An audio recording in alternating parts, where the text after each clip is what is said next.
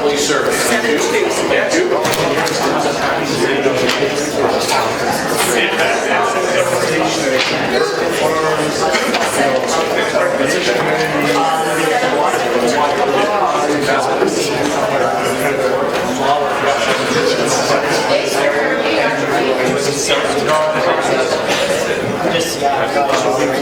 Some things so when you look at audio cables, black cables like this are black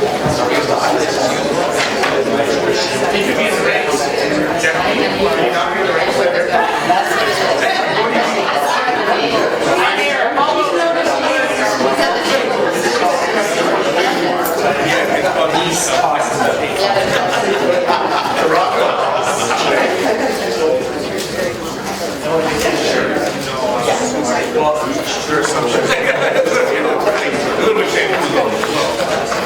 And that's the only expensive. Right?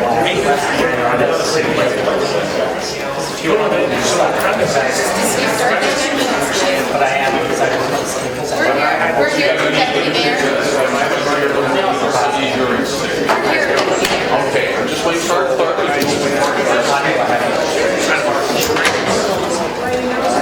Hi Judy, good morning. Good morning. Robert, there's Barbara on County. Hey. Your brother had more than that. You're not a I have a tree for I have a hostage before, but that's not invitation. I've got tomato plants. I've got tomato plants and the trees. Well, neighbor talks about the game to discuss it and it started already as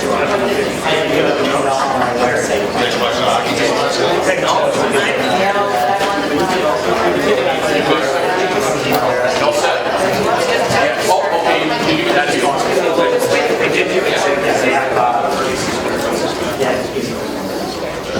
I didn't write it. Are you?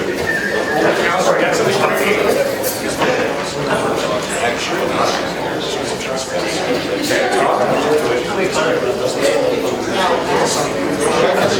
Nice sweet in the tooth. My favorite is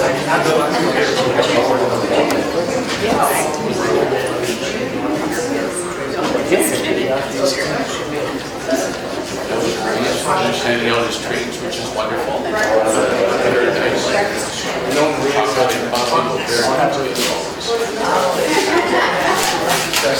Councilor Green, the most important person. Very good.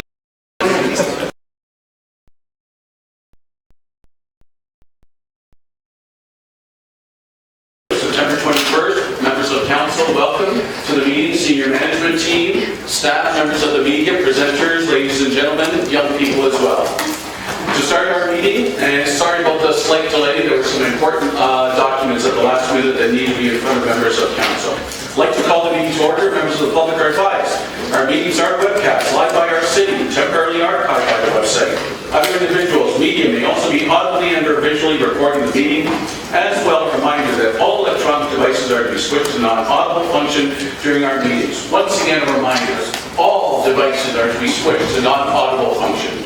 Thank you very much. Changes to the agenda, the most competent Madam Clerk, Stephanie. Are there any changes? Thank you, Mr. Deputy Mayor. Yes, there are. There are several added delegation requests. Jake Pastor, Director of Municipal and Community Relations for the Ontario Lottery and Gaming Corporation, to provide Hamilton with an update on the OLG's modernization activities, and that will be for future GIC.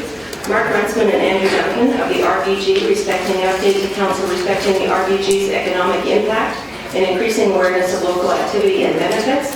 That's for future GIC. A delegation request from Gail Ripple and Ray Cunnington, Culture of Peace respecting the International Day of Peace at City Hall, which is today, and that would be for today's GIC. Correspondence respecting item 6.2 from Shaker, respecting Hamilton Police Services Board Report Facility Space Needs, PSB 10064C, and item 7.2B, correspondence from the Hamilton Police Association respecting item 7.2 on today's agenda. Lastly, 8.7, the LRT Subcommittee report was listed on the agenda as to be distributed, and that's also in your package. Thank you so much, Stephanie. With all that in hand, we have a motion to approve the agenda as amended. Councillor Pearson, Councillor Partridge, all in favor? Any opposed? Motion carried. Declarations of interest to avoid any conflicts. Hearing none. Approval of our minutes from September the 7th, please. Mover, Councillor A. Johnson. Seconded by Councillor Skelly. All in favor? Any opposed? Motion carried. Delegation request members of GIC. John Hall for a December meeting about RAP. What is your pleasure? Can we approve him to come in at that time? Councillor Pearson, Councillor Farr. All in favor? Any opposed? Motion carried. 4.2, Jake Pastori, Director of Municipal Community Relations, for a future meeting as well, to be determined. Councillor Pursuit, Councillor Green, all in favor, any opposed, motion carried. Mark Runciman and Andrew Duncan from our RPG, a future meeting to be determined. Moved by Councillor Collins, second by Councillor B. Johnson, all in favor, any opposed, motion carried. 4.4, delegation request from Gail Rapole and Ray Cunnington for today's meeting regarding International Day of Peace and how timely and appropriate. And you all caught that. Moved by Councillor B. Johnson, second by Councillor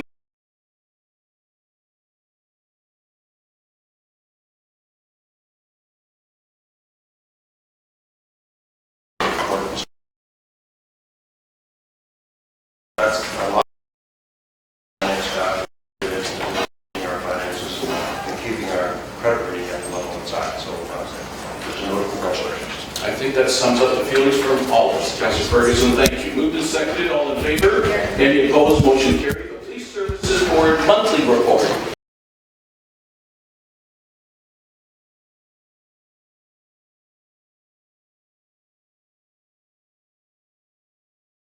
Moved by the Chair, Ferguson of the Board, seconded by Councillor Pearson. All in favor? Any opposed? Motion carried. Public hearings today that have been approved previously. Laura Ryan. Laura, are you in the crowd? Please come on down. Come on down, Laura. Social Planning Research Council, respecting the very revered and respected Kiwanis Boys and Girls Club participatory research program. And it's a photo voice program. And Laura's here representing the SPRC, presenting to us. Oh, that's wonderful. Bring in the young people. And Laura, I'm going to leave it up to you, please, to introduce all members of your delegation as you speak. And normally we give a 5-minute rule, but in light of the fact you have a number of people with your delegation, I'm sure committee will allow that to go over as long as it's not taking advantage of the 5-minute rule overall. Laura, welcome. Floor is yours. Thank you so much, Mr. Deputy Mayor. I want to thank Mr. Deputy Mayor and Council for having us here today. I have 4 young people with me. Alexis Campbell. Hands up, please, as you're good. Lash McCorion. Good. Taliko Thomas. Good. And Trenton Fisher. Very good. And I'm going to turn it over to them. They're going to tell you all about the work that they've been doing out at the St. Helens Centre of Weston in Councillor Marula's ward in number 4. And we've been working with Public Health Services of the City of Hamilton, as well as Social Planning Council, who I work with, and Neighborhood Action. Good. Thanks, Laura. Thank you so much. So as each young person speaks again, just say your name, please, so that we'll all remember it, please. So whoever's going to start. Is this Talita? This is Lashman. Lachman? Okay, Lachman. Nice and close to the microphone. Thank you, Mr. Deputy Mayor, Mr. Mayor, and councilors. We would like to thank you for allowing us to present our fourth-phase project. We are going to share some suggestions for the neighborhood and more welcoming place for you. Photo voice enables people to record and reflect on strengths and concerns. We discussed and recorded observations, then voted and ranked priorities that need to be changed. Now we are ready to convince change makers to act on these issues. The priorities fall under 5 different themes: aesthetics, infrastructure, pride, safety, and cohesion. Under aesthetics, we have 3 different priorities. We would like to fix the flooring in the 4 drain that looks dirty. We would also like to fix the flooring in the gym and paint the doors and the walls to make it look as modern as other centers. We would also like new basketball nets in the center as well as central air conditioning throughout the building. As a group, we are proud of the decorations and murals around the neighborhood. We think that we should keep them because it sends a positive message to our youth. Keeping the mural in the welcome wall helps us stand strong and be united as one. We would like to have more lights along the path so you can see other people while you're walking and so walkers feel safer. We would also like more lights around the building so you can see the pedestrians in the parking lot. We want damage on the floor to be fixed so that we don't have anyone getting hurt. We would like new gym equipment for various sports to replace what we have. We'd also like a cooking program where we can cook and eat various foods as a group. I'm going to read a letter that some members from our group prepared to illustrate our vision for the neighborhood. We would like St. Helens Community Center to be a modern center where children have fun and play basketball. We would love to have more food and better computer programs. We would love to come here, but we would like this place to be updated. We need better gym and better basketball nets. You think St. Helens is transforming? We would like to have some athletic instructors to teach us new skills. It would be great to have a social worker helping us with our problems. It would be great to have clean bathrooms and hallways. We would like to use the whole building to expand on our activities and what we can do. We would like to keep our staff. It would be awesome to have a nice gym and more equipment, especially basketball. A pool and a swim team would be great too. We would like to have young people that understand us. It would be great to have the building open on weekends and during breaks so that we can hang out with our friends and participate in fun activities. We would love more team time and it would be like it to be earlier and longer. The question should be an updated environment where kids come here to explore and enjoy their lives and new experiences. I would love this place to be a safer environment for my friends and I sincerely like this. These are the top 3 priorities that we have chosen. More food programming, let's increase the gym floor, let's increase the basketball nets. Thank you, Mr. Mayor. Thank you, Mr. Deputy Mayor, Mr. Mayor, and councilors for all of your time today, letting us present our project for the community. We'd like to know if anyone has any questions and who is prepared to help us make these changes. What you are able to do. It was a fine presentation, young people. Beautifully done, a lot of homework behind it. Nicely done. By the way, Laura, who's the other lady that is with you, please? I'm so sorry. For the record? This is Sharon McKinnon from Public Health Services. She's a public health nurse from the city of Hamilton. Wonderful, Sharon. Thanks for being here with us. That's wonderful. Questions or comments? Your strongest advocate for the Kiwanis Boys and Girls Club, Councilor Mula, please. Thank you, Mr. Deputy Mayor, and many thanks for the presentation. And just to clarify, the building is owned by a separate school board, a Catholic school board. So all of these requests, what I'll do at the appropriate time is I will move that we forward it to the school board for their acknowledgement and consideration. But I think it's important that we need to publicly applaud the Catholic board.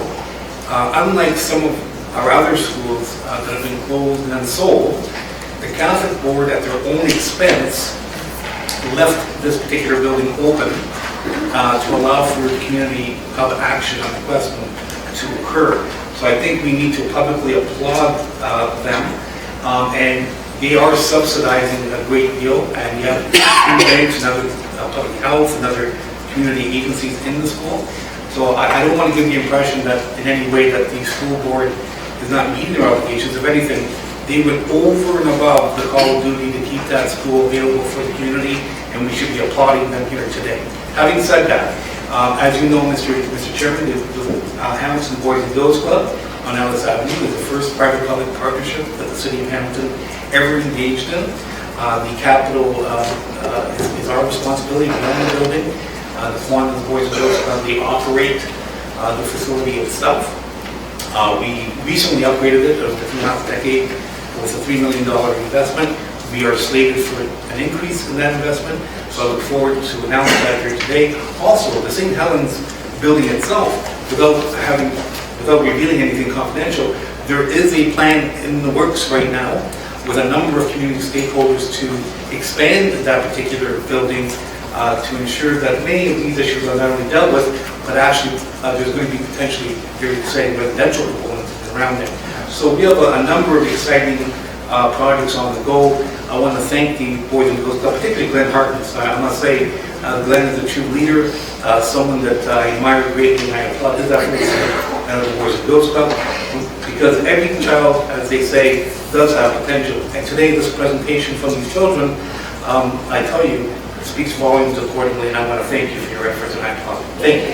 Thank you, Councillor. I'll come back to you then for that formal motion to refer to the school board in cooperation with them. With the city as well as other partners. Perfect, well done. Okay. Councillor Green, questions or comments of these presenters? Yeah, just a few questions. What did you guys find most surprising during the process? Who wants to tackle that? As a group, I think that most surprising. Nice and loud into the microphone, please. Thank you. I found most surprising that because I didn't think that doing the project where people were actually going to listen. Because the first time we did that, I thought it was just like some people were going to take it seriously and some were crazy. And instead that people actually came and they helped us. So yeah, that's the most surprising. Did you anticipate being here in front of council? Was that always part of the plan, or was that something that just developed? Yeah, that was we wanted to do this, and we're very thankful that you guys let us do this. And at first, I didn't think it was going to get this far. Wow, that's amazing. And so, kind of going over the surprises, what did you pick one thing that you took out of this project in terms of learning? Personally, I learned that anybody can really make a difference in that. If you just try for it, because we work really hard on this project, if you really try for it, you can really make a difference. Excellent. Last question, then a comment, Mr. Deputy Mayor. Just one minute. Can you ask that we turn that microphone? I can't hear. Let's just down a little more. Thank you, Councillor Ferguson. So my last question, and I would like for somebody new maybe to answer it, because the question is, were you nervous coming in to present, and how did you overcome your nervousness to be able to present so well today in front of us?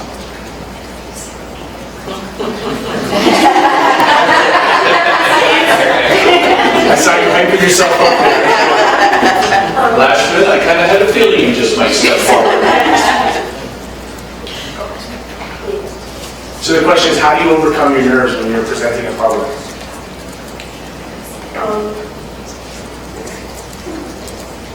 I didn't.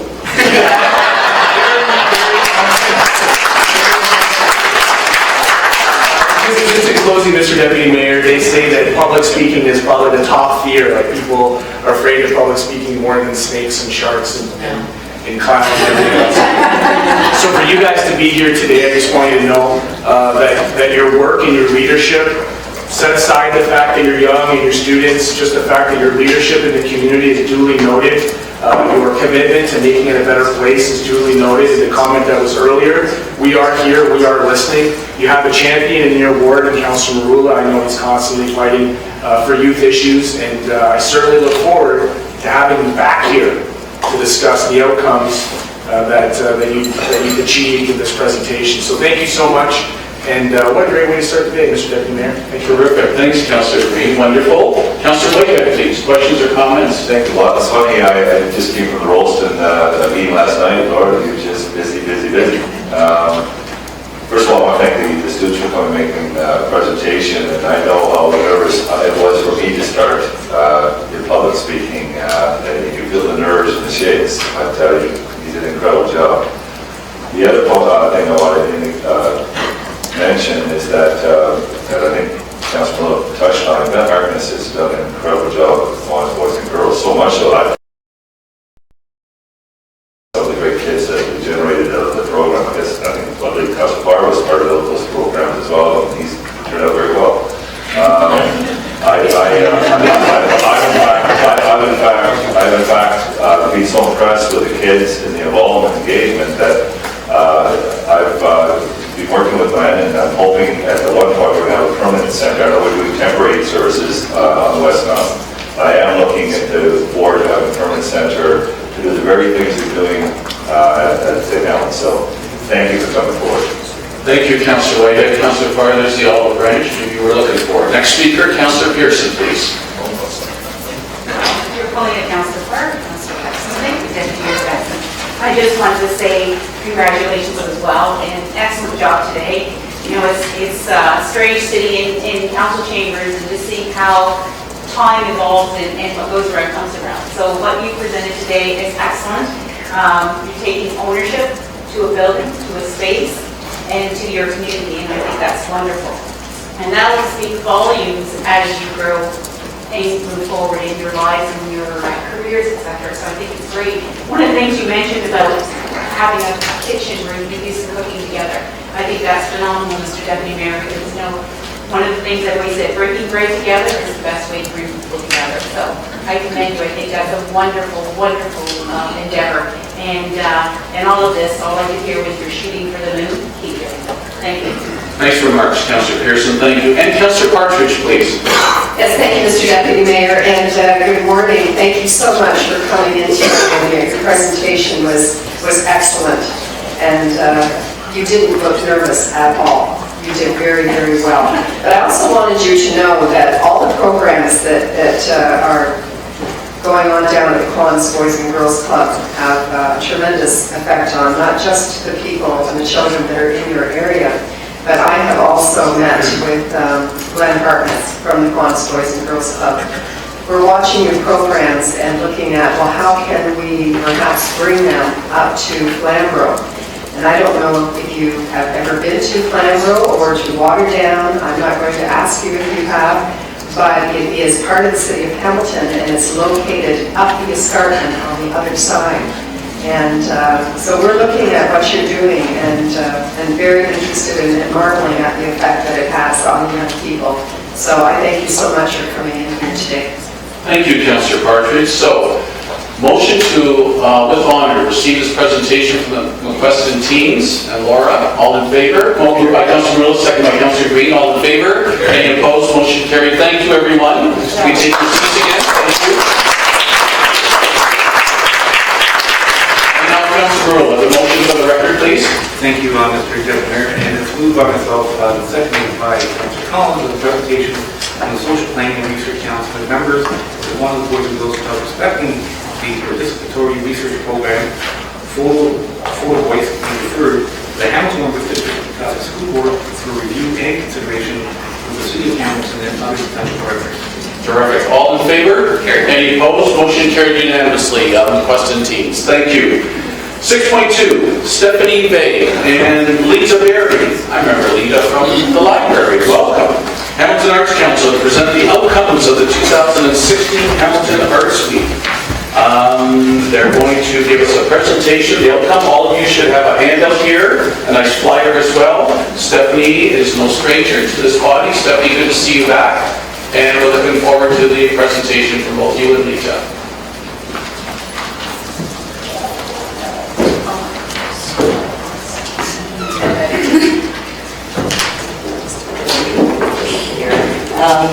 I apologize for the aesthetics. There seems to be a font translation problem that happened in the conversion to AC.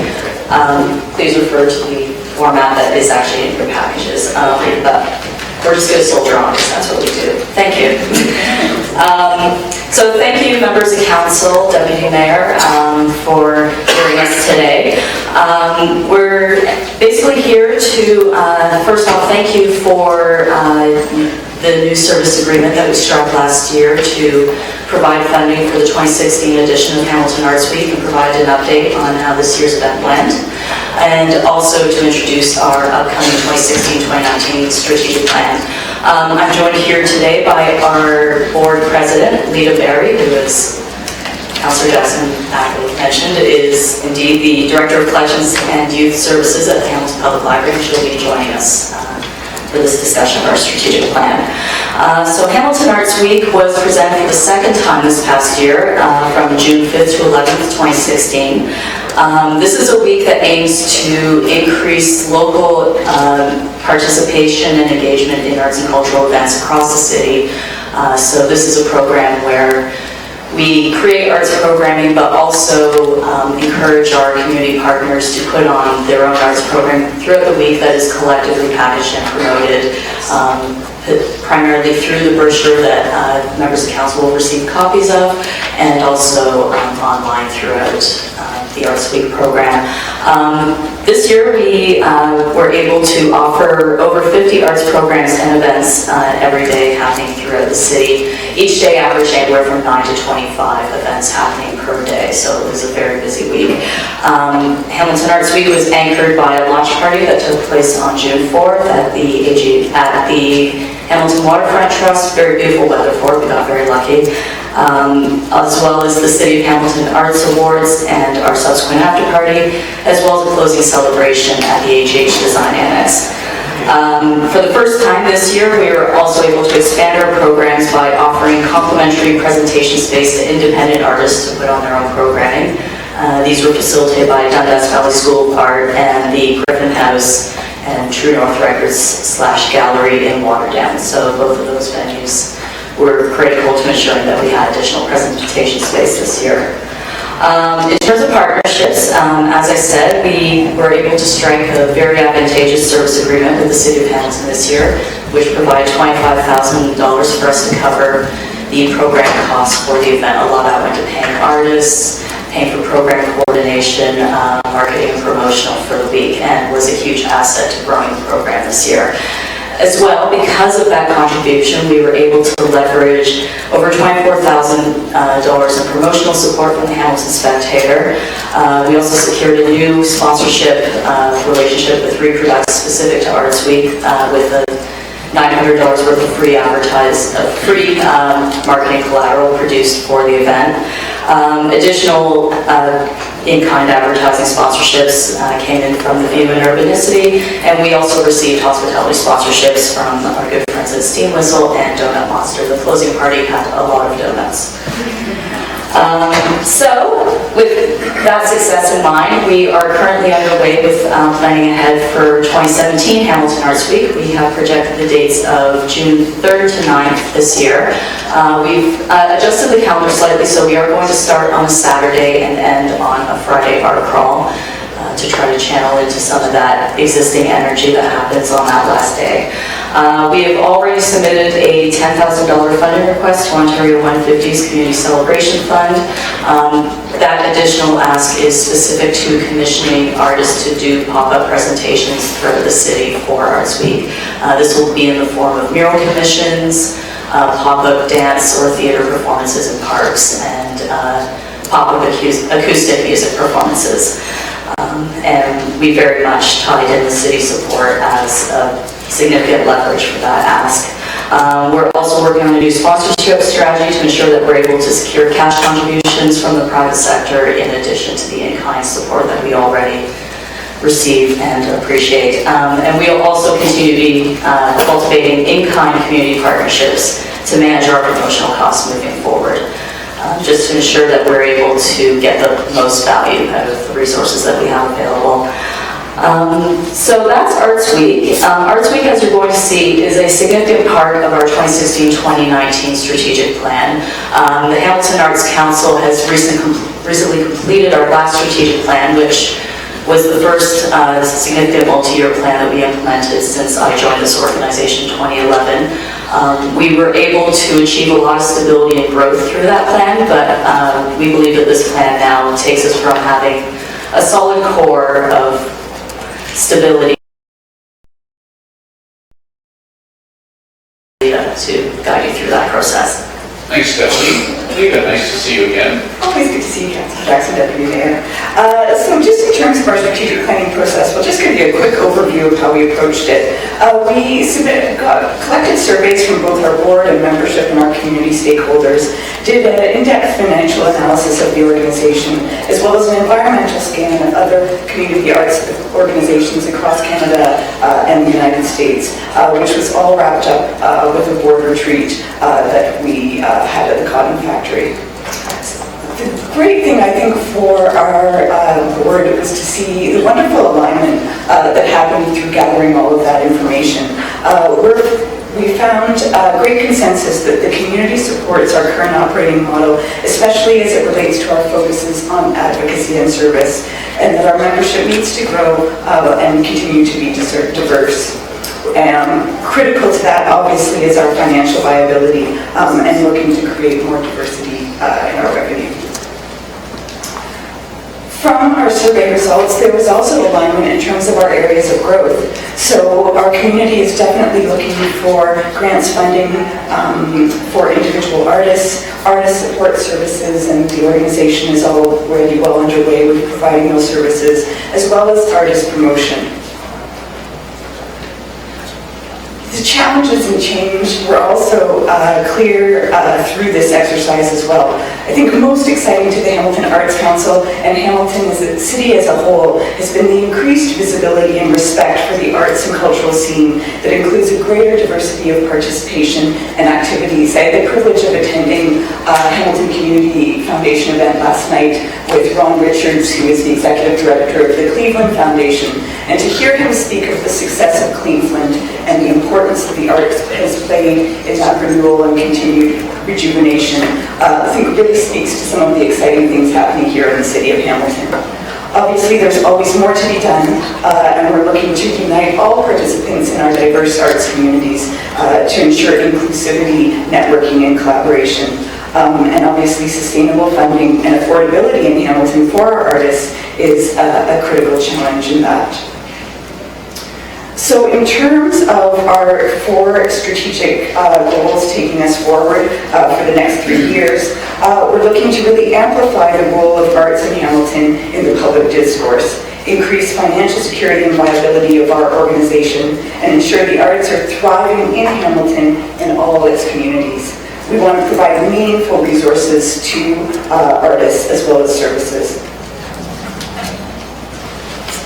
Okay, so on the basis of those 4 key strategic goals, I'm just going to take you through a very quick next layer down into the onion that is the strategic plan. Each of those 4 goals is supported by 3 objectives. Each of those 3 objectives has 9 related action items that we're going to be pursuing in the next 3 years. Some of those action items are simply to continue doing the good work that we are doing, particularly in the realm of Hamilton Arts Week and Living Arts Hamilton, which is our professional development umbrella, providing knowledge sharing for artists. Some of the new actions that are part of the plan are networking events, expanding our membership benefits, especially towards increasing the diversity and youth engagement among our membership, and building a micro-granting program for artists, which is going to be a 3-year process, so don't look for that overnight. I considered sharing all of those objectives with you. I realize that is crazy. So what I've done instead is provided a very quick snapshot of the objectives and actions that directly impact this body, the City of Hamilton, the people in this room. As I mentioned, the city's role as a partner in Hamilton Arts Week is absolutely important to us. We believe it's very important that artists in this community see it as a civic event and one in which we partner together to make that happen. So the city's ongoing involvement in Hamilton Arts Week is very much a part of our strategic plan. Providing updates to you on the status of the arts community, on what their challenges might be, what the gaps are for support in their growth.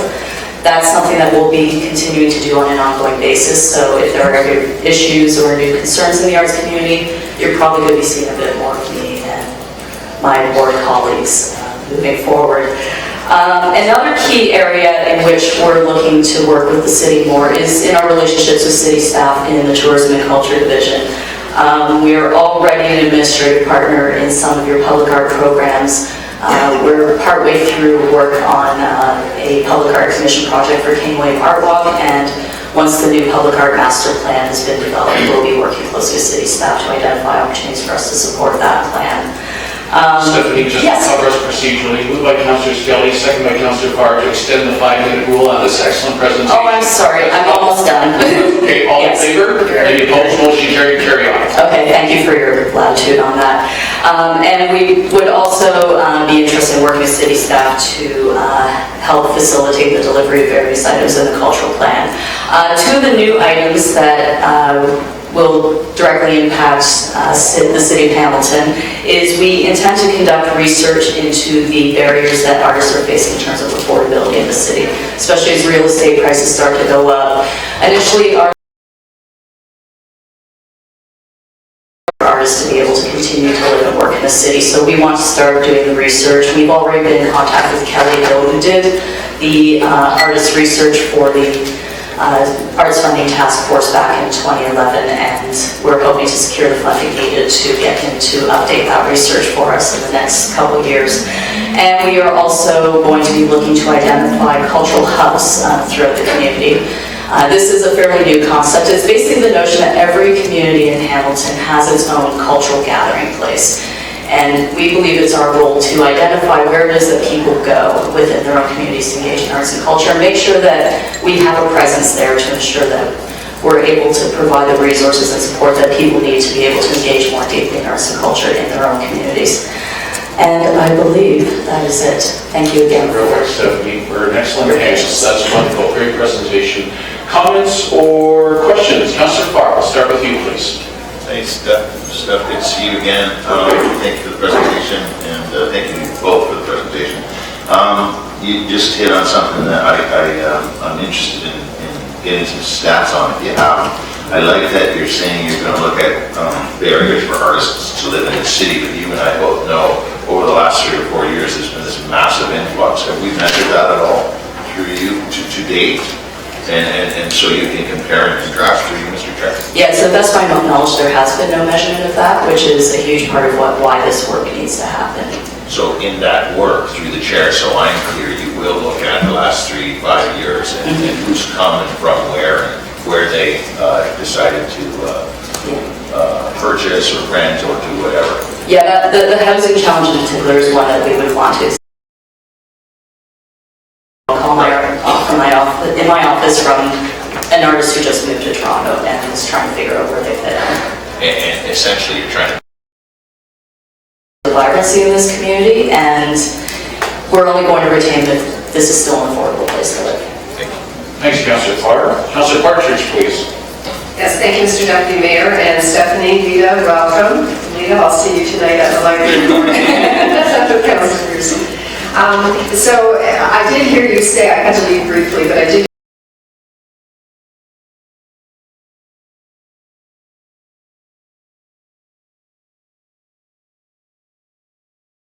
hear you mention True North Studios and their gallery up in Waterdown.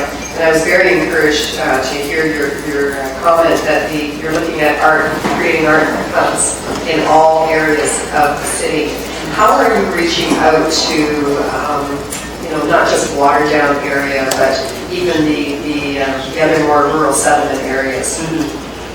Yeah, so our challenge really is to speak first off with the artists that we know in these communities. I mean, Flamborough in particular does have like a strong potter and crafter community. That's typically our first entry point into that community. And we draw on their experiences and the experiences of residents to simply know, like, where is it that you go to engage in culture? And we mean culture in the broadest sense. Like where do you go to watch a movie? Where do you go to have a drink and listen to your favorite local band play in a bar? Those are cultural hubs to us. So for us, we're trying to identify what those places are and where it is that someone who's interested in culture is already going to be, so that we can, potentially as a very basic starting point to identify those places as areas where we can leave information about what else might be going on in their communities and just increase awareness at that in-person level. Well, Mr. Deputy Mayor, I'm delighted to hear that Flamborough does have a very strong arts community, which is growing all the time. I'm a huge supporter of public art, and that's something that we're encouraging and moving towards doing more and more within the projects that that are coming to light in our community. I would encourage you to reach out to Ken Coit, our staff person here. I'm sure you've had lots of conversations with him. The public art piece that we did do in Waterdown a couple of years ago at Gary Howell, we had charades and engaged a lot of the local artists from all different genres. And also, as you mentioned, True North and Jeff Gerlich, but also Donna at Creative Arts in Waterdown. It's an amazing hub that she has created there. And so I would just encourage you to reach out to those folks, because I know they're chomping at the bit for this exact type of strategy to come to our community. And so thank you very much for all your work that you've done. Thank you, Mr. Deputy Mayor. Thank you, Councillor Partridge. First time, Councillor Skelly, please. Thank you, Deputy Mayor. Thank you, Stephanie, for the report. Both of you, thank you. I do have one question that's a little bit, Councillor Barr was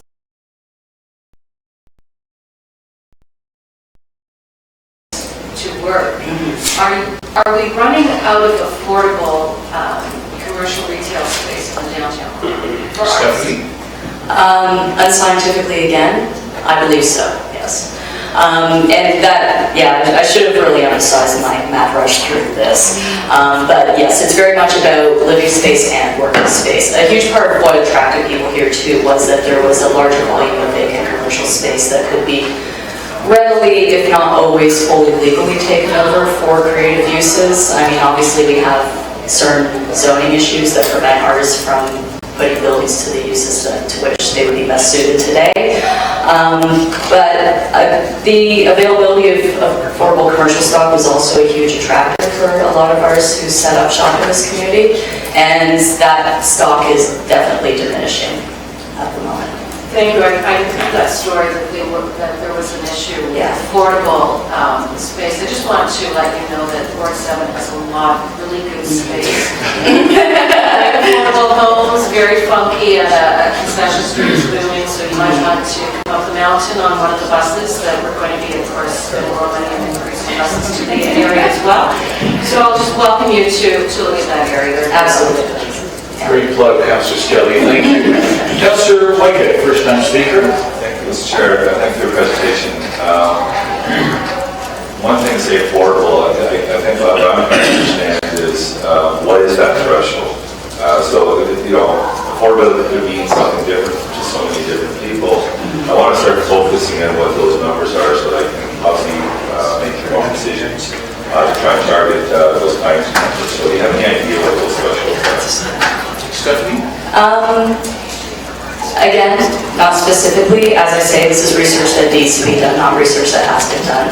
I would point out that the last study that Kelly Hill did indicated that a majority of artists in Hamilton live below the poverty line, and also that your average income from your artistic practice is about $32,000 a year.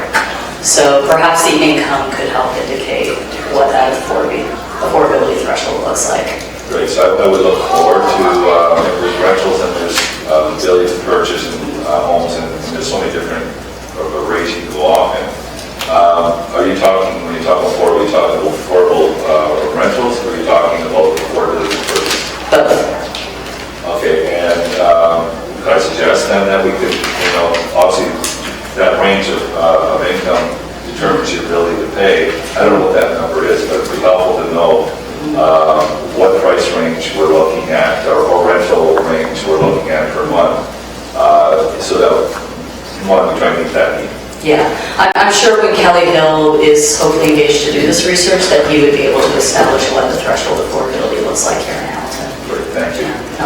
Thanks, Councillor Whitehead. And Councillor Farr, second time, please. Very quickly, I'll receive the presentation at the appropriate time, but I failed to reference my own personal gratitude, and I'm sure I speak for everybody else around this table, to our colleague who uses both his left and right citizens of this great city, particularly Ward 4. Were it not for Sam Marula, probably we wouldn't be talking about our Arts Week right now, so I just want to commend his actions to that end and continue to support Arts Week. Thank you. Always believe in giving credit where credit's due. Thanks, Councillor Farr. Councillor Ferguson, first time. Yeah, thank you, Mr. Chairman. And I want to pick up on what Councillor Skelly did, which is introduce her board to their I also want to introduce what's happening in Intact. Westfield Jazz Band, and we're working very seriously while we're on our way to developing our own arts center, the former 50C Theater. Arts are so popular in Ancaster, particularly performing arts. They do a training session in the town hall for children. And this year, 400 children sold it in 10 minutes. That's how popular it is. So keep Ancaster on your radar screen too. Yeah. We're doing some exciting things. So thanks, Councilor Shelley, for putting that out. I should bring that up.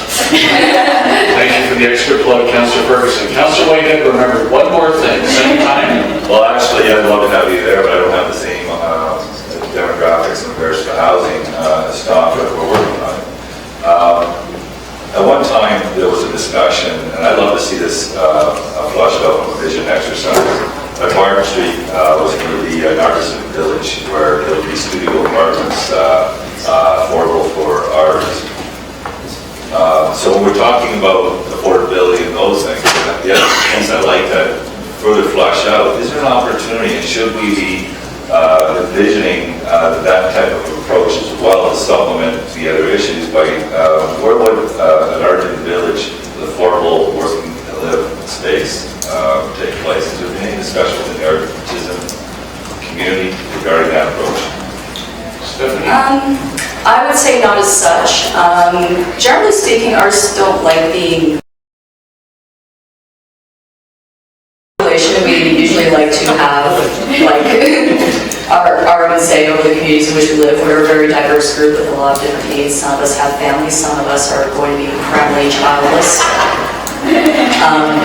So under the circumstances, to say that there would be a single one-size-fits-all community for artists would probably be a bit inaccurate. Some of them are very drawn to our rural areas, some of them are very emphatically not urban people. Some of them are very much can't imagine living anywhere else but in the inner city. So I feel like, if anything, it would be more appropriate to look at how each community in Hamilton, each ward, can provide the best living circumstance for the artists that suits that style of living. There are artists in Ward 7 and Ward 8 who very much favor living there. Appreciate it, thank you. Yeah. Thanks, Councilor Whitehead. No further questions or comments, by the way. Terrific quote, Leah and Stephanie, very attractive. Okay, move to receive the presentation. Councilor Whitehead, second by Councilor Vanderbeek. All in favor? Any opposed? Motion carried. Stephanie, Leah, we're in great hands with the Hamilton Arts Council. Keep up the good work. Thank you. Okay, members of the committee, on to 6.3. Elizabeth McGuire. Elizabeth, are you here? There you are. Come on down, Elizabeth. Basic Income Hamilton. Elizabeth, if I recall, you've appeared here at least once before. Good to have you back. Stephanie. And today, members of the committee should be requesting a representative of GIC to hopefully sit on the Basic Income Hamilton, request support in the form of promotion attendance at future events. Elizabeth, the next 5 minutes, the floor is yours. Welcome back. Thank you. It's very nice to see you all again. Thank you, Deputy Mayor and members of the General Issues Committee. It's very nice to see all of you again. And the same presentation, basically what we're doing here, of course, is formally going through a process where we can claim that every department of City Hall did, endorse and agree to support issues surrounding basic income loans throughout our event. So it's more a formal kind of process that we're going through here. I can tell you we are doing outreach. Last night I had the pleasure, yesterday afternoon, I had the pleasure of addressing the North York Retirees Club.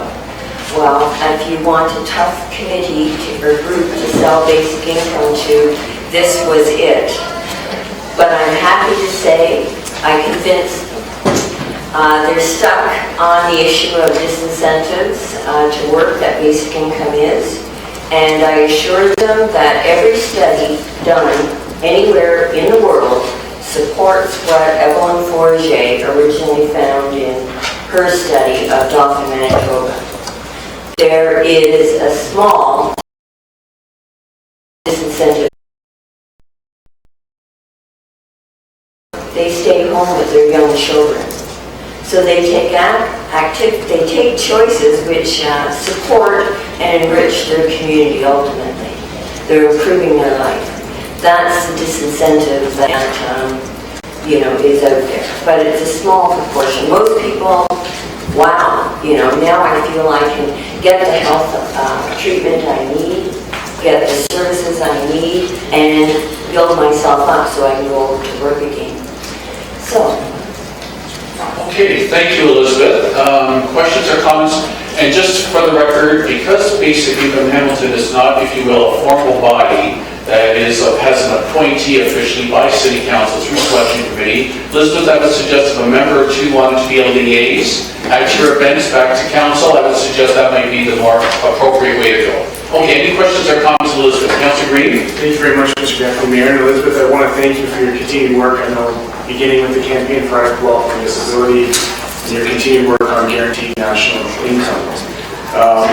As you know, we have supported that position here from Council, and certainly I'm very interested in this space. I know that currently, Mr. Deputy Mayor, members of Council, it's my position that we legislate poverty with inadequate social assistance. Social assistance rates that have been stagnant for the last 5 or 10 years, while the costs of living continue to rise, making the gap of affordability even wider for those who are most vulnerable and placed in these situations. And so I fully understand and appreciate and acknowledge the work and the research that's been done here. But I do have to say with a caveat, Mr. Deputy Mayor, that many of us at this point in time, I don't want to speak for everybody, I can speak for myself, but I'm sure it applies it broadly, have probably multiple committee obligations already. I'm happy to be a liaison, but I do have to say that with a caveat in terms of my time availability, my small family, and the other work that's being already committed to in my community. But if there's nobody who can fully commit, I'm certainly available to continue to support you and to be that liaison and always kind of have the ability to support events where I can. I just can't commit to ongoing meetings and scheduled stuff. So that's just my own comments and opinion on it, and I appreciate you coming back here. Appreciate the sincerity. Councillor Green of Little Langston, East time. That's right. Absolutely. Thank you. Okay. Any other questions or comments of Elizabeth? Then motion to receive, Councillor Farr, Councillor Green. All in favor? Any opposed? Motion carried. And Elizabeth, Councillor Green will do his best from time to time to liaise with you and back to this political body. Thank you very much. Thank you, Elizabeth.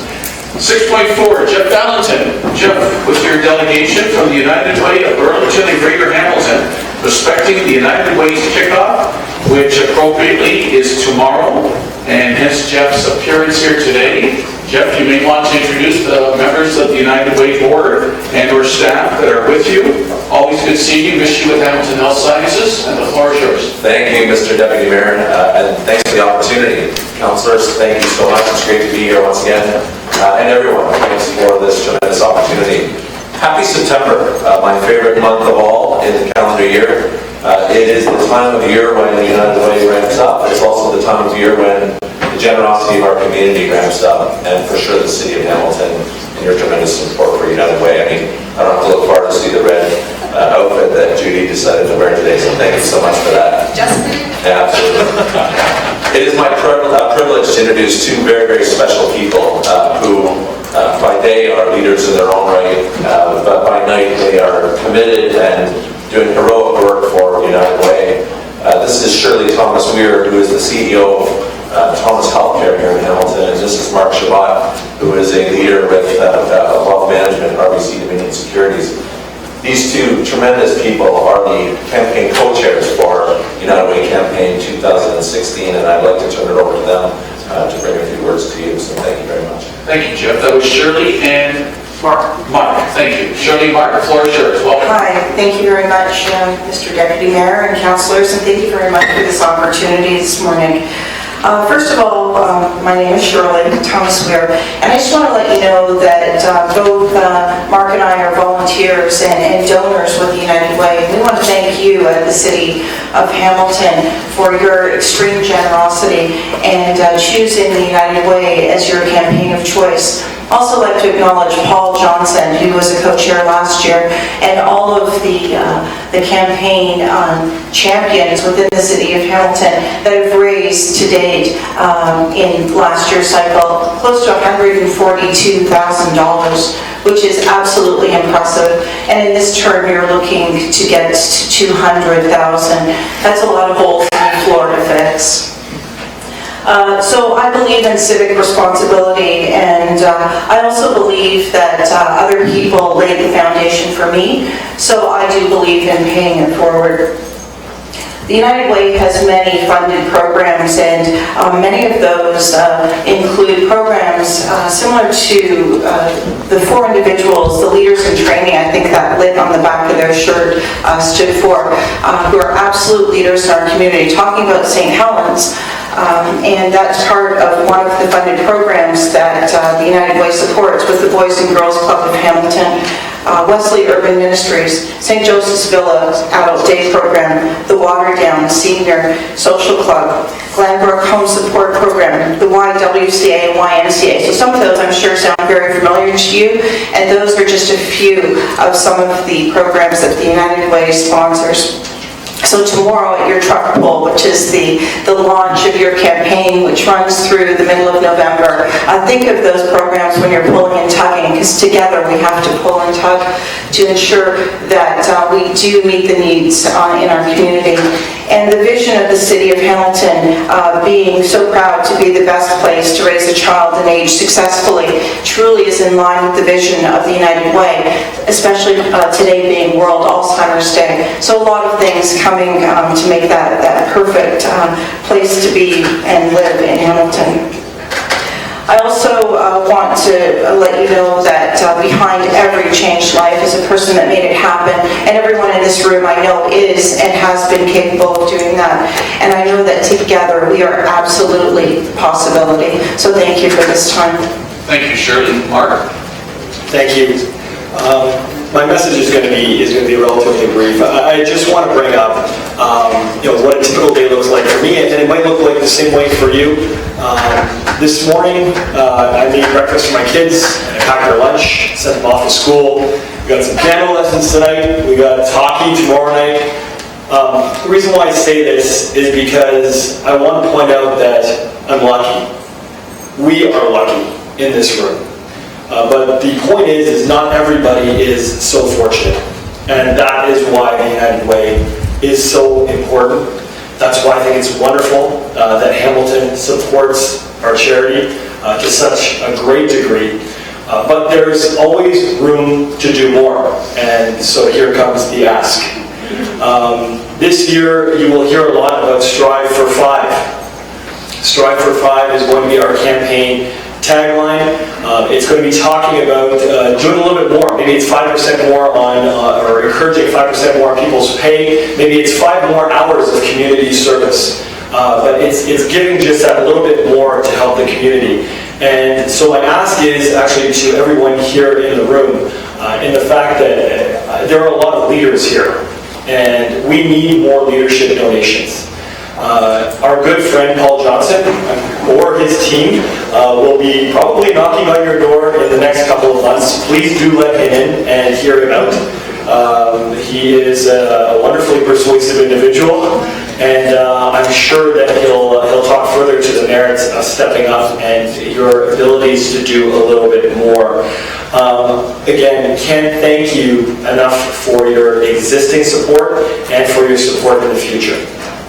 Thank you, Mark. Don't stretch Mr. Johnson too thin. He's got a massive project he's overseeing. Any other, Jeff, any wrap up there, or we're all set to go? Any questions or comments then on this delegation of the United Way? Councillor Partridge, please. Yes, thank you, Mr. Deputy Mayor, and welcome everyone. It's wonderful to reach this time of year again. And I just want to pass on the good news that the Waterdown Senior Center, the new Senior Center, their membership has tripled over certainly what the membership was in previous years. And we had a barbecue there the other day. They are just so chomping at the bit to get involved with the United Way. And I want to thank you for all the work that you do. Having been involved in past campaigns, it's a tremendous amount of time commitment, community development commitment, but it is probably one of the most wonderful experiences that you'll ever have.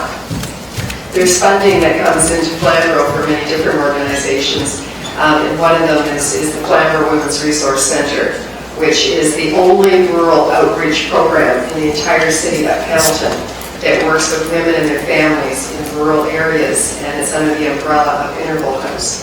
So it's so important to our community, and I just want to thank you. I want to thank you very much for helping us with that.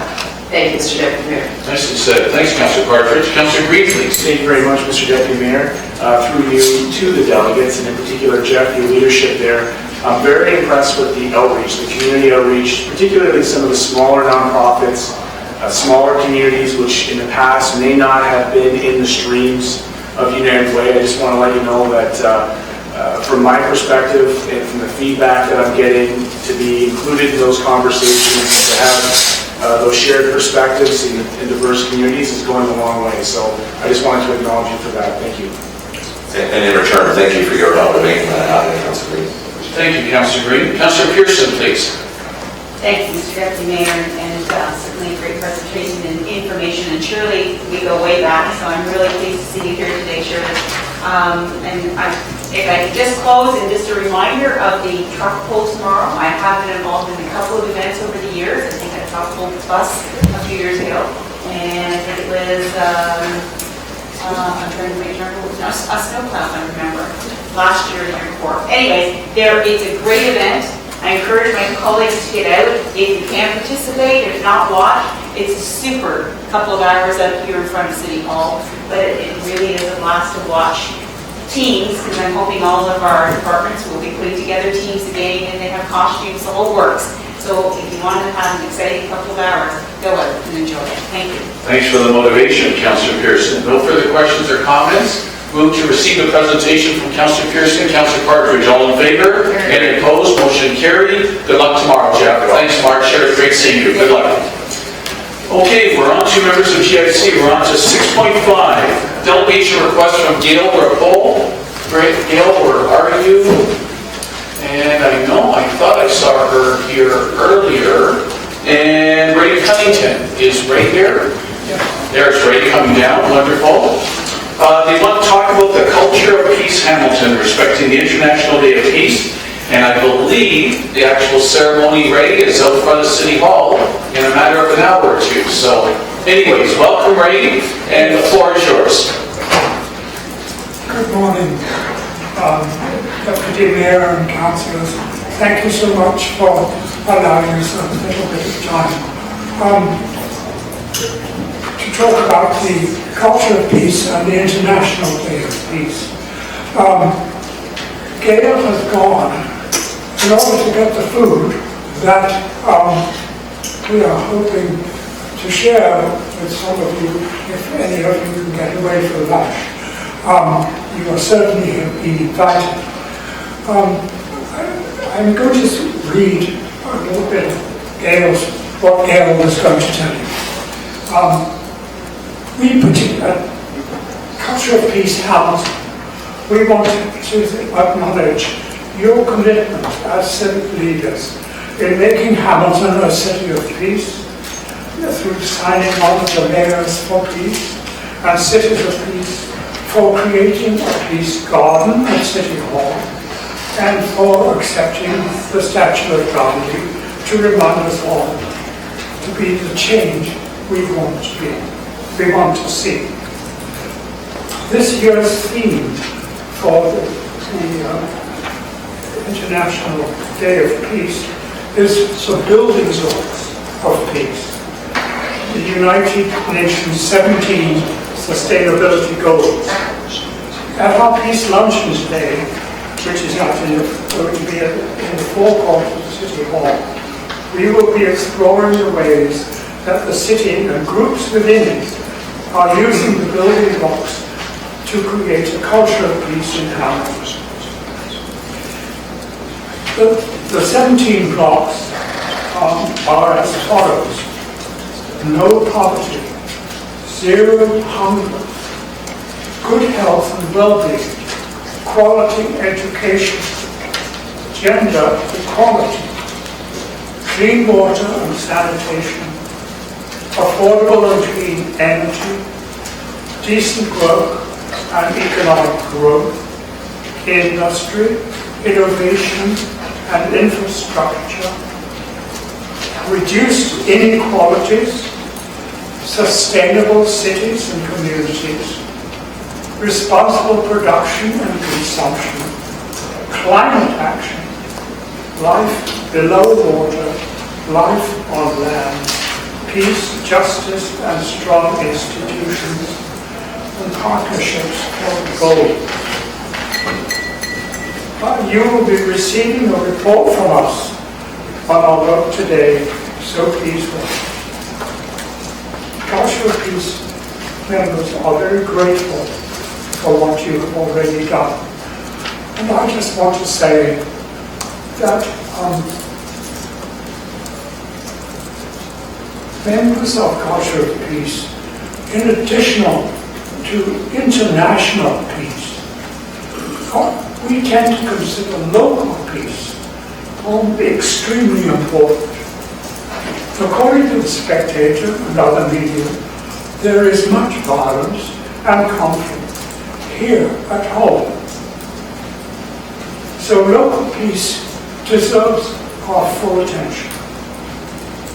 We've invited a number of special guests for a communal lunch today, and that includes all of you.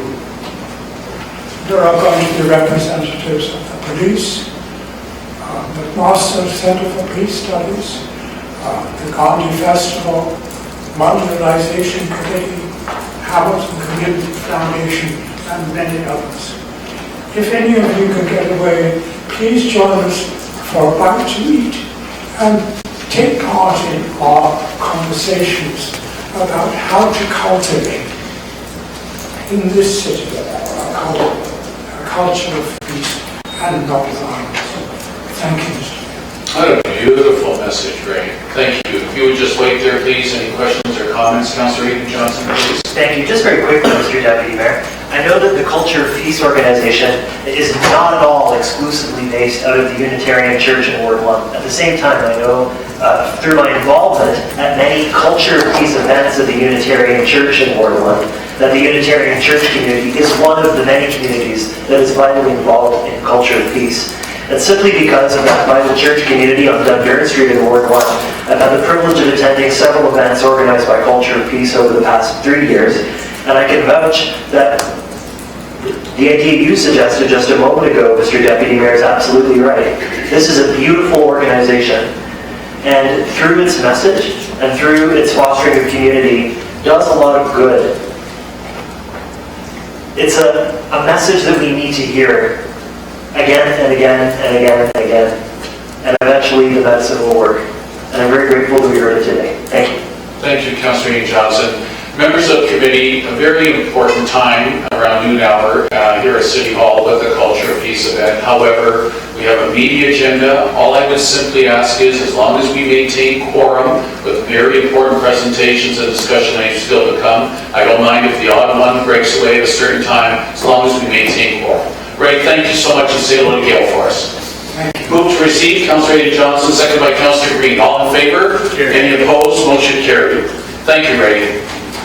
Okay, presentations now by departments, services, city-owned facilities. Let's start with John C. Monroe, Hamilton International Airport. Is Frank Screamin, just recently former CEO of our Monroe International Airport. And Frank has just taken the time to come back, I believe, from outside of Canada to be here today to provide his presentation as the outgoing CEO. And Frank, you hopefully will introduce, I believe, who is now the new CEO that I think we saw in emails, but maybe haven't met until now. Frank, welcome back. Good to see you again. Thank you, Mr. Deputy Mayor. It's a real pleasure to be back. Good morning, everyone. Good morning, members of council. Thank you for giving us the time to be here today. It's a pleasure for me to come back as a former president and CEO and do a final wrap-up of our performance in 2015. Before we do get started, I just wanted to quickly take a moment to introduce my two colleagues who are here with me today. Firstly, just to my left, our new President and CEO of Hamilton International Airport, Vijay Batija, who I'll introduce a little bit more fully in a few minutes as we get into the presentation. And also just would like to recognize our Vice President of Finance and Corporate Services, Kathy Buckering, who is really our key person behind the scenes that keeps everything running at the airport. So thank you to Kathy for being here as well this morning. Terrific, right? So I just want to take a few minutes to run through our 2015 performance and highlights the presentation that's been circulated around. I do apologize it's a little bit late. Obviously 2015 was quite some time ago. We circulated our results earlier in the spring, but due to all the transition, we just haven't had an opportunity to get here a little bit earlier. So I think it's always prudent for us to take a moment just to recognize what we have accomplished in terms of our results for 2015, but then also look forward in terms of where we are currently with respect to performance at Johnson Monroe and some of the things that we see developing, which I think are pretty exciting. And certainly exciting for the city as well. Just very quickly, in terms of some of the key highlights from 2015, we continue to invest from a Vantage Airport perspective. We continue to invest in the airport and invest in the city. We think that's critical to continue to develop infrastructure that's going to make Hamilton Airport attractive to new carriers and new services, and allow us to continue to build our airport and build the economic benefits that it provides to the city. Some of the key highlights from 2015, updating our results, $245 million, or just over $245 million in direct financial benefit to the city, and that comes through direct investment in the actual facility, direct capital investment, as well as other benefits that flow out of the economic growth in the airport. In 2015, we had a slight dip in terms of passenger traffic, 312,839, but we're seeing that improve this year, which is exciting, and BJ will talk a little bit more about that when we see that going. About 450 million kilos in total landed cargo, so cargo continues to be a real strength for us in the city, and we continue to be a key hub for cargo, certainly within Canada in terms of our domestic overnight express business. But now we're also seeing some of that expand into international opportunities, which again is very exciting. And from a job development perspective, we continue to provide over 2,700 jobs, direct, indirect, and reduced. Just over 1,100 direct jobs in and at the airport, and about 1,000 indirect. So a very significant contributor to the local economy when it comes to jobs and economic development.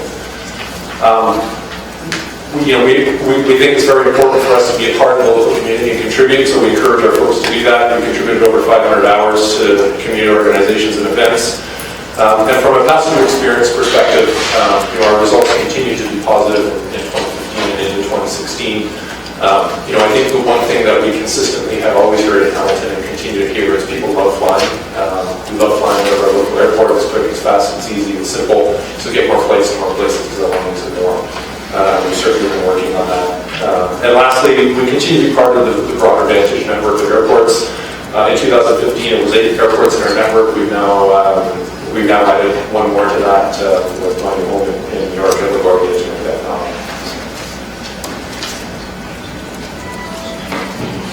So in terms of today, the purpose for today's presentation, I think, again, we really want to just provide a quick update on what we've done in terms of investments and development since 1996, and we just passed our 20th anniversary of operation of Johnson Monroe Hamilton International Airport as a trade port. It was run about July, in the middle or the end of July of this year.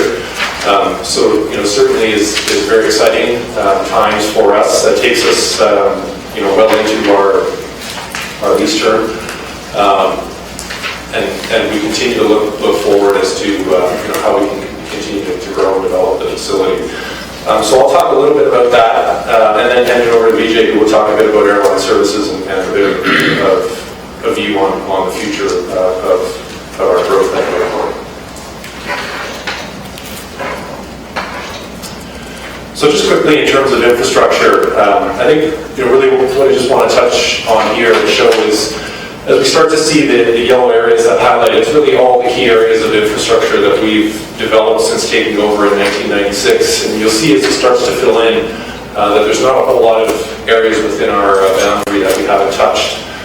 From development of the terminal facilities and ramp facilities in front of the actual terminal itself, overlay and extension of our main and primary runway, development of additional taxiways, development of cargo support areas, development of hangar support facilities.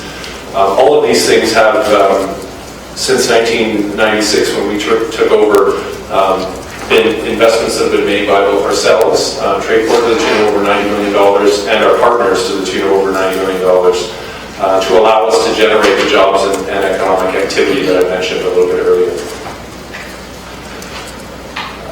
Again, just a couple of quick photos of the facility in Hamilton, and we'll continue on an annual basis to invest in improvements and incremental improvements to that facility, whether it's overlays of our roadway network or improvements to the actual interior of the facility through replacement of little things like carpeting and flooring or passenger seating, improvements to our art program. All of these little things add to enhancement of the passenger experience, and for us it's really all about the passenger experience at the end of the day. If our passengers are happy flying through Hamilton, then we really don't have a line of business and a customer to serve. So it's critical that we continue to make those incremental improvements, and we continue to do that on an annual basis. From our partners' perspective, again, we've seen significant investments since '96. From Cargojet, we started with the smaller hangar on the left of the photo above, to then, on the right of the photo above, which was then expanded to a much larger wide-body hangar in 2008. To WestJet, who still maintains a hangar facility in Hamilton that's currently being leased by one of our key cargo partners, DHL. Pure Later Courier, who maintains its Eastern Sword Hub in Hamilton. And then some of the smaller businesses on the airport that continue to provide services as well, such as Glanford Aviation, that are absolutely critical to us being able to provide services to a broad range of customers. Our most recent capital investment, one that we're really proud of and excited about, is our air cargo logistics facility, our air cargo center, which opened last summer, officially for business. Cargojet is occupying just over half of the facility and continues to run their main eastern operation out of this location. I think one of the things we talked about last year when we were here, and that's I think what's really exciting, is a lot of the things we talked about last year we're now starting to see come to fruition.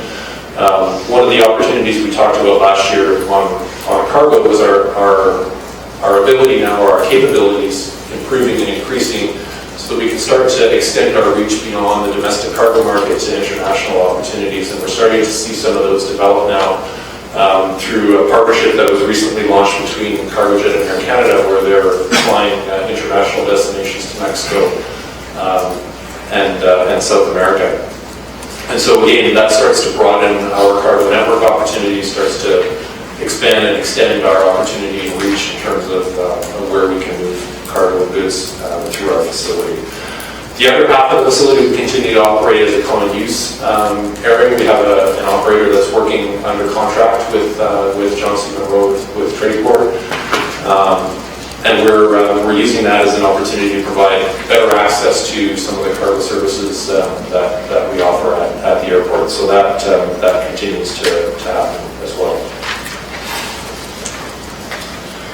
From a financial investment perspective, again, I mentioned earlier our investment and our ongoing investment in facilities and infrastructure.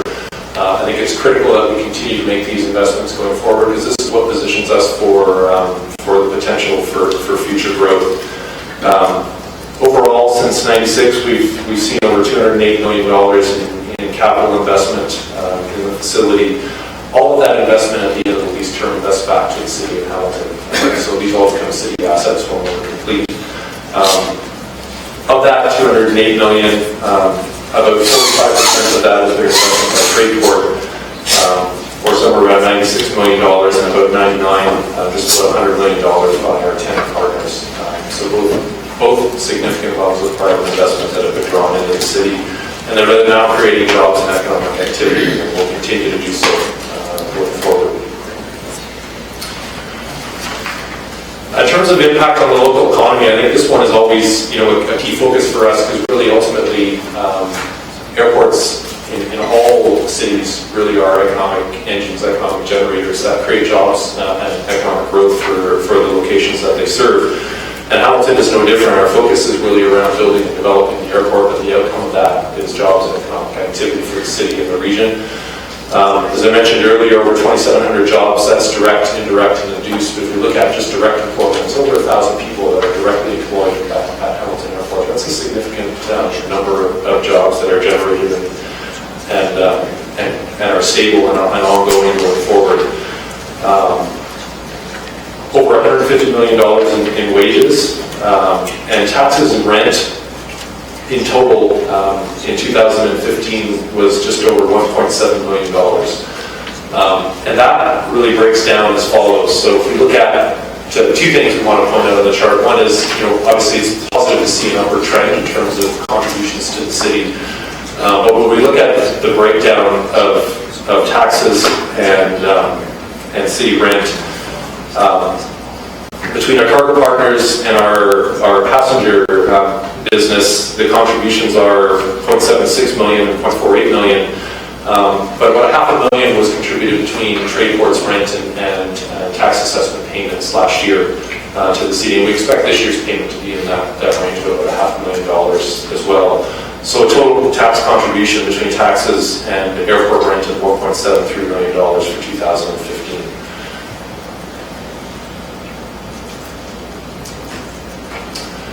So for the next piece, I'm going to turn it over to our new CEO, Vijay Batija. I just want to very quickly introduce Vijay, and then I'll let him obviously give you a little bit more directly on his background.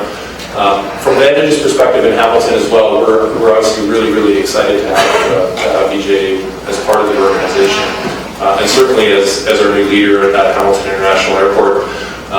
Again, if we look back a year ago when we were doing this presentation, we said our most important thing is we need to grow services, more services to more destinations. And Vijay certainly brings a very strong background from an airline perspective and a very strong background from a commercial perspective where he was when he was with Air Canada as Vice President of Commercial. So he'll talk to you a little bit more about that, but we're certainly extremely excited to have him as part of the Vantage Network. And as our leader in Hamilton. So with that, I'm going to turn it over to Vijay to take over. Thanks, Frank. Vijay, congratulations on your new job and welcome to our great city. Thank you, Mr. Chairman. Thank you, members of the council, for the opportunity for being here. Thanks, Frank, for introducing me and for carrying the torch for the last 4 or 5 years that you were at the helm at Hamilton. It's been great to be here in this beautiful city of Hamilton. Beautiful roads when I drive in, and beautiful views. And also, I would say the airport itself. My first experience, and I have flown about 100 airports around the world. One of the best customer service I've seen, the ambassador program that the airport has here. It's just a pleasure to just get into the airport. That was my very first observation. So I'm glad to be here, and I just want to take you a little bit through the landscape of the airline industry, because we're talking about passenger and airline services.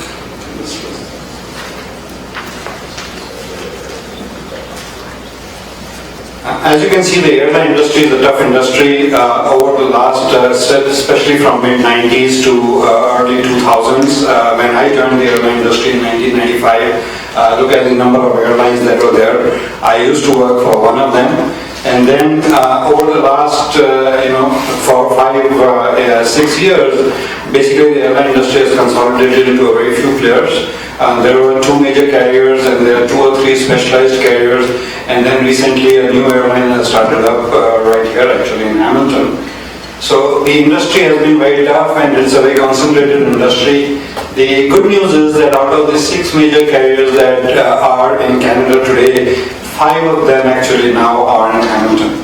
There were 2 new airlines that have started up in Hamilton this year, which probably has been one of the best kept secrets, but it is growing our network, it is growing our passengers, and it is building services that were previously not there. As you know, 10, 15 years ago, there was a lot of traffic, but as the city, as I myself observed, the city has changed a lot, and it is a beautiful city with a lot of new people coming in, and that's what drives the business, because the business opportunity is what will drive the business. I want to thank the management team at the Hamilton International Airport, who made a lot of effort over the last 2-3 years and invested a lot of time, money, and energy to get these airlines. And as I will show you in the map, we are basically covering major population centers in Canada now. On cargo center, I go a little more into detail later, but as you can see, the cargo traffic has actually been fairly steadily growing. And in fact, Hamilton now is the base to the largest all-cargo operator in Canada, Cargojet, as you know, and they just won an award for carrier of choice today. On the passenger side, as we all know, that there have been some kind of reductions over the last many years, but we are starting to see that trend change. Here I have actually put in a monthly graph. As you can see, in the first few months of the year, the traffic was still lower, but since August, as we have seen the full month of operation of 2 new airlines, certainly there has been a jump in passenger traffic. This upcoming winter, we are expecting almost double the number of flights than we had last winter, from 20 plus to 40 plus in this winter per week basis. This was the map from 2015. As you can see, there were a few domestic destinations covered: Edmonton, Calgary, Moncton, and Halifax. And from Hamilton, you go non-stop on these, and of course there were connections to the rest of Canada. But if you look at this map for summer 16, which is a peak 2016 summer, as you can see just from the map, many more destinations have been covered. We are actually effectively covering all the major population centers of Canada, and the new flights that have started up, we are spending a lot of time, money and energy in promoting these destinations. Along with, and I would like to thank the City of Hamilton, the staff who we've been working with in terms of promoting these services. And into many of the events here, I was actually at the GIC game on Labor Day Classic, 24,512 spectators. What else says about the city than, record spectators, and we are promoting our airport and the services, specific services from the airport at events like this, at the Super Crawl and things like that. So basically we are using city assets, investing within the community to promote the airport, so that the community in Hamilton is aware of the new services and they're using them. The best way to retain the services is not us talking to the airlines, but the community itself using the flights, and we can see that there are more people driving to the airport, more people parking, and then flying out of Hamilton, right? On the cargo side, this is a slide from last year, which said we're working on some additional opportunities, and I'm glad to advise that with the recent startup of international services in partnership with Air Canada and Cargojet, now the international flights out of Cologne, the flights out of Mexico, the flights out of Colombia, that are actually landing in Hamilton and then using this as the base for going to elsewhere in Canada. This is the route map of cargo. Again, as you can see, in 2015 versus 2016, most of the domestic service, actually cities, are connected. I don't know if everyone is aware of this, is that Hamilton essentially is the base for all cargo distribution in Canada. This is the Cargo International, as I was talking about earlier, services from Mexico, services from Colombia, so international flights coming in on 767s in partnership with the airlines. So essentially our objective is to basically understand the market opportunity and then identify those opportunities and go to the airlines with analysis, with support, and we're doing that. We've seen the results of that. I want to again thank the management team that has been here, who made a lot of that effort, and again it takes a long time, but there's always light at the end of the tunnel. Now we are we're quite excited that there are new flights here, new destinations that are covered on non-stop basis. They're going to be domestic destinations on all year round basis. So some of the flights that were started in the summer actually continuing through the winter. So versus last winter where we had the only non-stop flight was on to Calgary, now we'll have non-stop flights to Calgary, Winnipeg, Edmonton, Moncton, Halifax, Montreal. So it's a significant expansion expansion of the domestic program out of Hamilton. I would encourage the community in Hamilton to use these flights because that is actually the best way to sustain them and then grow them further as airlines see that this is a great opportunity.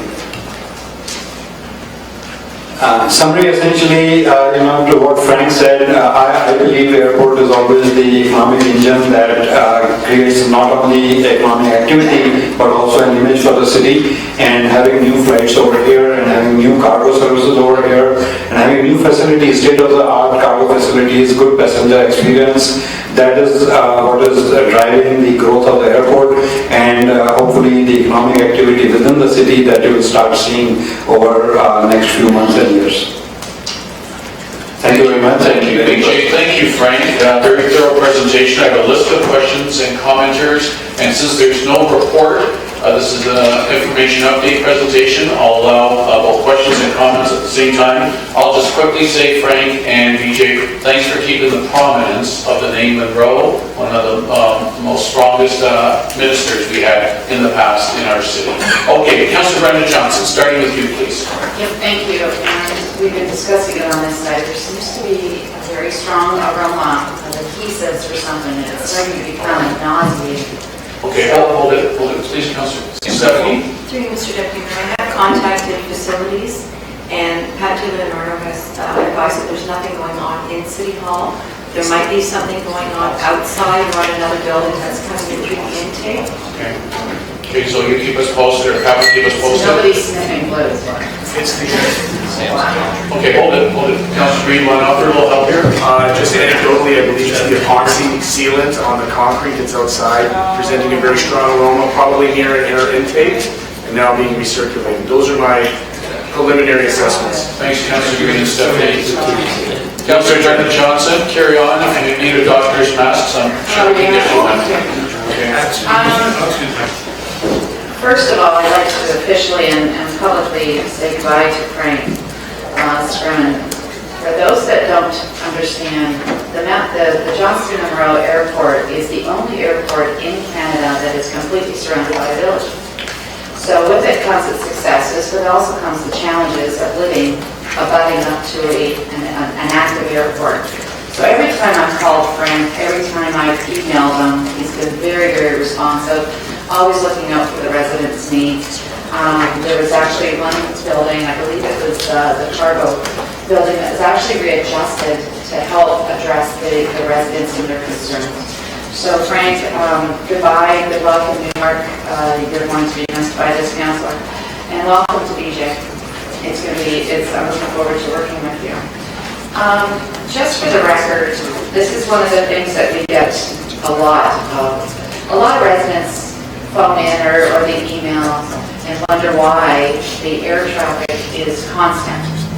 When you try to explain to them that there are no restrictions on airport landings and taking off, they often refer to Toronto Airport and how they have a restriction for the middle of the night. So could you clarify that point for me, please? At present, I believe there's 24-hour operation, and as you know, the way the cargo business works, it consolidates in the evening and basically takes off at night and distributes like for arrival in the morning and delivery in the morning. That is one piece of operation. However, it does make the airport more attractive in terms of doing business. So understand that a lot of the newer aircraft are much quieter. For example, the 727s that were being flown, a lot of those are actually already parked there now. So those airplanes are older airplanes and they're being used less and less. Right. So we've got the quieter airplanes, although there's no such thing. We do have quieter airplanes than what we've seen in the past. So that's why the complaints are starting to come down quite a lot. Thank you for that. And the other comment that I get frequently from not only the aircraft world, but also some of the residents that are your tenants. And it appears that small aircraft, although it's very important, we have a Transport Canada base right there on the property. So small aircraft come in, they get recertified, they get their licenses, but the fuel for small aircraft is minimal, or it's on a truck, or they're waiting for a truck. So have we got any plans at all to accommodate the other parts that we didn't see anywhere through your presentation, because my understanding is it is pretty busy in my world, maybe not yours. But is there any concessions being made for the small aircraft fuel? BJ? Yes, BJ or Frank? Okay, maybe I'll comment through you, Mr. Chairman. You can put that there. There we go. Perfect. So I think that the issue of fuel availability or aviation fuel availability for small aircraft has been a challenge for us and continues to be. The real driver is we have the capability and we have the ability to allow someone to make an investment in fueling infrastructure to provide that type of service. The challenge in reality is everybody that's looked at it, there's not enough volume that actually allows them to justify installing the infrastructure, the storage tanks, etc., to make it work, because there's only a few small users. Probably our biggest user from an aviation fuel perspective is the Canadian Workplace Heritage Museum. And they've got their own supply process kind of locked up. And so, I think if they were in the mix, it would probably make it economical for someone to do that. Without them in the mix, then it's really just it's our Gold Course Aviation, our flight school, and then it's the ad hocs that come in on occasion. And so while we try to support that analysis and try to support that investment preference, it's just been really challenging for anybody to actually come up with a case that works for them to make The chair is listening to you intently, Councillor Johnson, and I appreciate from time to time there'll be a little side chat that will carry on by all of us. But I'm listening, and that's most important. Carry on, Frank. Councillor Johnson, you still have the floor. Yeah, thank you for that. So I understand that the fuel, and I'm not going to say this right, but when the Timmins got together and built the fuel farm, if you will, was there never any conversation, and I don't know if you were part of that conversation, but wasn't there any part of that conversation to allow another piece in there for the small airplane to get working on board? Because I think the comfort level is the fuel is all contained in one area and it's far back away from the housing, but then you've got these satellites throughout the airport, which causes some concern. So when we constructed the new, again through you, Mr. Chairman, when we constructed the new fuel storage facilities in 2010, we moved from what was previously a kind of essentially privately held storage facilities where we had Shell, BP, and Imperial, each with their own storage tanks on site, to a consolidated facility, consortium style, which is really what most of the major airports across the country have. The way the system works is it's a not-for-profit organization that's owned essentially by the carriers that utilize it. When we structured the lease agreement for that in 2010, we did put provisions in for supply of aviation fuel. And the way we structured it was the fuel consortium, because none of them use aviation fuel, didn't really want to provide that supply. And they said, listen, we'll leave that outside because they do have exclusive rights to providing jet fuel on the airport site. The aviation fuel was not included within the exclusive rights, but we did put a provision in that said, if the airport deems it necessary, we can require them to have a storage tank on site.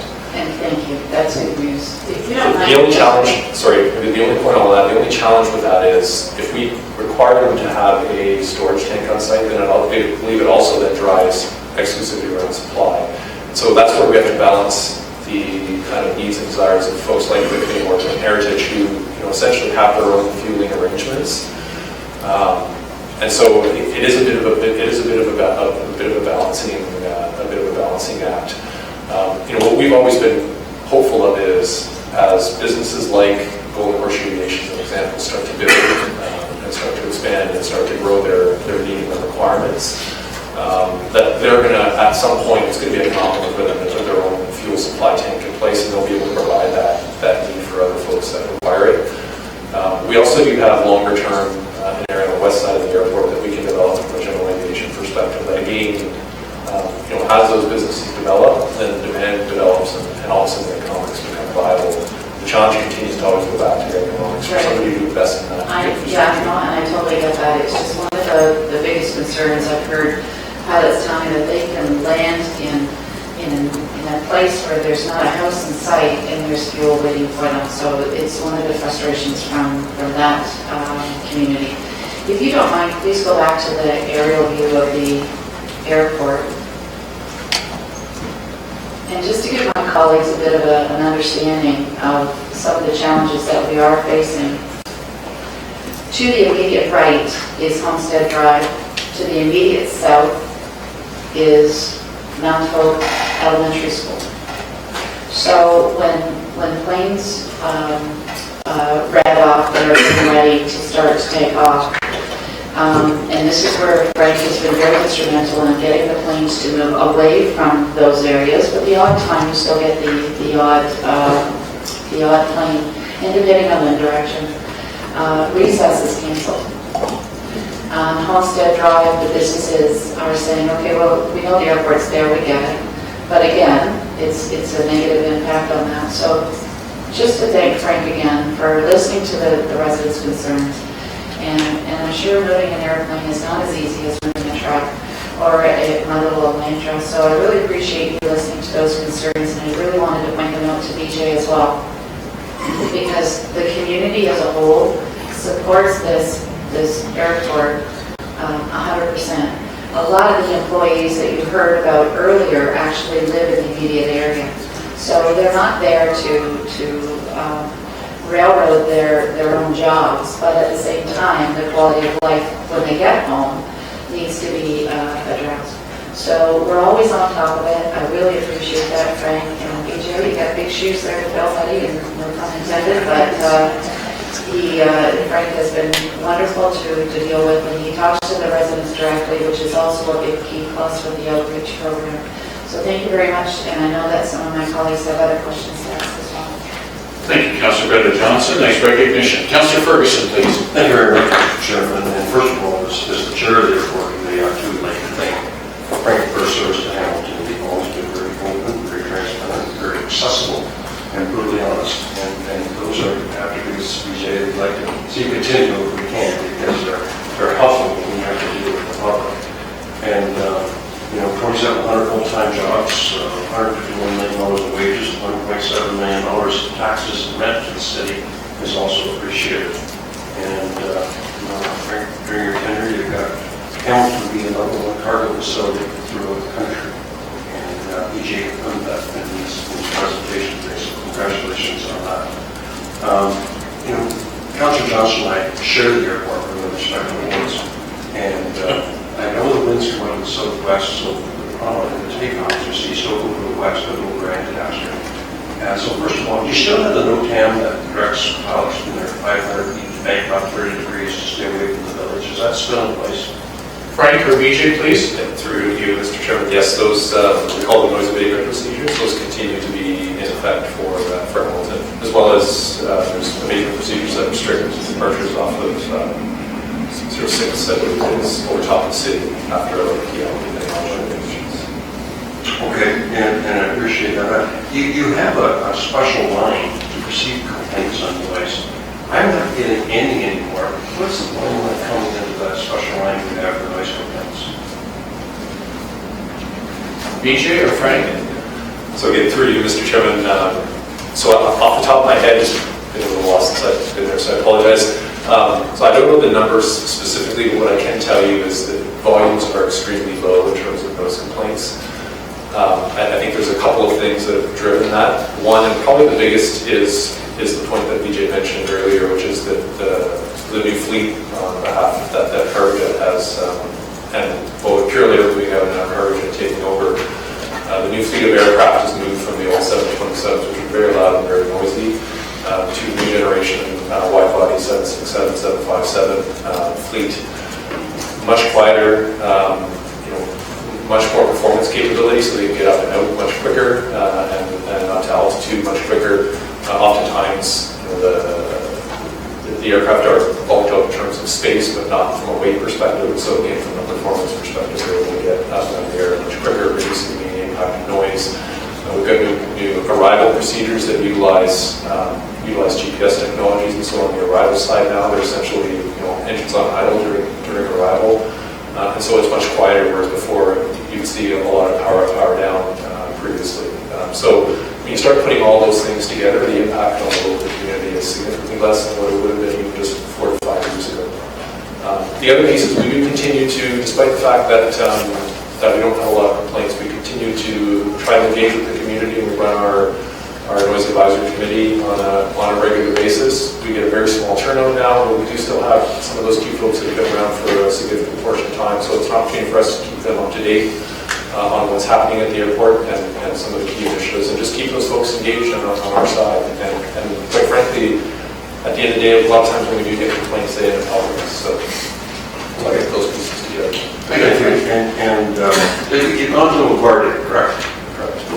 Is there any way you can get in the cabins and come under those jets and just adjust the GPS so they've been handled for passengers? Yeah, we'll do our best. Okay, we appreciate that. And the question then to you, BJ, your biggest challenge has been our challenge for a long time, is we don't have enough passenger traffic. People don't want to drive to Buffalo and Toronto and want to come to Hamilton to go to their destination. And we're still struggling in that area from what I see in the stats here at the touch, but certainly not back in where we were back in the 80s and 90s when WestJet had their eastern hub here in Hamilton. I keep hearing about this exemption that you need from the federal government to have, I think, 49% foreign investment for new startups, which is critical to bring in startup airlines. It's unlikely. Now, hopefully you have some influence, Mr. Chairman, with Air Canada and your relationships with the major air carriers during your time with Air Canada.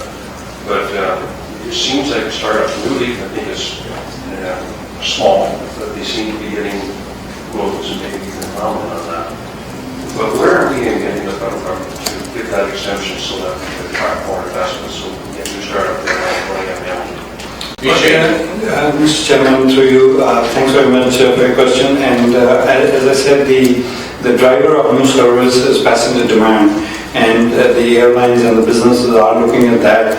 This is a little different world than it was 10 years ago when there already was, as you said, about 1 million passengers over here. So we're working with all the airlines to grow the traffic, and as I mentioned, this year 2 new airlines have started up. One of them is a very low-cost carrier, and one of them is a very business-oriented existing carrier. So it's all types of markets that, as you can see, we're addressing. There are, I know, a couple of other airlines that are in the works.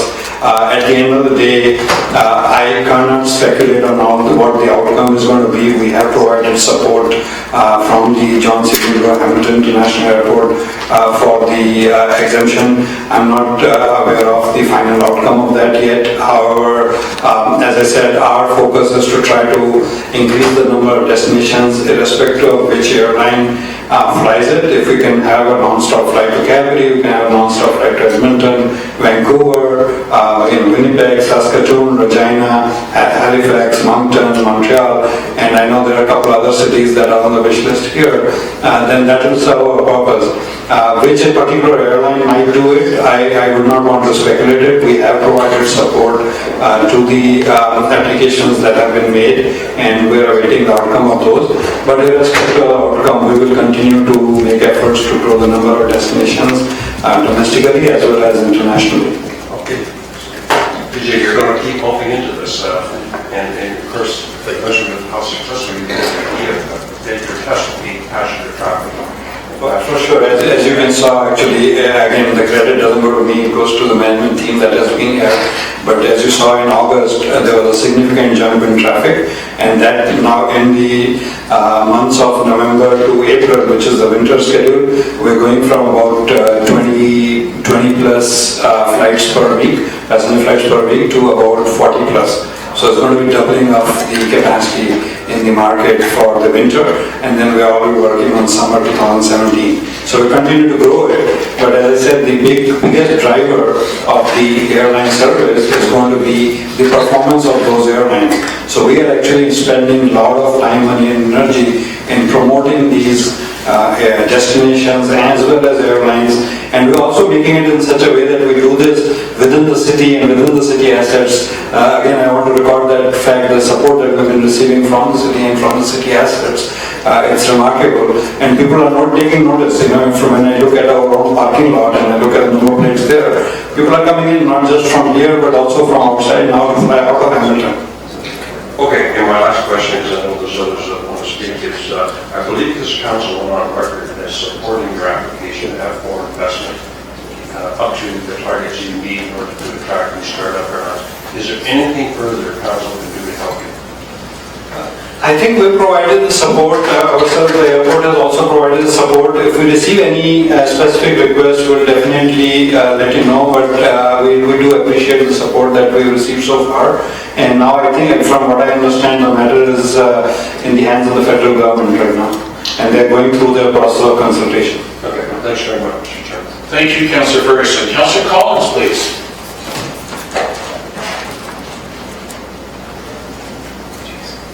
Thanks, Mr. Chairman. And first, let me say congratulations to Frank. Frank, I did send you a personal note, and so publicly, congratulations on the career advancement in the move. Very well deserved, and it's been a pleasure, as others have stated. Great communication skills. Always enjoyed the interaction, both publicly and privately, with Frank. And I know that we'll do well wherever he lands in the future related to this industry. And BJ, welcome, and nice to see you here today. I do have some questions, and traditionally every year when you come, and I'm always very impressed that the airport is in front of us once a year. It's something the Port Authority should be doing on an annual basis, and I've recommended that to both publicly and privately to the port. Always great to have our partners here because we have a lot in common in terms of where we'd like to see the city go in the short, medium, and long term. So always nice to see you and for you to be available to answer any questions or concerns that we have. Every year I raise the issue that Councillor Ferguson has raised, and that's the passenger numbers. And I'm just astounded at the fact that Toronto has reached the numbers that they're at right now. And I believe that they just passed the 40 million or 41 million mark in terms of passengers per year, and that number is trending up. And so I don't know at what point in time, whether anyone has this information today or not, I'll leave it to you to disclose, but at what point in time do they reach the point where they're built out and they're at capacity? There's a finite amount of space there at Pearson, but it always seems as if we've waited for that the numbers to reach a point where Hamilton becomes the only alternative from a geographic standpoint, from a price point perspective, and so we've always kind of waited for that tipping point, if you want to use that term, to occur in Toronto, and where we start to see an influx of new passengers to get us to that 1 million passenger mark that was originally promised as part of the public-private lease that we have between the two parties. So we've hit that figure once in the 20 years that we during the private process, and we're anxious to see certainly the numbers come even close to the 1 million. And I think you mentioned, BJ, or maybe Frank, in your presentation, we're the 300,000 mark, which is a little bit less, I believe, than what London has right now flowing through their airport, but still a little bit more than KW has at their facility. So sorry for the preamble there, but I'm wondering, at what point in time do we even come close to understanding you're working on initiatives with new carriers who hope to turn the turnstiles a little bit more? At what point in time do we come close to that 1 million mark? And how does the Toronto saturation issue affect what happens here again? Through you, Mr. Chairman. Thank you, Councillor Collins, and through you, Mr. Chairman. As you can see, the numbers in Toronto are pretty high, 41 million. However, the congestion doesn't just happen, from my experience in the airline industry, the congestion doesn't just happen in the entire airport. The congestion is actually more in the time frame where everybody wants to take off, which is between the 7 to 9 a.m. and 5 to 8 p.m. And that time is already congested. As you know, Toronto has positioned itself as a global hub, and there's a lot of connecting traffic over there. So our opportunity is twofold. As I said, number one is the local opportunity. There are, as I see the population mentioned on the boards, 520,000 local population. In a developed country, typically the traffic is 2 times the population. So that's your million number. It is not a coincidence that that number was 1 million. So there is a local population base, and then if you add the surrounding regions like Burlington, Niagara, Brantford, Caledonia, all of those will add up to almost 1 million people. So there is a local population base here to support the flights, which is what we have been selling to the airlines. But in addition to that, we have already been coordinating with the GTAA to develop a longer-term plan for basically relieving congestion. Now, what the specifics of those plans are is too early to say that. However, when you look at the specific times of the 8 a.m., 9 a.m., if somebody wants slots at that time, they're just not available. It is also to be recognized that it is much cheaper to do business in Hamilton Airport than it is to do in Toronto Airport. So to some extent, there is a multifaceted approach here to get more airline service, which is, go after the demand that already exists, that is not served, which will automatically be filled by the economic factors, which is, as you can see, a new airline has started up. The existing airlines even have started new services. So all of that is one aspect of it. Second aspect of it is attracting more customers from outside. As price, as you know, it's a commodity business. Price is the primary driver of airline, people choosing an airline. And in that sense, I have actually started to see people coming from Mississauga, Oakville, Burlington, and all that as far away as Toronto, trying to take a bus to Union Station from here. And so that's new traffic that gets attracted by the airlines themselves. And the third piece of that is the coordination with the airport, and in fact the airports in the Southern Ontario region, to try and come up with a plan for relieving congestion. It will develop over time, and I will keep the council posted as we coordinate that. We have some ideas that we're working on, but it's too preliminary to actually say where they will go. But eventually, as many big cities have multiple airports, so we can be a multiple airport of a larger GTA region. But on the other hand, I don't want to forget that there's a population base here that is attractive enough too. Thanks, Vijay. How is London faring then without that population base? So they have more passengers. If I have that correct, I think they were over 400. That was in a Globe article. They have 400,000. They don't have the proximity to Toronto benefit that we have. They don't have the population base, as you just pointed out.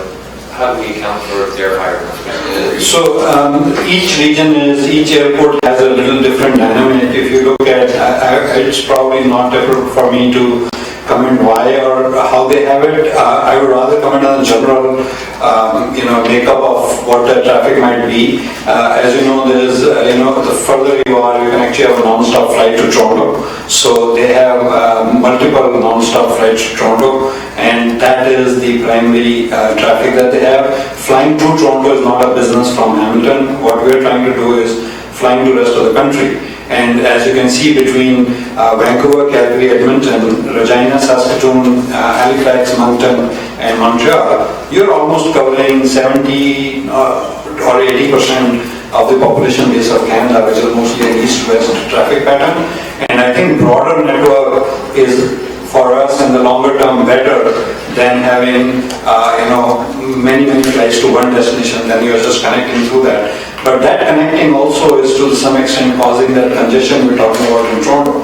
So is it the right strategy to flow all the traffic to Toronto and then go through there, or does it actually make more sense to go to the destination where people are actually going? So for example, we got a flight to Montreal, which is one of the two close-in destinations that has significant demand, the other one being Ottawa, which I'm sure is a popular route in this council and elsewhere in the government also. So we are focused on trying to get traffic that will get passengers on a non-stop basis rather than connecting over somebody else's hub. Okay, thank you for that. My last question is related to the investment for the north-south runway, and that was certainly part of the original privatized lease arrangement that we had with the original proponents and applicants who appeared before council and secured the 40-year lease for the airport operation. And so that process, as I understand it, hasn't started yet. There's certainly an EA process that will be formed part of that construction process. There'll be, I'm assuming, provincial, federal monies that are required. When does that process start? I understand we're halfway through the lease now. There's another 20 years to go. But if I recall back to the original presentations that were made to council, I didn't see that as an investment that was going to be made in the last 5 to 10 years of this lease agreement. In fact, it was one of the biggest selling points that the airport operators and investors would make that investment on behalf of the ratepayers, and we gave concessions for that. As you recall, we gave the tax break for a number of years on airport facilities, and there were other parts of that arrangement that made the business arrangement work for all parties over a period of 40 years. So that's an outstanding issue, and again, it's something that I ask about annually, and I'm wondering whether there's any loose or firm timelines associated with pursuing that investment so that the yellow portion can apply to the north-south runway as well. Through you, Mr. Chairman. Frank? Through you, Mr. Chairman. Appreciate the question as you indicated, Councillor. I think it's really probably the same response from last year, which is for us that investment has to be demand driven. And from an aircraft movement perspective, we don't have the demand to actually justify that expenditure at this point in time. We continue to analyze it, we continue to look at it as the business develops. It starts to then create more and more of a case for it. But at the present time, we don't have it in our near-term capital program, just given the demand numbers and everything. Thanks for that, Mr. Chairman. Those are my other comments, and again, I appreciate the presentation and the information that's been provided. Thank you, Councillor Collins. Councillor Green, please. Thank you very much, Mr. Deputy Mayor, and many of my questions were answered from Councillor Ferguson as it related to passenger flights, and I'm very encouraged to hear that there's potential projections to double the flights in and out. I know myself, I always choose to go to Buffalo, unfortunately, because Toronto doesn't offer the same type of convenience, and Hamilton doesn't have the option. So I just want to say on a personal note, having met Mr. Baffajon and his son at the recent Labor Day game, I'm very encouraged by, I think, your very quick understanding of what makes the city work in terms of our conversation, the cultural amenities, and so on and so forth. And would encourage you to continue that outward-looking community communication and involvement and support, and look forward to having the opportunity to be able to maybe take one day, Mr. Deputy Mayor, rapid transit right up to the airport on the glass system, jump on a flight, and be anywhere in the world. So, thank you. Thank you very much, Councillor Green. VJ? Thank you, Councillor Green. It was a pleasure to meet you and some of the other councillors. I look forward to individually meeting everyone as time permits. Thank you. That's when Councillor Green was doing, hosting a bit of the halftime show at VJ. Very good. Okay, Councillor Aidan Johnson has stepped out for a moment. Councillor Whitehead has stepped out for a moment. Councillor Partridge, please. Yes, thank you, Mr. Deputy Mayor, and I'll be very, very brief. My questions certainly have been answered, and I'm going to thank everyone around the table for their great questions. Welcome, VJ. And Frank, I did send you a personal note, but congratulations. I think it's a wonderful opportunity. And I was, thinking back when I sent you the note on the days when we were at the Hamilton Chamber on the Government Affairs Committee together many, many moons ago. In fact, you convinced me to take over chairing it because of some other opportunities that you had at that point. But congratulations, and to you and your family, and all the best. Thank you. Thanks so much, Councillor Partridge. Last call for either Councillor Aidan Johnson or Councillor Terry Whitehead. Terry just re-entered the chamber. Terry, you're the last speaker then, pending Councillor Aidan Johnson. Councillor both have returned. So Councillor Whitehead, you returned first. The floor is yours. Sorry about that, Mr. Chair. There's an issue going on in my board that I'm just trying to get control of. It's important. There will be an announcement sometime later this morning. So already Councillor mentioned it to me, a fairly urgent matter. So I want to make sure that it's not a light one item. First of all, I want to thank you for the presentation, Frank. You did incredible, and I want to say that if you expand that map, you will see that I have also a school just north of it, with St. Teresa of Purdue. I have St. Elizabeth Village, and I've had many meetings there. There was some rumblings about the noise. It is dissipated completely, absolutely completely, and I haven't had any complaints from the school.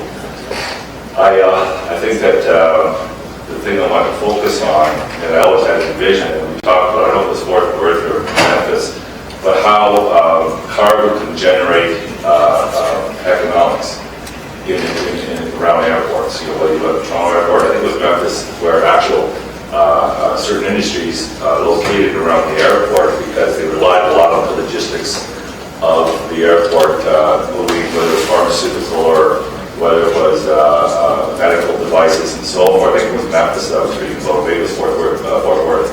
So the question I have is, it's one thing to have a great cargo thing, but I haven't seen seen that kind of generation of those kind of logistic type of companies taking some interest in them. You know, we just finished zoning employment plans, went through that elongated process. Are you hearing any rumblings? Is there any focus on how we can leverage the activity of the cargo industry with potential location of employment and jobs around the airport? Yes, thank you, Mr. Chairman. I'll let Frank also comment, but I've just, as I said, I started about 45 days ago, and I'm starting to review the whole land availability there, and I believe there's some initiative with the city ongoing regarding zoning. But you're right, there are a lot of other businesses that are kind of ancillary to the operation of an airline, and we're working towards that. What we're working towards is developing a 5 to 10 year plan to identify those opportunities and then go and maybe approach specific providers of those kind of opportunities, like for example an MRO business or like ancillary storage business, things like that. That's very much in the works. We just, at least from my point of view, I just started. I know there's a master plan there, but then what I'm doing is I'm reviewing that master plan to say, okay, which ones are those that we can pursue on an immediate basis. And some of those opportunities also happen just because planes happen to overnight here, because as you know, planes typically fly between, in order to make money they need to fly a lot, but then every time they fly they need to do a little bit of maintenance in between. So that those kind of activity, then as I just pointed out, there are a lot more flights now, and there are more planes coming in by default. So when more planes are coming in, there's some other ancillary businesses that automatically start benefiting from those businesses. For example, if a plane overnights in Hamilton, does it do its maintenance over here, right? What about if cargo facility is here? Some of those users of the cargo, the biggest cargo airline is based in Hamilton. So some of those users might find it useful to make their warehouse and sorting facility right on the premises, either in the airport land or the land surrounding the airport. So we're starting to look at that, and it is not a plan that kind of crystallizes within a few months, but I'm very confident that we'll come back with more plans on that in future meetings. Great. I see as a true partner, not only in the business that you're in, but perhaps providing a linkage to opportunities for employment around those employment lands, and I don't want to lose sight of employment, good wages for this community. So I want to highlight that. The second piece isn't just from my council colleagues. BJ has already integrated himself very quickly into the culture of the city of Hamilton, because I did bump into him at the Hamilton Tiger Cat game, and we had a brief discussion. It was a real pleasure to meet with him and have that discussion. And again, I wish Frank, you've been incredible. You've done a great job. I know BJ's got big shoes to fill. We're going to miss you, but I know wherever you go, I think it's a water quality I heard. I know you will do a great job there. And anything you can do to be a continued ambassador for the city of Hamilton to look for opportunities that could be extended to Hamilton, that would be absolutely wonderful. So thank you. Thanks, Councillor. It was a pleasure to meet you. It was a pleasure to be at the games. I've already been to two Tigers games and they won both of them. So keep the good luck flowing there, BJ. Excellent. And Councillor Aidan Johnson. Thank you very much. One question. After I say thank you very much for the presentation, I am very much a student of the airport industry, so I'm very much in the process of learning about how this industry works and how the city can help this industry grow the economy locally. So my question comes out of that. In the summertime, I had a really interesting chat with a friend who works in management at Pearson Airport, and he reported to me, through you, Mr. Deputy Mayor, that Pearson Airport is rapidly approaching maximum capacity, full stop, for both commercial cargo and passenger.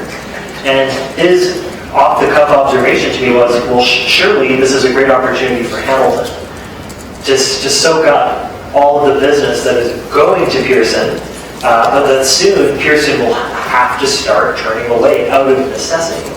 So, simple, perhaps deceptively simple question, what is the strategy, or what are the strategies for attracting that business? And sorry if that's too vast a question, but that is my question. Thank you. BJ? Yes, thank you, Mr. Chairman. Actually, Councillor Collins had some similar observations.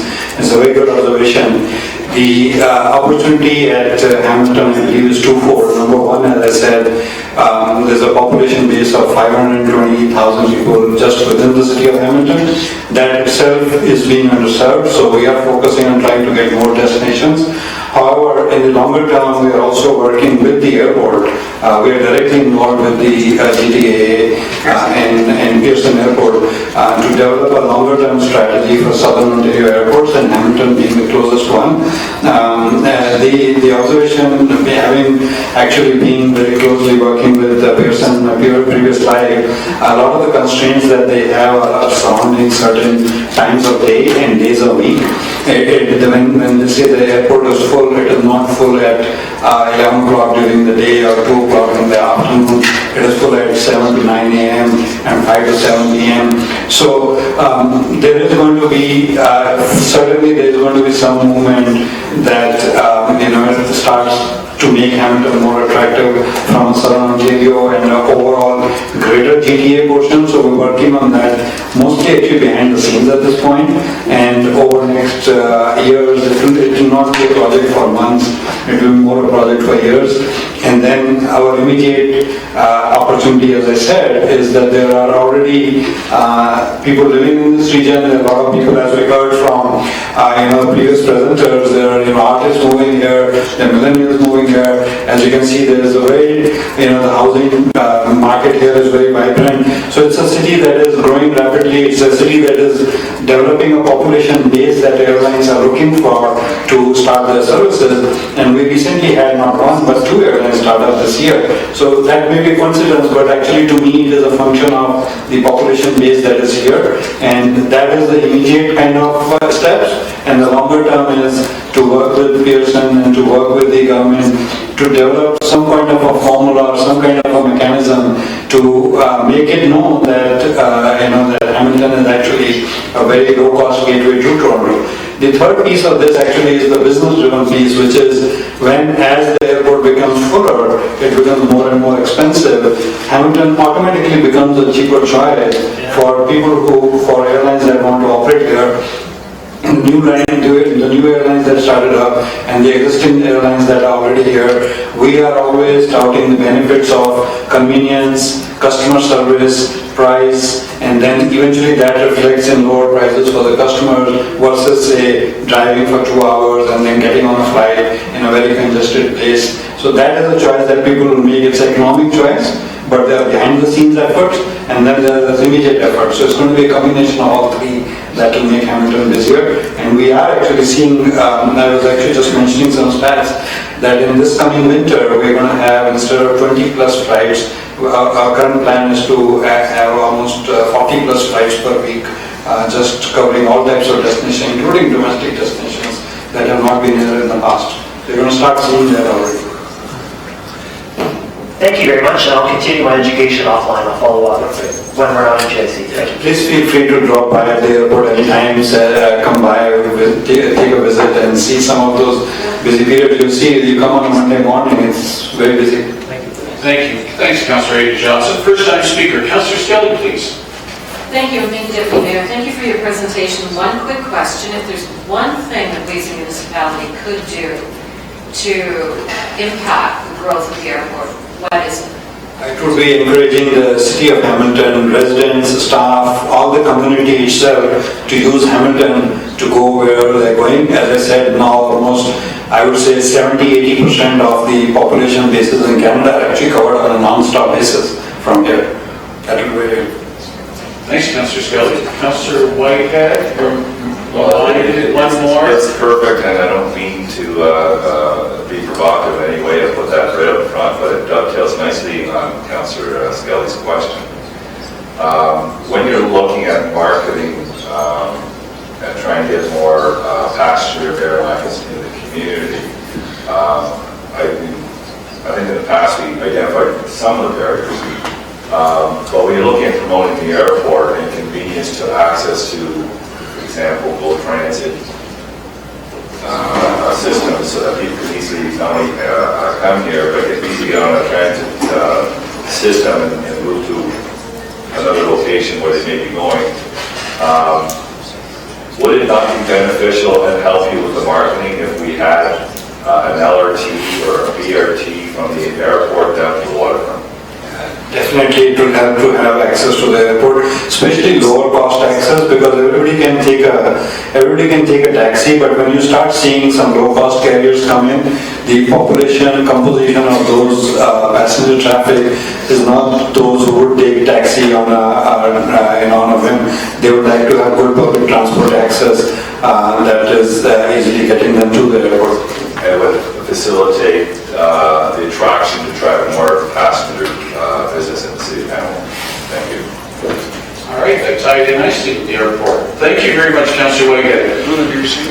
Frank and BJ, that generated over almost 2/3 of members of council's questions and comments, so great interest here. You gentlemen did a great job. Moved by Councillor Ferguson, seconded by Councillor Brendan Johnson to receive. All in favor?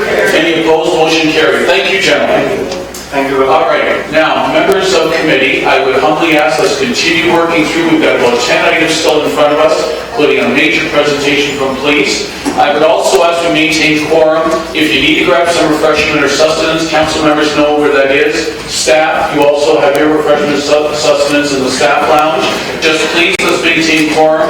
And members of the committee, if you want to, I've never felt anybody needs to apologize or be ashamed. If you need to bring your working lunch back in here, so you're hearing the next police presentation in its fullness. Okay, Chief Kurtz, I'll come to you, Chairman Ferguson.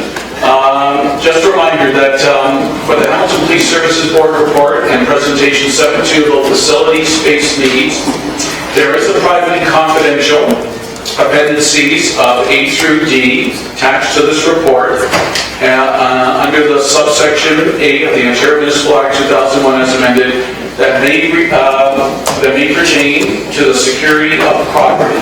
So I will be looking to the chief and deputy chief that at any point in time through the public presentation, if at any point in time they feel they need to go on camera for legal and or real estate transaction reasons, I look to them to give me that cue accordingly. And Chief Kurt, welcome. Good to see you here. Deputy Chief Weatherall, your facilities finance manager Dan Bowman. Chairman Lloyd Ferguson, I'll turn it over to you for preamble, and then I'll allow Chief Kurt to introduce who else might be here from Hamilton Police Services. Chairman Ferguson. Thank you very much, Mr. Chairman, and this is a big issue for Hamilton Police Services coming before you today. And we're here today to get this project hopefully across the finish line. It's been a very long road for us to get here. I have a copy of the original formal resolution where the board supported the facility. It was dated September 2010, and it was moved by then Councillor Bernie Morelli and seconded by Vice Chair Keith Curio, that the board endorsed this facility and that we passed it along to City Council for inclusion in the 2011 capital budget. So it's been a long time getting here, but we're finally here today. And I do want to thank most members of council who took the time with the invitation of the senior command to come over and take a look for yourself. And most members of council took advantage of that to help them make the decision, and we very much appreciate that. I also wanted to introduce in the audience today, we have Vice Chair Madeline Lundy, who just waves so we know who you are. We have member Stan Heck, who's also here today. I know that Don and Bolt, sorry, just Lewis, would also like to have been here, but they had other commitments that come up. Don works with the Basco and had a previous commitment, couldn't be here. And of course, our mayor would love to be here too, but he wanted me to pass along that he supports, in fact, he seconded the motion at the board meeting to bring this forward to this February 21st GIC. And by the way, that passed unanimously through the board when that happened. I'd also like to recognize in the audience today is Wallace Moore, who's the board administrator. And we also have Clint Tone, president of the Hamilton Police Association, is also here today. So thank you all of you for coming out to support the presentation from the senior command and helping with the project, as I said in my opening comments, across the finish line. There's also a number of members of Hamilton Police Services here, but I'll leave that up to the chief to introduce them. If I appreciate it, Mr. Chairman, if you come back to me after the chief and senior command do the presentation for some closing comments also. Okay, thank you very much, Chairman Ferguson. Chief Kurt, welcome. The floor is yours. Thank you, Deputy Mayor and members of council. Good morning. Just a couple of preamble comments, and I will keep them brief. hopefully a counterpoint to the comprehensive presentation. You have both in your package that we intend to present today. So one of our reasons for the preamble is we wanted full information for the General Issues Committee. They understood why. We've included, as you noted, both confidential material, that presentation, but also the board report and a breakdown of the financial implications. Plus, and to your point again, Deputy Mayor, there are certain items we want to be forthright where we can't, by virtue of vendor requirements or legislative requirements or risk issues, we won't. But you can see there's a fairly full presentation. I think you'll find in the facility space needs presentation, it's also comprehensive. So really two facets to this. This is both the space needs and the forensic requirements. It's not one or the other, it's both combined. I think you'll find that from the chronology and the facts that are going to be presented today. In the interest of full disclosure, and I do really appreciate the number of councillors who came over to see for themselves, it really helps us because we get the questions directly up front. There were very good questions, penetrating I might say, and I suspect there'll be more, and that's fine. So in the interest of a full answer to those, for example, my background is not in forensics. I was a breathalyzer technician, so I understand expert evidence, but I wasn't a breathalyzer, or I was not a forensic technician.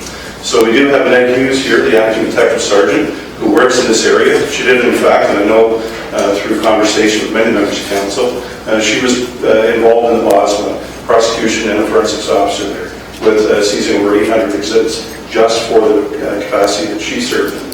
So that's one facet. She had those very granular questions. She'll be able to answer those. We also have Superintendent Dan Kinsella, who's in charge of investigative services, and also Superintendent Ryan Diodati. Both of those gentlemen worked on the plans with the architect, Stantec, for what would be required in the future. I think you'll find it's a fairly economical approach to doing that business. And also Tom Kyle here is from Stantec Architects. So is there any architectural questions? And I know we had a number from Councillor Whitehead in regards to how you determine the space density, square footage, all those type of things. Also Clint Tulin from the association, really appreciate him being here along with Belcher Ruda in charge of labor relations. Making sure I haven't missed anybody. Jamie Anderson, who oversees now corporate. And of course, Jamie answers through to really the lead of the project now, which is Deputy Chief Weatherall. He's in charge of facilities, as is Jamie, and the corporate portfolio. And last but not least, we have Dan Bowman. Dan has been involved, I'll say, at inception, prior to inception. Really because he dates back to the facilities needs, back to when the reports first started to come forward to demonstrate the need. He's been involved in the Mountain Project, and I know, Deputy Mayor, you were involved in that quite extensively on Rhino Road and the construction of that building. You worked with Dan. So that piece of history is here as well. So I'll wrap it up there. Thank you very much. I'll turn it over to Deputy Chief Weatherall from Dan Bowman. Thanks, Chief. And Deputy, before you begin, maybe Detective Sergeant Annette and anybody else might want to come to the front row there at the microphone, just to be ready and available in case there's any technical questions. Yes, please, 2 or 3 of you just before, maybe Dan as well, and Sella. Thank you. Thanks, Chief Gert. Deputy Chief Weatherall. Carry on, please. Chief, thanks for that introduction. Deputy Mayor, members of council, Chair Ferguson, members of the board, senior officers, ladies and gentlemen, members of the media, thank you for the opportunity for appearing before you today. This presentation is very important, as the chair indicated, to the service, and it's very important to each and every one of you. And that's been very clear based upon your physically attending our location at 155 King William Street, either personally, or I can see that each and every one of you have advanced questions to us, which are very important in ensuring a complete and wholesome understanding of the facility needs.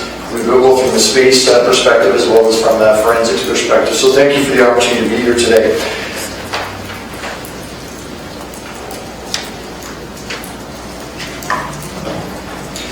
We're in the purpose of this presentation, we're going to be talking about the chronology event, the options and future needs, the current state of our facilities. We're going to address some of the current facts. We're going to talk about the lease versus own option and some of those dynamics that have been arisen over time to present to you the work that we've done. And we'll finally be talking about the implications, followed up with some questions that any of you may have. And as the chief indicated, we have the appropriate experts in those related areas that are here at your disposal to assist in ensuring a complete understanding and a wholesome answer to each and every one of the questions that you may have. So with respect to the chronology, I'm just going to do a snapshot in time. Some of you will recall in 1975, the current headquarters, 155 William Street, began construction, and the Hamilton Police Service moved into that facility in 1977.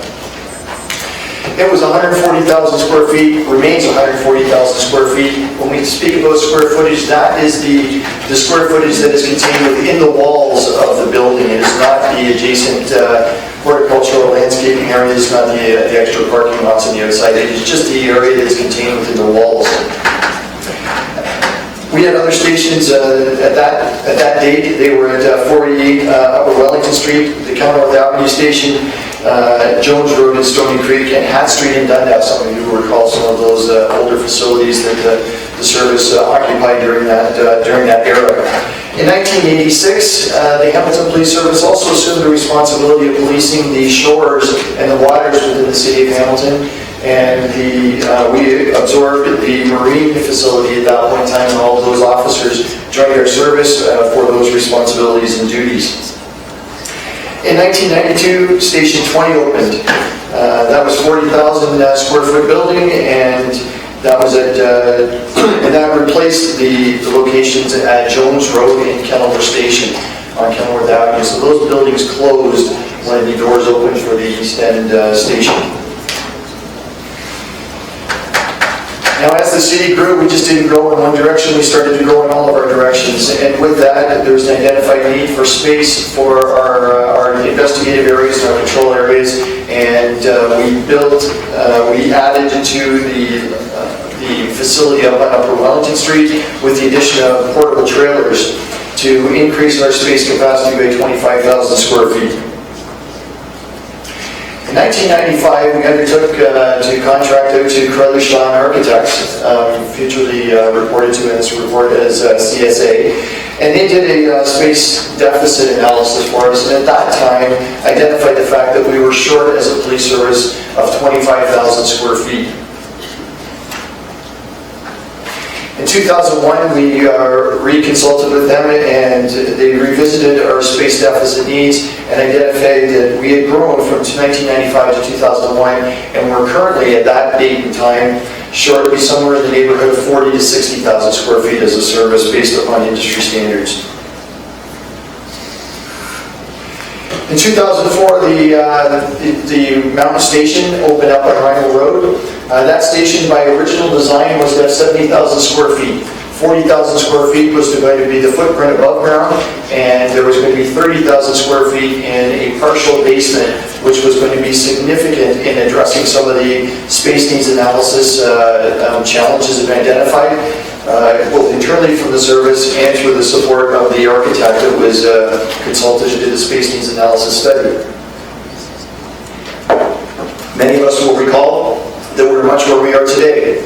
We're looking for being responsible to our taxpayers, we're being responsible to all of the constituents, and as council members and as boards and as a service we have to make tough decisions. One of those tough decisions at that date and time was to eliminate the basement.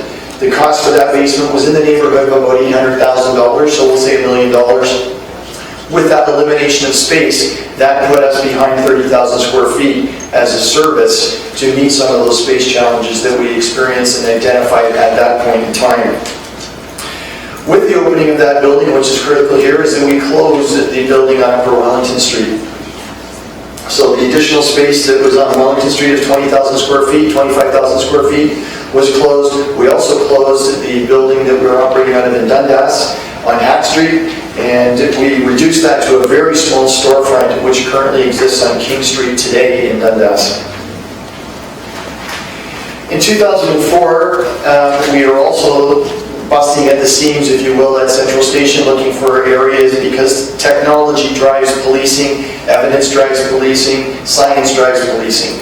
And we were forced to expand because of all of the new decisions in the courts, new legislative changes, and the types of crime that as a service we were having to respond to meet the needs of our community, we're having to respond to a number of those areas. Those areas included our fraud branch, our break-in and auto robbery unit, our pawn unit, our scrap unit. We had no place for them to go. We moved them, consciously making a decision from Division 10, 155 King William Street, up to the Mountain facility and occupied that space.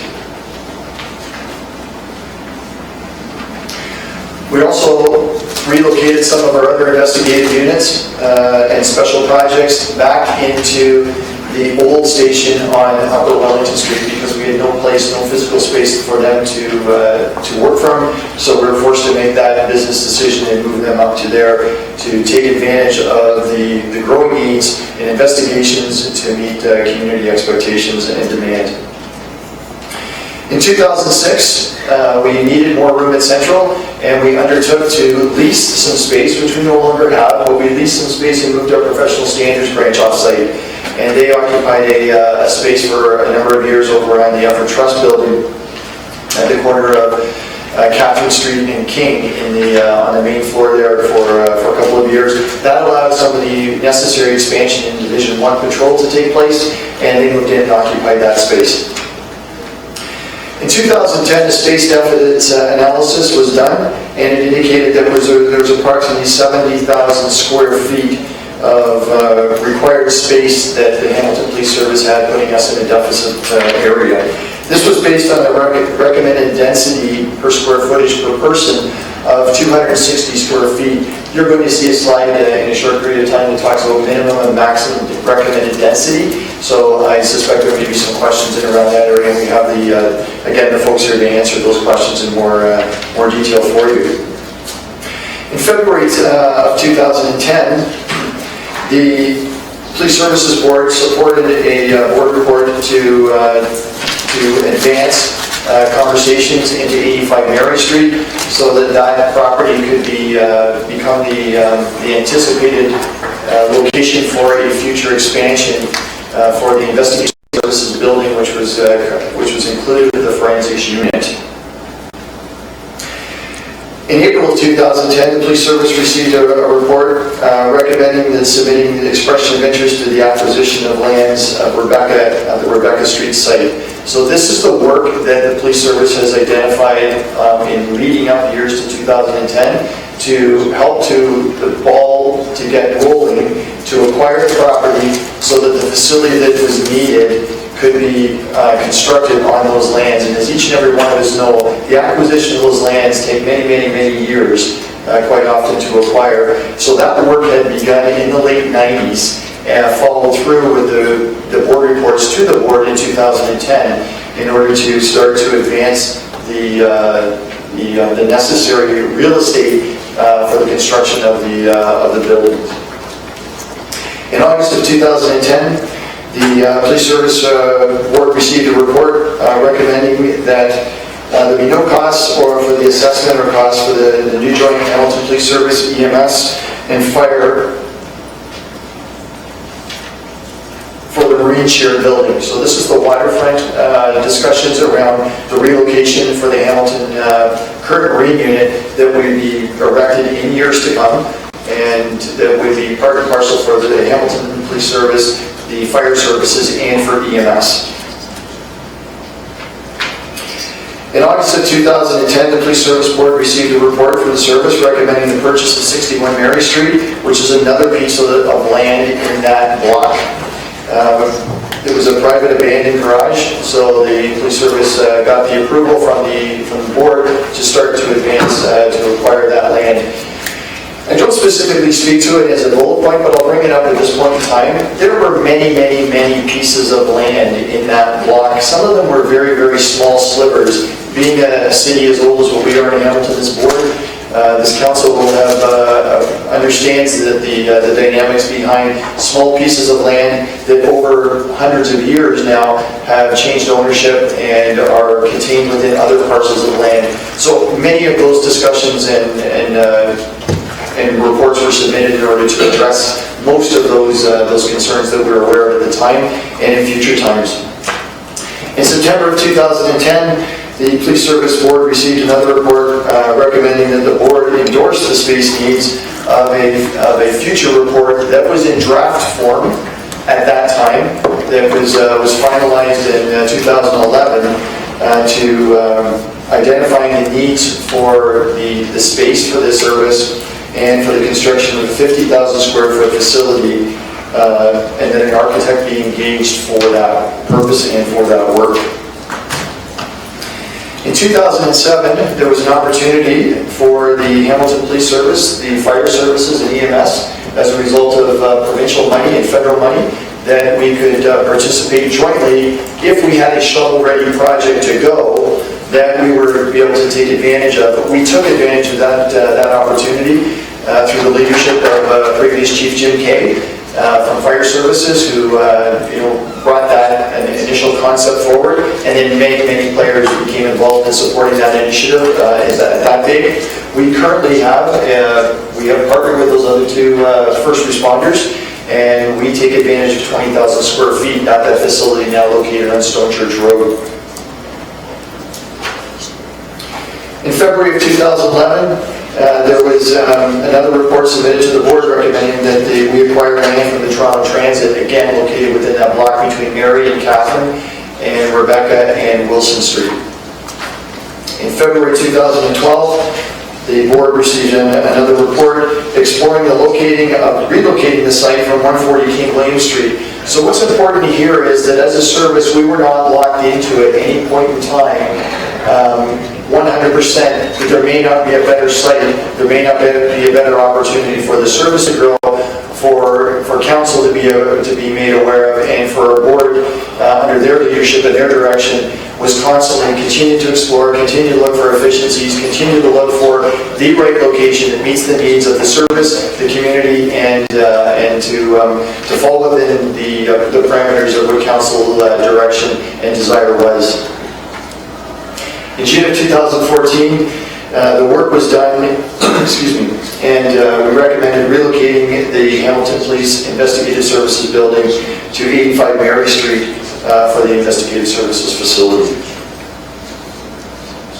In 2016, the last space needs analysis that was done indicated that the Hamilton Police Service is currently at 61,000 square foot deficit for the service based upon the size of the community, the size of the service, and the various functions that we participate in as part of our responsibilities to provide adequate and effective policing to the city of Hamilton.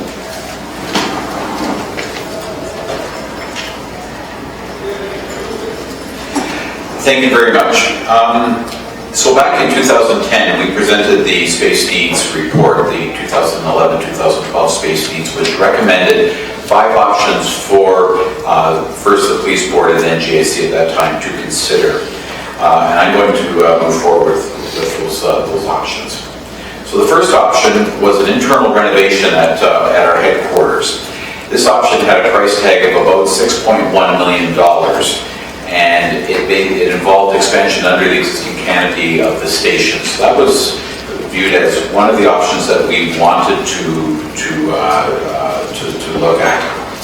The second option, again, was an internal renovation at the headquarters facility, which was moving the forensics facilities up to the 3rd floor of headquarters, expanding out over onto a rooftop there, and allowing the particular needs.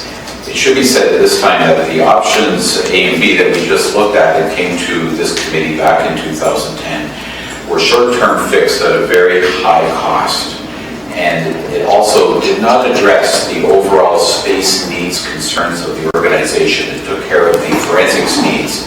And much as was pointed out earlier, this report and this presentation is about the overall space needs.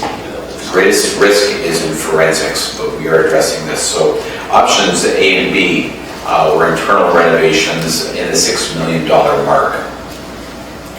Option C, we were working very closely and had been for a number of years with the Downtown Development Corporation to develop or perhaps have police as one of the anchor tenants in a development that will occur at 140 King William, which is the parking lot right across from the police station.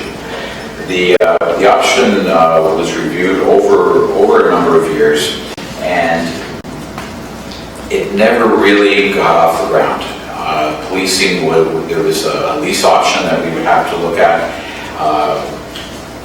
Significant tenant improvements would be required with any type of design that we would have to build, and yet we wouldn't own the building, and there was pros and cons outdated. I am referencing here, and I'm not going to go through them, but we are looking at, I've identified the page numbers in that report, which is in your confidential package if you want to have a closer look at the space needs.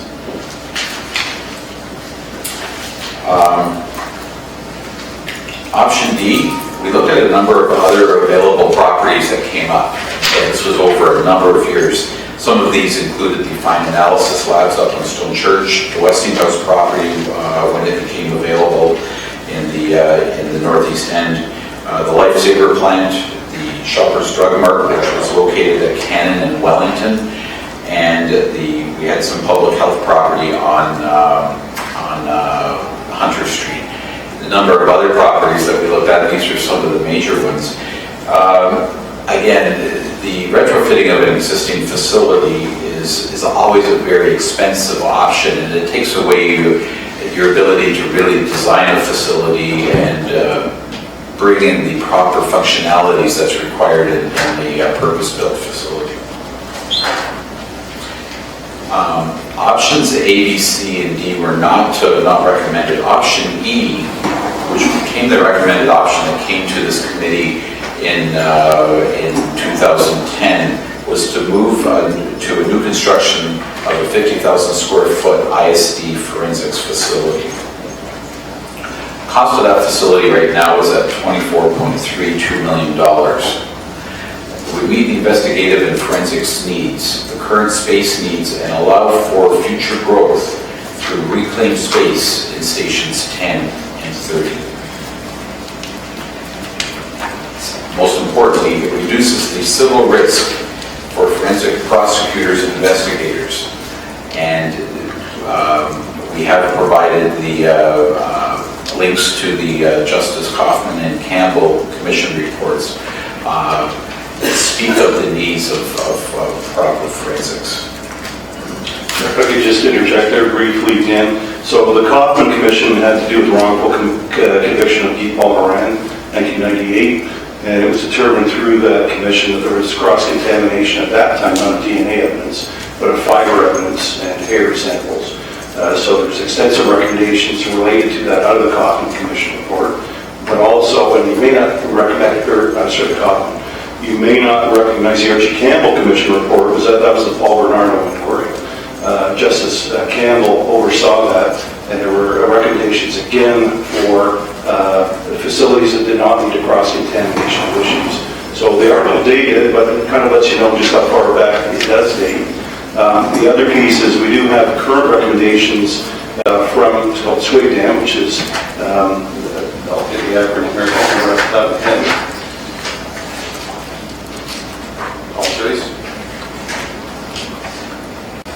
Appreciate this extra background, you're right, Chief. Sorry. Thank you. It's a scientific working group, DNA analysis methods, oversight group. So it's a conglomerate of scientists that meet federal, state, so obviously involves the U.S. as well, and local DNA laboratories. So just very quickly on that point, one of the things they've noted is the improved sensitivity of DNA methodologies and the introduction of new DNA technologies may allow low-level or previously undetected contamination to be detected and potentially cause DNA interpretational difficulties. That's a clearer piece of the verbiage they have in this document that I understood. The other one was a recommendation where separate processing, this you'll have to bear with me, in pre-PCR areas like case type, references should be processed separately from evidentiary items by area and or time. High copy evidentiary samples, blood, should be processed separately from low copy evidentiary samples, touch, hair, bone, by area and or time. If the same work area is used, it should be very clean between processing of different case types. So this document is dated July of this year, And as I say, FBI are involved in this, as I got this from the chief scientist of the RCMP who sits on that committee, but Ed was aware of this group, I was not. So when I asked her about it, she says, yes, that's a governing body that provides input into it. So, sorry, very quick. No, thank you, Chief, for elaborating on the Commission's findings and that background here as well. Finance Manager Dan Bowman, back to you. Thank you, sir. Thanks, Chief. Option E, again, we looked at pros and cons in the report. It allowed for the amalgamation of the investigative services facility. Currently, investigative services was operating out, or still is operating out of 3 different facilities, as well as being spread in various locations throughout headquarters. There was the ability to expand our technological and computer crimes area, which was and still remains one of the fastest growing areas within policing services. New design is not limited by existing architecture. I think that's critical as we, one of the decisions and why we decided not to look at options A, B, C, and D. We would return, we made this commitment, we would return the Upper Wellington Station as a surplus. Parking pressures were alleviated, would be alleviated with a new facility. And this is critical because right now we have working out of Central Station 160 vehicles, and yet we only have on-site parking in the basement and on ground for 107 vehicles. We've expanded to sort of park on Rebecca Street on King William. We've arranged for off-site parking and are paying for that. Locker space, the issues there are alleviated. We have no spare space in headquarters for additional, so as we increase our complements over the years, we've had to take out some of our sinks. We've done that. We've eliminated 2 of our shower stalls. We've told civilians that they can no longer have lockers where they have to share 2 or 3 lockers together. A new facility could be LEEDs certified, which the new facility has been designed to that level. Would provide a space density, this is back in 2010, of 252 square feet per person, which was close to what we were looking for. This was recommended and approved by the Police Services Board in September of 2010. I'm going to look right now at some space density and talk a little bit about some of those calculations. This is a projection from the City of Hamilton that we first presented back in 2010 for the projected population growth within the City of Hamilton. So obviously our things are happening within the city, continue to happen, and space, we're going to have a much higher population. This second graph that I just put up shows our space density, square people per square foot within our policing headquarters. So what you see here is 2 blips. In 2004, the first blip, where we see a significant increase, that was the addition of the new mountain station. So that got us out of some space, but immediately we started closing some of the additional stations.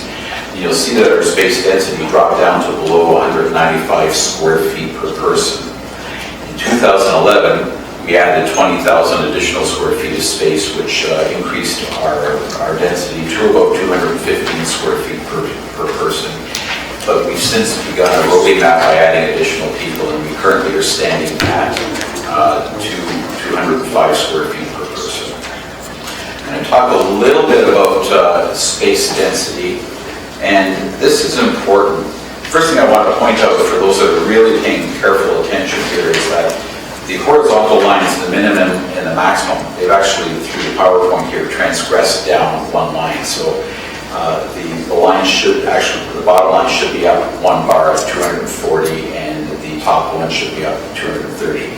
If I didn't tell you that, it works in my advantage, and I want to be fully honest with you on that. So just move those up by 1 bar. You've always been an honest man, Dad. Carry on, please. Thank you. So Carruthers and Shaw and Partners, who did our initial space needs study, defined space density of 240 square feet per person or less as a density in which discomfort or inefficiency exists. Anything on the opposite end of the scale, anything above 330 square feet per person is reflective of a facility that has too much room or you've really built for future growth, and I think that's important. We surveyed the top 11 police agencies in the province here. And as you can see, Hamilton is below the minimum recommended level. Waterloo continues to be below, but all other agencies are either within or above. What's interesting is London and Durham are both above. Durham has just opened up a number of facilities. They're planning for the future, and I've had a chance to tour those facilities. There's an asterisk beside York. York tells me that they are short 100,000 square feet. They've been leasing space as an accommodation issue, but they have a proposal coming forward for an additional 100,000 square feet. So with that, Hamilton Police is currently at 205 square feet per person. The addition of 52,000 square feet of usable space in the new facility would create a space density in that new building of 278 square feet per person. When we look at the whole organization, we've designed for a space density of 260 square feet per person. So the addition of this space will do that. It's still below the median of 285 square feet per person. I was going to back up very quickly to that graph. And on the final one, just by comparison, I've shown what your space density at Hamilton City Hall here is. That's at 344 square feet per person. Now, it's a different operation, we understand that, but it doesn't necessarily mean that every person at their work desk is getting 344 square feet. It takes into account council chambers, non-usable space, parking space, as well as lobby space. So that's important to understand. I want to speak a little bit about the net to gross factor, and we have our architects here that can speak to this later on during question period if you have any questions. But the net to gross factor relates usable space to non-usable space. So we have hallways, we have utility rooms, we have mechanical rooms, we have washrooms, and that's the relationship. So our new facility it right now has a ratio of 1.31, and that's an indication of an extremely tight and efficient workspace.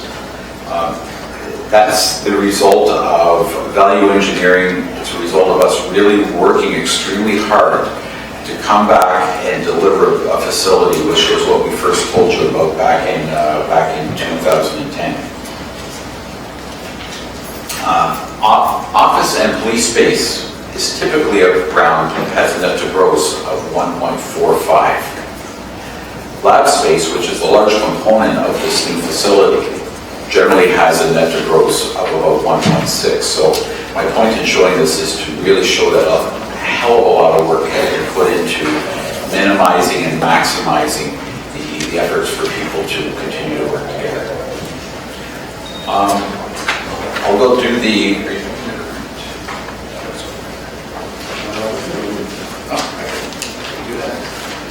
Okay, Dan, back to the deputy, or between the two of you. Still, you still have a few slides, I believe.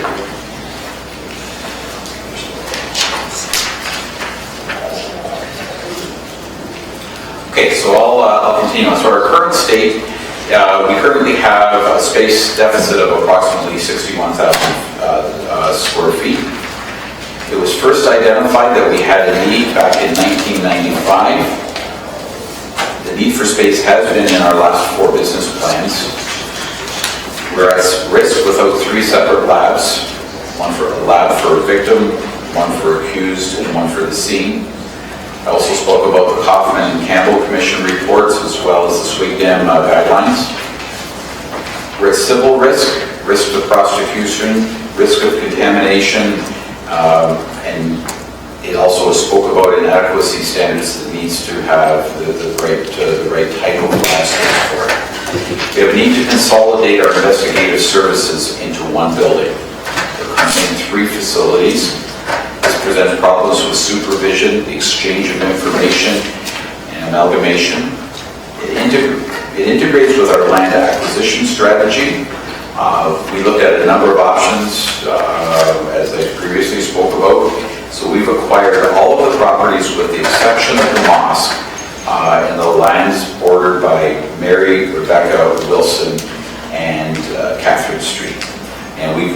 designed a new, or we will build around the mosque. We've designed around that.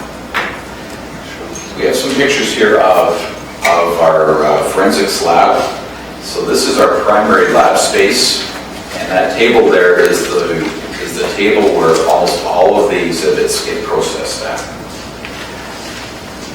This is one of our exhibit locker spaces within there, and it's a combination of drying cabinets and space that everything is cluttered, and you actually have to move things to get into different parts there. And this is another example of where the investigative officers have they have to work in that small little cubby hole to store their exhibits. That freezer there, we've since moved that down into the basement to give them a little bit more storage space in that room. That stores major exhibits that are frozen, so there would be body parts and stuff in there. That light tells us when the freezer's on. In a real technical world, where there's all kinds of alarm systems that should do this, so our folks are working in really confined space because we don't have the space required to put the right type of freezer. In our basement, we still have a huge issue with our fleet. The fleet area was designed to service 100 vehicles. We're now servicing 330, so congestion there is amazing.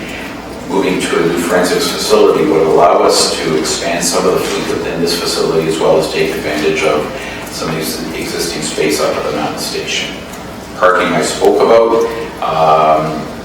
We're just bursting at the seams with parking, and we would be moving 51 cars on to the new property.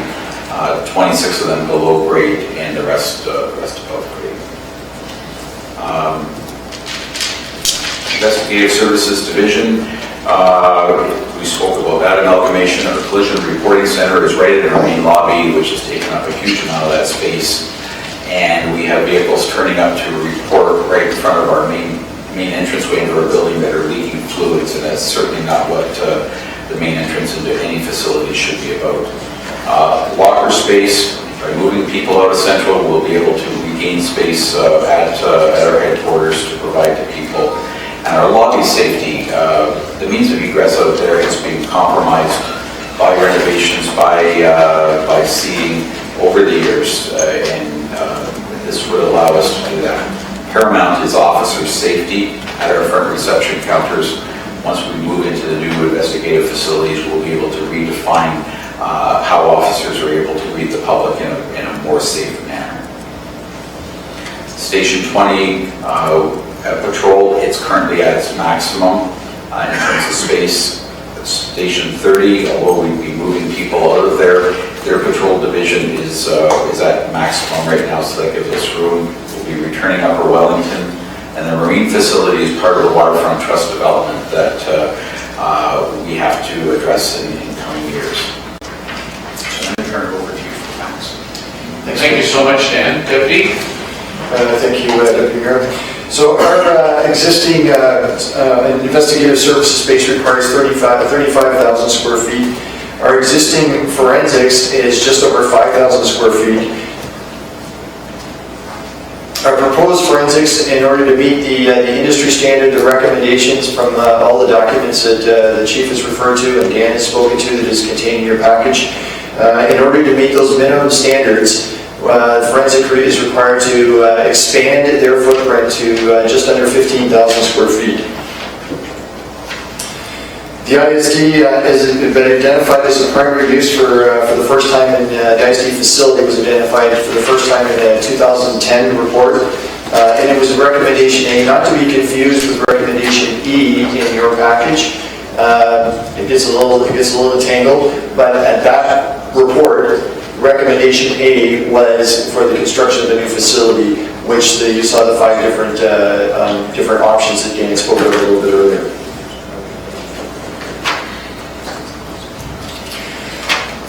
So at the time when, in 2010, when we did our work to arrive at a costing for the 50,000 square foot, our commitment to the board, our commitment to the service, was that we would be working on a square footage costing of $300 per square foot. We have done all of the due diligence required in order to remain within that costing of $300 per square foot.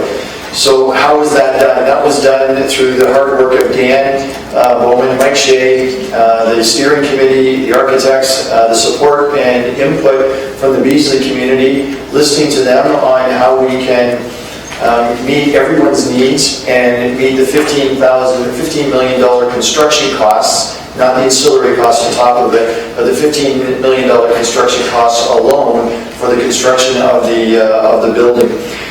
Those were experienced as a result of being able to move some of the electrical and mechanical work into the basement by moving some of the change room facilities into the basement, and some of the other areas that we were going to initially build above ground. We reduced the above ground footprint from 50,000 square feet to just over 42, and put a basement in there to make up the difference to get us to 61,000 square feet is where we are.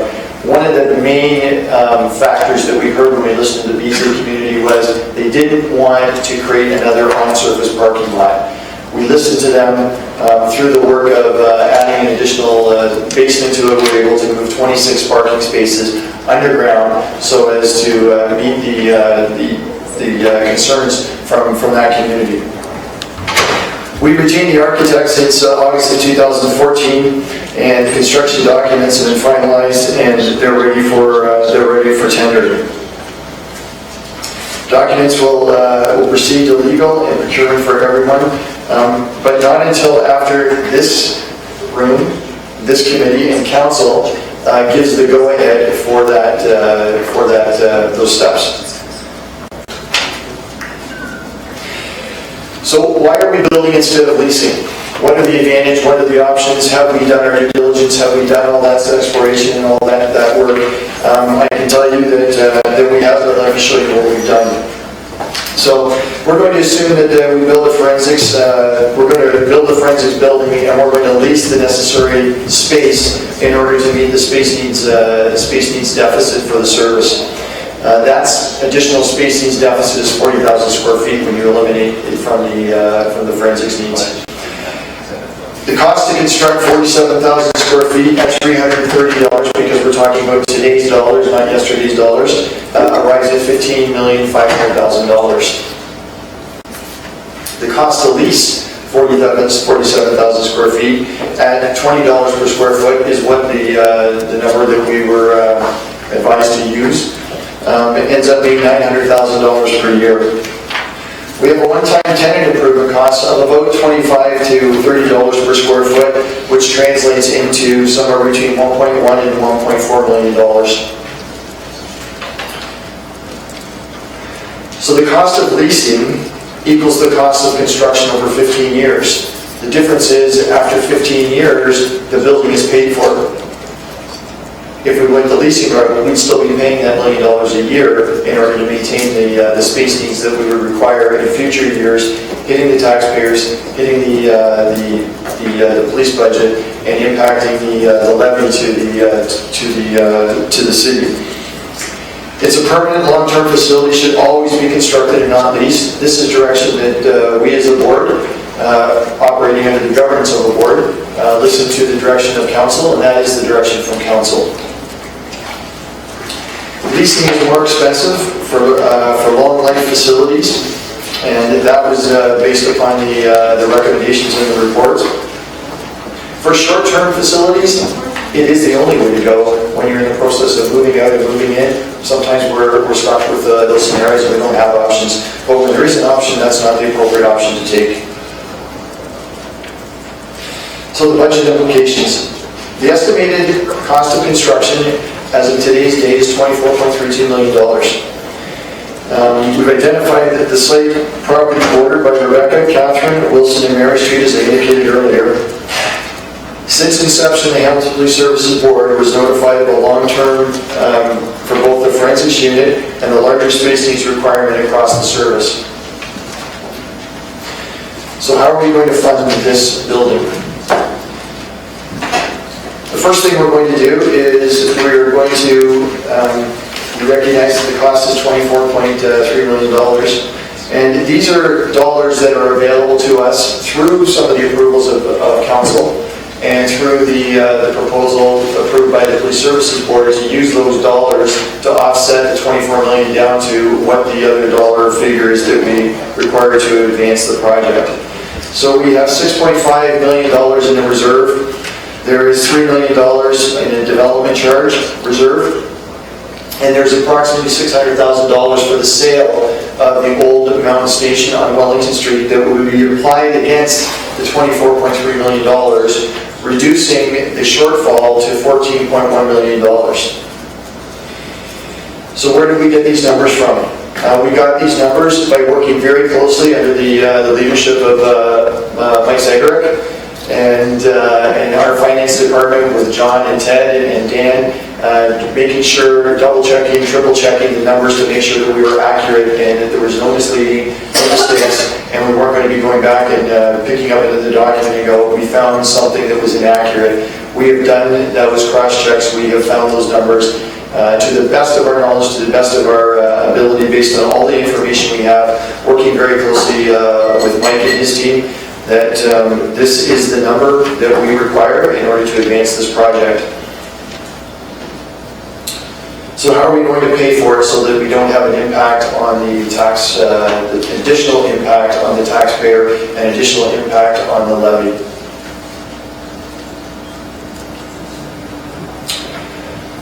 So the ISD facility debt charge is $1.144 million.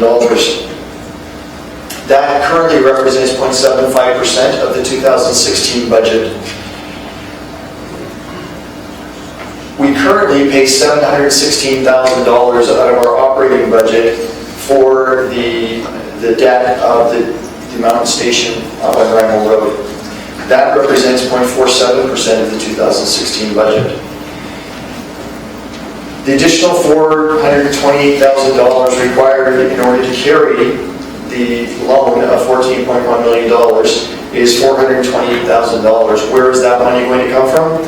The board was very clear that they have directed the chief that he will find that money out of operating expenses to offset the monies required in order to finance the new facility required to meet our space needs deficit and our forensics requirements, so that there will be a zero impact on the budget and there will be a zero impact on the levy applied to police for this facility.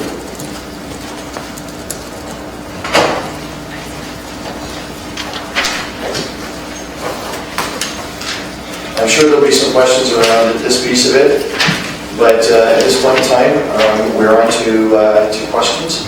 And I think it would be prudent, Deputy Mayor, through you, if I could invite Annette and our architect down here in the event that there are some specific questions that they can assist members of council with respect to clarification or other broader questions that we have. Deputy Weatherall, Dan, Chief, excellent. Very thorough presentation. Lots of facts and figures before us that I think many of us were asking for. Annette, Detective Annette, and the architect, please, if you could come down to join the deputy and Dan, stay right there. Chair Ferguson, you want to do a summation before we got to other members of council?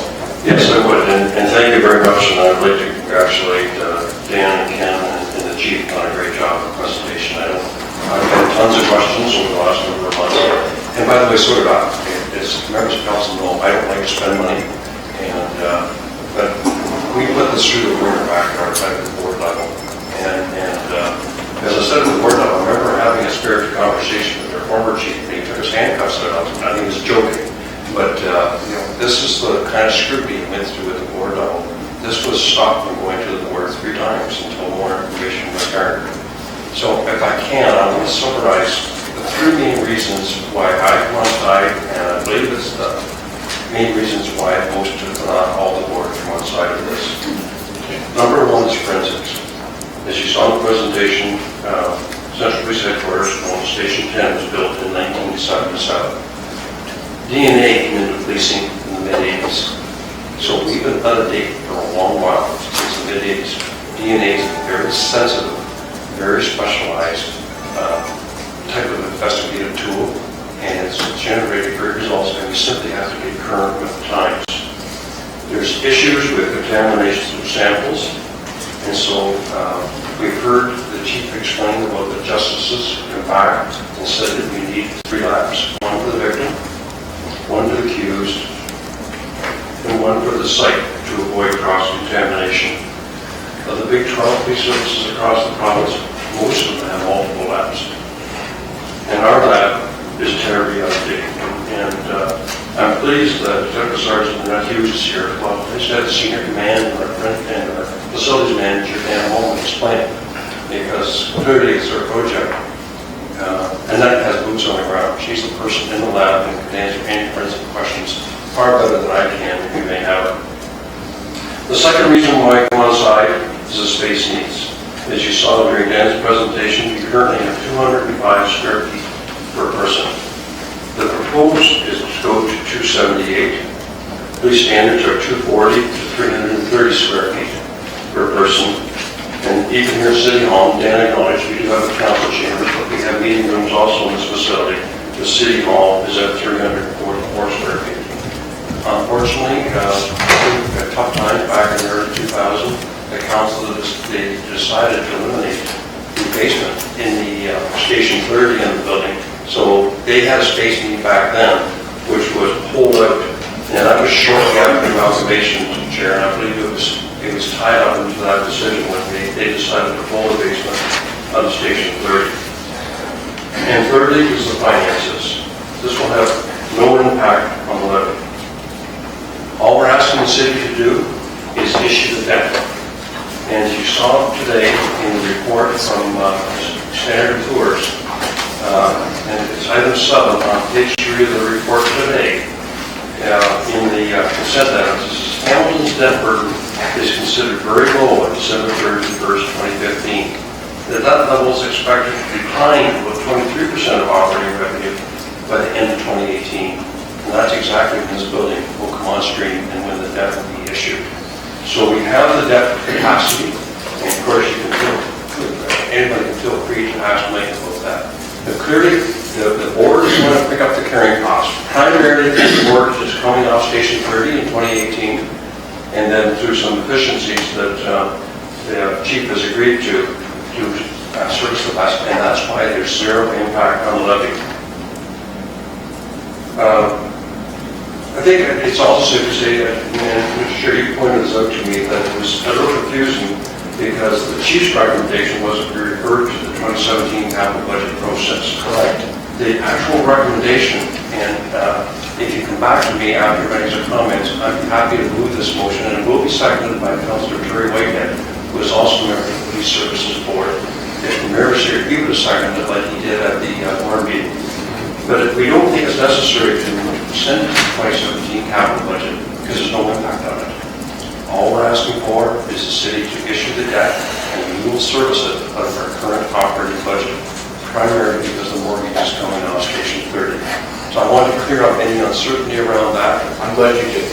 Good. And at this time, I'd love to hear questions or comments. You come back to me, I'll move the motion at the end of that. Thank you. Thank you so much, Chairman Ferguson. In courtesy protocol, I allow the chair and I allow the other board member, hopefully for his commentary as well, as other members of council who don't serve on the board have, I'm sure, other questions that they would be privy to if they were on the board. Councillor Whitehead. I appreciate that. There's no secret around this board. I've been very skeptical of the office space.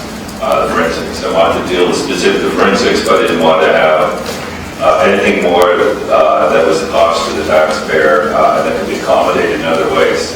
I don't think that's any secret. I also didn't have the chance to ask the architect, so I'm not asking questions here, but I need to ask this question because really, even former discussions, I've raised it, and it really bothers me that the OCDs talked about the methodology of determining space and how the function of space needs to be articulated before you start randomly using numbers. And when you start talking, and I've raised it before, it just boggles my mind when you compare square footage space with police service to police services or city hall to police services, and you're including all common space in that square footage. I'm glad that Dan clarified that this is common space and other issues. But even from one police service to another, a building can have envisioned by those services as different functions that are incorporated into those numbers. So I'm having trouble using that as the standard in regards to determining space needs and non-space needs. I think we have to see all 344 square feet per employee. I mean, City Hall is a public facility with much different function. And it could be a different function from one service to another, depending on their vision, their business strategy, and so forth. So why, as an architect, do you feel those numbers have any validity when you use them? Architect, could you just state your name again, please? My Sure. apologies. Thank you. Through the chair. My name is Thomas Kyle. I'm from Stantec Architecture. Thank you, Tom. I think it's a valid question from a member of the board. I think it would help all of us. Please. Sure. I think, it's a good point. Different buildings have different functions, and then there's, to use the relationship between people working in it versus the space needs to be understood in context. So the context for the Hamilton Police Service ISD facility is it's a combination of office space and forensic laboratory space. Okay? So when we're looking for good comparisons between the 205, 250 square feet per person, we would look for other facilities that are also constructed in recent times that have a similar mix of investigative office space and forensic laboratory space. So one example, for example, is I know the OPP, they constructed forensic facilities across the province in a considerable rollout a few years back. One good example from that rollout was Smith Falls, for example, which services a wider area in eastern Ontario. They have a building that's constructed that contains both offices and forensic laboratory space. And there, the density was around 500 square feet per person. And here we're, about half of that. So there's an example where it is the exact same function, and yet there's perhaps maybe designed for greater future use. But it is also a design that I'm familiar with and can compare with where you've got the actual same function. So I would provide the clarity, so it may boggle maybe my colleagues when you see that kind of space being associated with every employee not understanding the function. Yeah. And if you don't understand the function, it really has no relativity. And I want some support from council on that clarification. I'm not asking any more questions because I've asked them all. Just in my further comment, I want to say it was a tough goal for me, but weighting needs versus some of the risk, it's pretty clear how I arrived at my support, so thank you. Thanks, Councilor Wade. I appreciate it. Okay, non-police board members. Councilor Collins, starting with you, please. Questions or comments? I will Carry on. Look, as I've said in the past, I don't think there's any dispute with the facilities that are required. Can I ask then, to be clear, the recommendation from HPS staff was to refer this to the 2017 budget process? Deputy? If I understand your question correctly, is it that we are asking that this be deferred to be considered for the 2017 budget process? Is that your question, sir? I guess my question would be, what was your original recommendation to the board? Our recommendation to the board was that it be approved so we could advance the project as soon as possible, so that we could begin the tendering and we could begin the construction, so that we're in a position to move into the facility at the time that the debt is retired from the mountain station on Rainbow Road, which takes place at the end of 2019.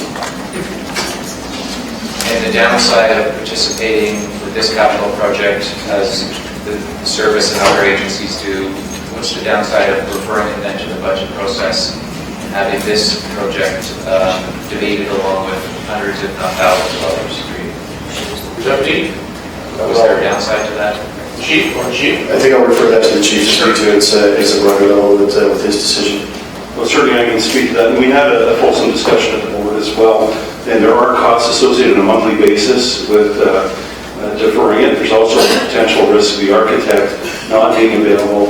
It's come to the kind of the end of the life in terms of their association with the project. And if we defer that, we may have to tender out, which we will anyway. But we run the risk of that as well. So those are additional costs associated with that. I think as the chair said, our view is with the approach we've done, which is zero impact to the levy, our belief is that that can happen in isolation. And those discussions did occur at the board level. Councillor? Thank you for that answer. And I want to be clear in terms of the debt financing. So as I understand it, it expires in 2019, I thought I heard. That's correct. So the final year of the repayment. That's correct.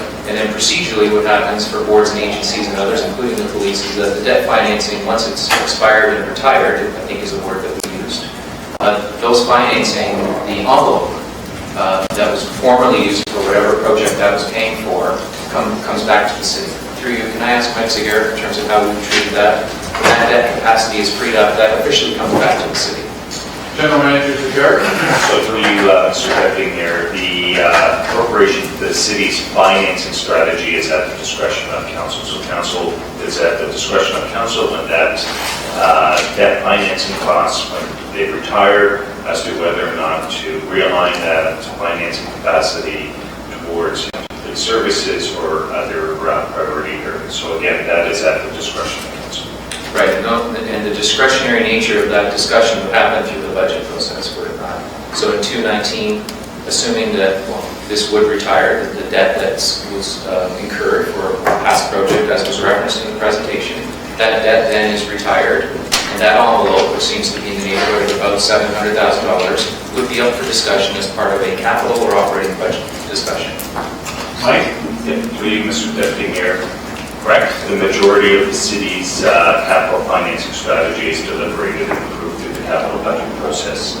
The one issue that we have in terms of the city of Hamilton as a corporation and our organization is that we do consider in-year items for consideration that are outside of the budget process. So periodically, especially in the case where there's a time-sensitive issue, council will approve it in-year. However, we do have a practice here in the city of Hamilton whereby we approve a number of incremental requirements outside of the budget process, which really isn't sustainable. And for that reason, I have recommended to council in the past to refer items through the budget process rather than an ad hoc process whereby you have in-year considerations. Could I ask, along those lines, what do we have this year for expenditures made outside of the budget process that we will need to find financing for through 2017? Mike? So through you, Mr. Deputy Mayor, to date, so capturing, and again, this is somewhat of a preliminary list. To date, council has approved just short of $10 million in expenditures, investments, both capital and operating. The majority of those investments have been funded. They've been funded principally through reserves, but that is not a sustainable practice. We have no strategy in terms of replenishing those reserves. So this continued practice of approving in-year items exclusive of strategies to reinvest back into those reserves, again, are not sustainable. The next agenda item, my presentation, you'll see that staff are recommending changing that practice and accounting for some of those practices through some contingencies through the operating budget. Thank you, Mike. Thank you for that. And I want to reiterate what I said. I think during the 2015 capital budget process, I think I was the only person at the time that said from a procedural standpoint, we continue to do things that disadvantage us in the future. And so I think Mike's comments are very appropriate, and they're reiterated every year in the budget book. So this isn't something that's new. In the budget book from that same year, without a commitment from higher levels of government, the city's existing asset base will continue to deteriorate, and new capital investment will only be affordable through increased debt, which will in turn leave less existing resources for capital repairs and maintenance. So every time we put it on the credit card, so to speak, we have less through our own capital budget process to deal with the infrastructure list that we just had 2 weeks ago. And if you recall, every area of the municipality was in a C level. And the only way to get from a C to something better on a report card is through either better use of our own financial resources internally, and I would suggest that, as Mike just stated, it's not sustainable in terms of this kind of a budget decision being in year, or turning to the province and the federal government to help us with the much needed repairs that we have for infrastructure. So I'm not disputing the fact that this is required, but this process, this discussion should occur, A, through the budget process, and B, when the financing is freed up from the former debt that the police took on for another project. Now is not the time, 2.5 years prior, to say that, you know, our credit card payments expire 2.5 years from now. I'm already going to plan where I'm going to reinvest those, because we don't know what tomorrow holds as it relates to infrastructure improvement. So again, I don't want to be the bad guy in terms of saying, you know, I'm not supportive of this project. I think it clearly articulated the fact that there is a need, and at some point in time, council needs to understand how we're going to pay for that. The way we're doing this in terms of political expediency, putting it outside the budget process, bumping it up ahead of everything else, I think doesn't work for us. And I think, again, Mike's just reiterated that. I can't say it better than he did. So those are my comments, those are my questions. I really appreciate the presentation. I think more information is better, but I can't support what's in front of us today. Thank you, Councillor Collins. Appreciate that. Councillor Farr, please. Deputy Mayor, if I may, I have some context that may assist Councillor Collins in his points. Deputy, hang on. Councillor, would you allow this? Sure. Okay, Deputy, go ahead. Thank you, and I apologize for stepping in the turn there, but I think the context is important on this very important point. So in 1977, the Hamilton Police Service assumed the debt for the construction of 155 King William Street. When that debt expired, those dollars that were applied to that debt were then allocated towards the payment of the debenture to construct Division 20. So 2 years before Division 20's debt retired, we were in a position where we needed to start the payments on the Division 30 building. So Division 30 then, for a 2-year overlap had taken place, and there's some dynamics that took place there why the overlap was forced to take place. Our plan for the debt financing for this is to follow that practice that as a service we've adopted since 1977, which is when the debt retires from Division 30, that's when we will absorb the new debt for the existing building. So just I think as a point of context, I think it's important that everyone here understands that that's not the world that we would like to have. But sadly, that's the world that we've been forced to live in since 1977, from paying for our facilities to meet the growing policing demands and challenges to deliver the degree of service that this community expects from us. So thank you for that, for giving me the opportunity to speak to that. I think it's important that the council understands that those are the challenges that we're faced with as a service and that our board is faced with back since 1977. So thank you, Chief. Thank you for that. I appreciate that information, Deputy Chief. And I would suggest that a lot has changed since that time. And the pressures that face the municipality today are a lot different than in the 70s and 80s and even into the 90s. And I would suggest that, you know, those past practices and the way that we budgeted, just in terms of transferring those amounts automatically from one project to the other, that financial way of doing things is coming back to haunt us now. And I think Mr. Segura has illustrated that it's not sustainable. I don't know what other way to put it in terms of just constantly transferring that debt to something else without maybe having a broader discussion about where the greatest need is and understanding competing priorities. Hamilton Police Service is a big part of our budget, but there are other areas of the organization that I'm sure could make just as good a case for projects and programs that are just as important as what we have in front of us today. So I respectfully appreciate everything that the deputy did. Thank you, Councillor Collins. Thank you. Councillor Farr, Deputy Mayor. But I just add one last piece onto that. So, Chief, would you love the Chief as well then? Okay, Chief. Just a quick point, and I agree with Councillor Collins' overview, both the mixing of operating and capital. And it is the constraint we're working under. Quite frankly, there's comments that we should not be dedicating operating dollars to things like this. I could say yes to that from an operating perspective and channel it elsewhere, and then say, you know, I'll cite the PSA and say, well, you've got to pay for all the capital stuff. Quite frankly, I don't think that's responsible. So whether it's the funding that we got from Pan or surpluses that we had in operating, I think we've been trying to be responsible to dedicate that money to the tune of around a little over $6 million. from operating to fund capital. To the point about the considerations, my view would be we are slightly different only by virtue of the Police Services Act, which council has to consider the budget as a whole item and not discrete items.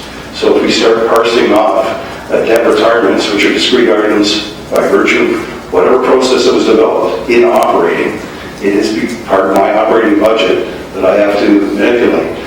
So the capital does not happen outside of that. We've been using that operating money to pay back capital. So I don't disagree with the assertion. I would agree with their issues with the process.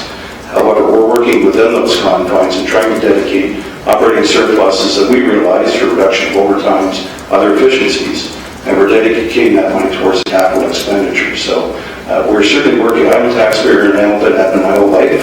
I certainly get that perspective, and I get taxes too, and I'd like to see them reduced. So I'm, as a citizen, participating for that. Certainly it's not lost to me when we try and do that work. In my view, we're trying to do that work within the confines that we have with a system that could probably be altered. I don't disagree with that. Thank you, Chief. Councillor Collins, you still have the floor in light of the responses. Again, I hate referring to Mr. Zagarik's comments, but it goes back to not sustainable. The way we're doing business is not sustainable. I think that should be a statement that we just can't ignore it. And I appreciate the fact we're trying to find creative financial ways to do things. But the more creative we are sometimes, the more we hurt ourselves. And I say that with no disrespect. I'm just saying the way we've done business in the past in terms of finances is not helping us. So again, I appreciate all the information, and we could go on and talk about this all afternoon. At least I would. But I've had my say, and I would like to be recorded as opposed. Okay. Unless there's a motion to refer to the budget, of which I'm fully supportive. Okay, that's been made clear. Thank you, Councillor Collins. Finally, Councillor Farr, thanks for your patience. What? I was after Councillor Farr. Yeah, I guess he was spoken yet. Oh, you said finally. No, finally, no, I said finally, thank for the patience of Councillor Farr, getting to Councillor Farr. Councillor Farr. I had no issue with both the Deputy Chief and Chief chiming in, and always good, relevant, and thorough questions, fiscally related from the previous speaker. Those comments, questions, and answers were appreciated as well. I'm going to divert, though, a little bit here. I've learned much over the course of many years on this particular project. Obviously, it's here in Ward 2. The focus now, and I'll just state for the record that what I'm hearing is from the chair and from the services, this is a non-levy impact. This is, and some good questions were raised on how we're sort of manipulating our budgets to make it happen. We're taking care of this by not adding additional dollars to the budget, but just maintaining what would have been a retired debt. So I get all that. And the non-levy impact argument I get and I appreciate as well, but I'd be more inclined to speak with Dan and the architect, if need be, through you, Chair, with respect to the actual aesthetics of ultimately what's planned. But the first question I have real quick here, Dan, how come we didn't have a couple of pictures? I know in community meetings I've had with you, we've had some specs. Why couldn't we see, to get a visual of what's in store? Dan? I can actually bring those up in a little bit for us if we wish, so certainly I wouldn't mind. I was going to ask, but I don't want to presume that you had it on a little keychain or something, but if you do, it might be helpful. Thank you for recent meetings, for past meetings, not only obviously with myself, with relevant planning staff, but also the community. It's been referenced already by our Deputy Chief. I think I can speak for the people who have been engaged on this for many years in the Beasley Neighborhood Association. They appreciate the time that you've offered more recently as well with the local landowner who's interested in doing a major project right across the road. Has I think, a pretty relevant question and is engaging with you now on assurances that part of this design isn't in place on the specs as it stands to create a secret garden inside that, even I was describing part of this design as there's a wall. It's not a wall. And we've learned these things through public discussions, through meetings that we've had. As well, they're addressing Beasley Neighborhood Association and my own concerns with respect to surface parking, 26 spaces inside the facility now that wasn't originally planned. That was based on engagement. Landscaping as well. We've talked recently about hopefully the potential for a John Rebecca Park sooner rather than later. We have it in our 2018 capital budget to the tune of, I think, 1.7 million to start the ball rolling on that. We're hoping we can come back with some creative solutions very soon at the next GIC. But to that, this design actually incorporates a bit of a greenway which connects Beasley through this pretty much full block minus the mosque, as was noted earlier, to that John Rebecca site. So it's literally 3 square blocks of a greenway where, again, listening to the community and hearing the needs and finding some solutions. I just commend that work that continues, quite obviously. Through you, Chair, Dan, where are you guys at with the COA, the Committee of Adjustment right now? Have you already had your approvals? Tom or Dan, please. Through the chair, as we've got the minor variances approved through community adjustment that occurred the end of July, yes, July 23rd, around there. And the project is with the second plan application right now, and we're working through comments and submissions. Now, some of those comments through you, Chair, were our design review panel, Councillor Collins and myself initiated this last term of Council and Planning Committee. We have in a certain geographic area, this falls in that area. I don't even want to call it a pilot, it's been going on. I think we extended it. We have groups of architects and other professionals that make their comments. What did they say to you with respect to this design? And how have you worked to address some of those concerns, and where have you not worked to address those concerns, but what are the reasons, most valid, why you haven't? Sure. Through the chair. So the design review group met here about a year ago. We should note they're a commenting body. Yes, design review panel. We met here about a year ago. The exact date, and it was a very fruitful discussion. Some of the comments that I recall and have come up in subsequent discussions is how do you balance between a secure facility that needs to be secure and yet it still have a public presence that's associated with the police and connects with the community.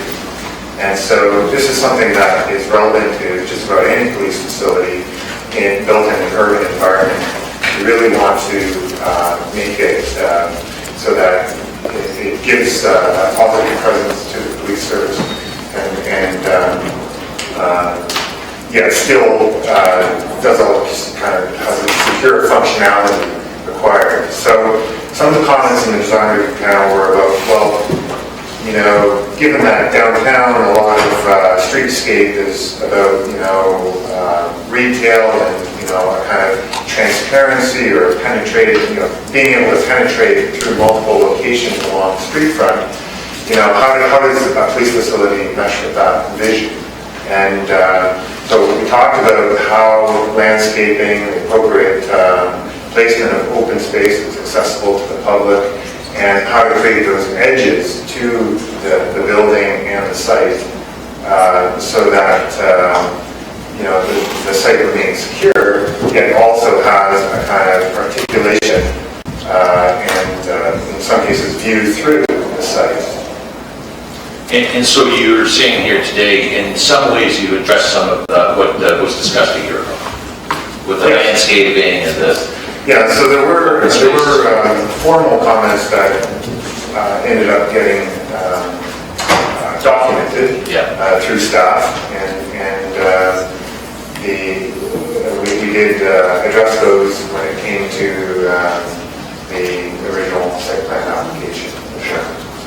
So there were also discussions about materiality, and what is the materiality of it, and I think we demonstrated that there's a palette of materials in the exterior cladding and so on that is very amenable, not so utilitarian looking, but really something that adds to the public realm. Right. And you will be able to show a pic of what I'm be able to throw it up there? I didn't bring anything. Do you have something? Okay. Can I add? Please. Yeah, please. Dan? Yes, sir. Through you, Mr. Chair. So one of the other comments that seemed to have created some issues was certainly on ground floor where we have investigators working. We spoke of the need of not being able to have as many windows perhaps as that, so there was a permeability into the actual workspaces. Somehow that translated into an understanding that the site would be a fortress, if you will, and that created a significant concern within the Beasley Group, which we fully understood.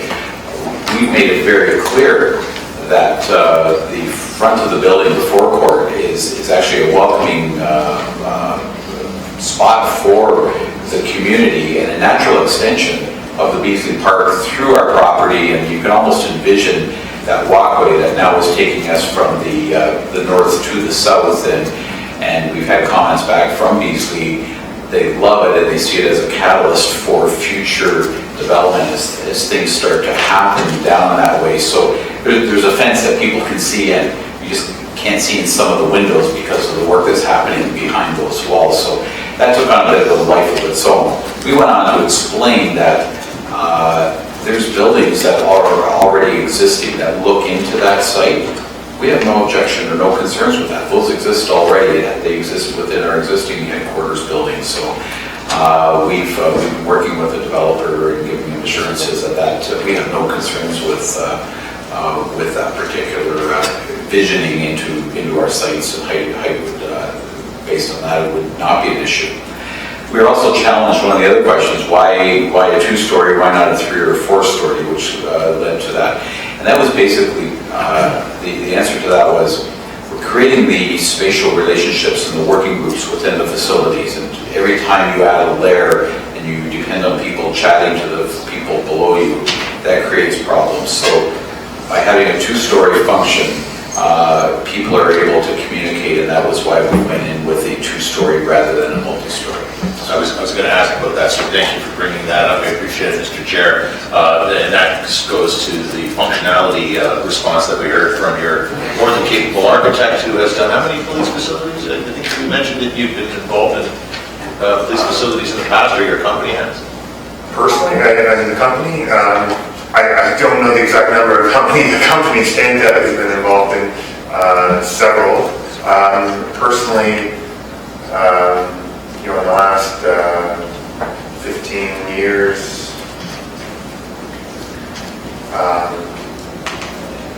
either in design or constructed, between 15 and 20. Right. Just not all of those are constructed, but that's all right. I didn't need for that to be a tough question. Anyway, I'm trying to get to a point of and to break it down. There's been some very good engagement. There are some questions not only from people that are professionals like the design review panel, but also very engaged citizens. There are still some of us, and I'm one included, that would have preferred to see taller as opposed to spread out, but I'm sold on the functionality response that there needs to be this engagement on the same floor. It is a public building as well, and the different divisions are working together. It's something I'd like our general manager of planning and economic development to speak to as well, if I can. Is that appropriate, or do I need to wait? Do you want to try the general manager of planning and economic development here, Councilor Barr? Through you, Chair. Generally, his thoughts on this design and where it is relevant in its particular footprint, essentially in the heart of downtown. Jason? So through the chair, I think the presenter summarized pretty well both the comments of the design review panel, which really echo the comments from the city's urban design staff with the initial application that first came in. Some of the comments related to how this would fit within an urban context, and because it is such a large site with street fronting on 4 streets, how those street frontages would relate to the pedestrian environment. So a lot of the questions and comments were around those areas, and I think the applicant has responded in a number of positive ways to some of those comments. Particularly the forecourt, the entranceway was one of the things that both my design staff as well as the design review panel commented on favorably in terms of what presence that has on the street. Looking at some of the security fencing and the security measures, there were some concerns about whether those would appear too much like security fencing, and I think there's been some improvements made in terms of the look of those elements, as well as the presenter mentioned some of the materials on the street walls facing some of the side streets. Was another area where staff initially had some concerns, and the presenter talked about some of the responses they had to those. So it is still working its way through the site plan approval process. It's actually out for comment right now. Those comments will look more closely at some of the elements around landscaping and materials, as well as the usual site plan issues related to site plan or related to grading and servicing. So it is still working its way through the site plan approvals process. Thank you. Councillor? Thank you, fine, and I appreciate the time today. Thanks, Councillor. Our speakers list include Councillor Green, Marula, Skelly, myself, second time Collins. Councillor Matthew Green. I move that we refer this to 2017 budget process, seconded by Councillor Collins. So, all right, a referral motion does take precedent, although I would respectfully ask Councillor Green, there's others who have questions and or comments. Could I come back to you for that after the speaker's list is over? But it is your prerogative. Sure. If you wish to test the will now. The more information, the better, just for all the reasons as expressed earlier. I'd like to put myself pending the motion on the second time speaker's list as well. Because after I move the motion, just for clarity for you, Mr. Deputy Mayor, I don't retain the floor, is that correct? That's correct. Although, like I did with Councillor Ferguson, I'm coming back on the second time. I could come back to you a second time after Councillor Ferguson puts the actual motion. It would be at that time you could put the referral. So if you'd like to speak now and ask questions now, Councillor Green, that would be in order, and then I would come back to you a second time. Sure, you can come back a second time. I'll wait to the appropriate time. Okay. All right. So just for clarity, while I still have the floor though, Councillor Ferguson made statements and then came back at the appropriate time? I'm going to come back to him at the appropriate time to move. So I'll do the same. So that means I'll make my statements. Absolutely. That's what I was allowing you, if you want to take advantage of that. No, I will. I appreciate the latitude. I just didn't want to speak to the referral motion, which is against the procedural bylaws. So I'll begin by stating that what was presented here before us was a very rational, logical explanation for why we need this facility. It's regretful. In fact, I have many regrets over how we got to where we are today. So I'll begin by stating I appreciate the presentation. No fear-mongering that I felt present in some of the previous presentations with regards to the need. Very factual, logical presentation. My regrets are as follows, though.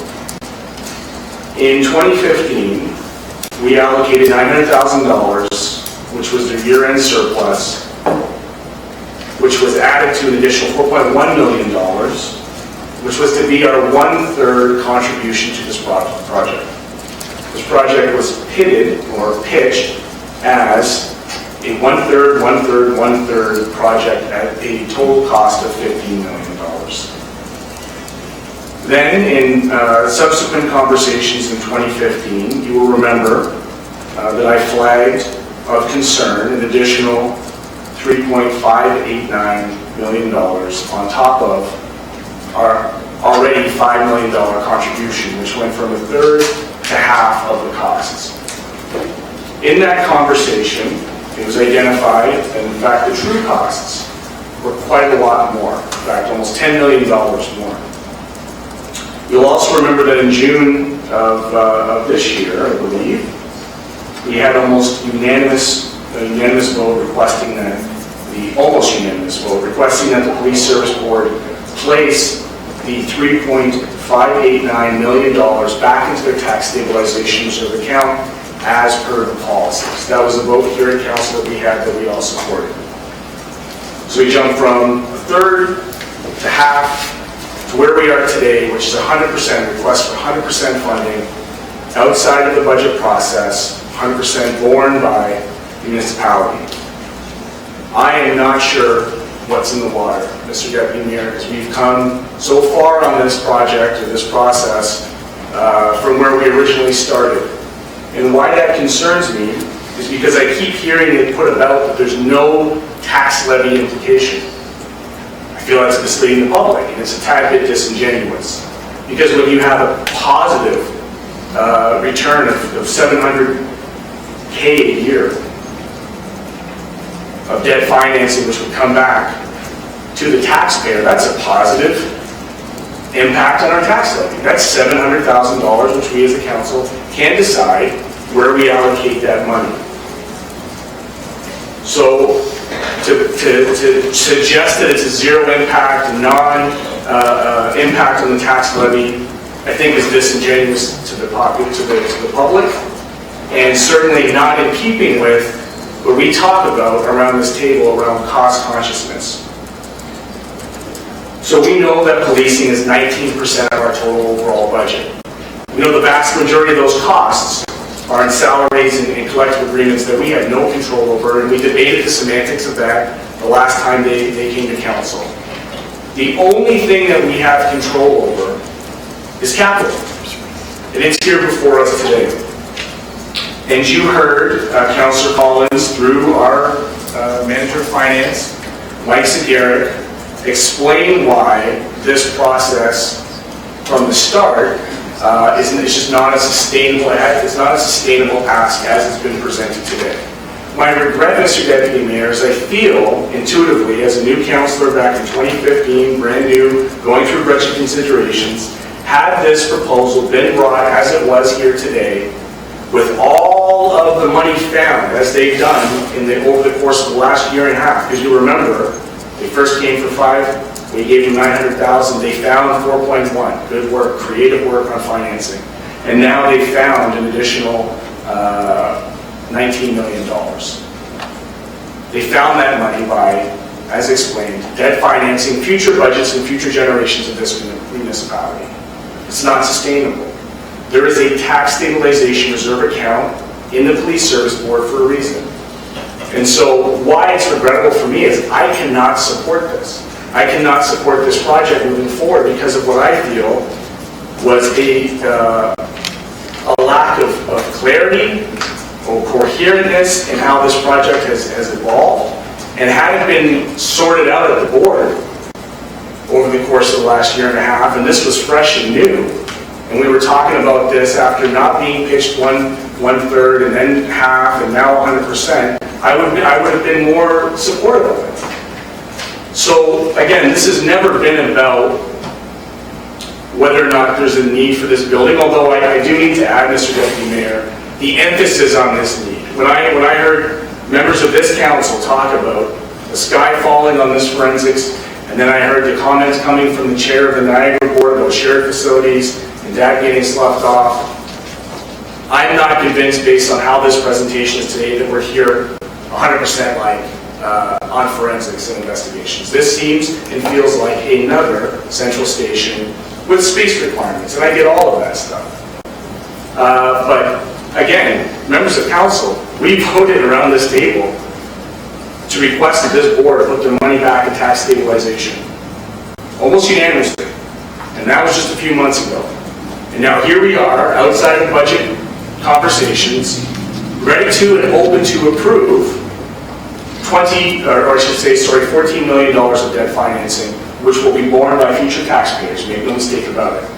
Nowhere in this presentation, Mr. Deputy Mayor, did I hear they were going to hold the line in future budgets and come back with 0% increases. We just know that's not possible.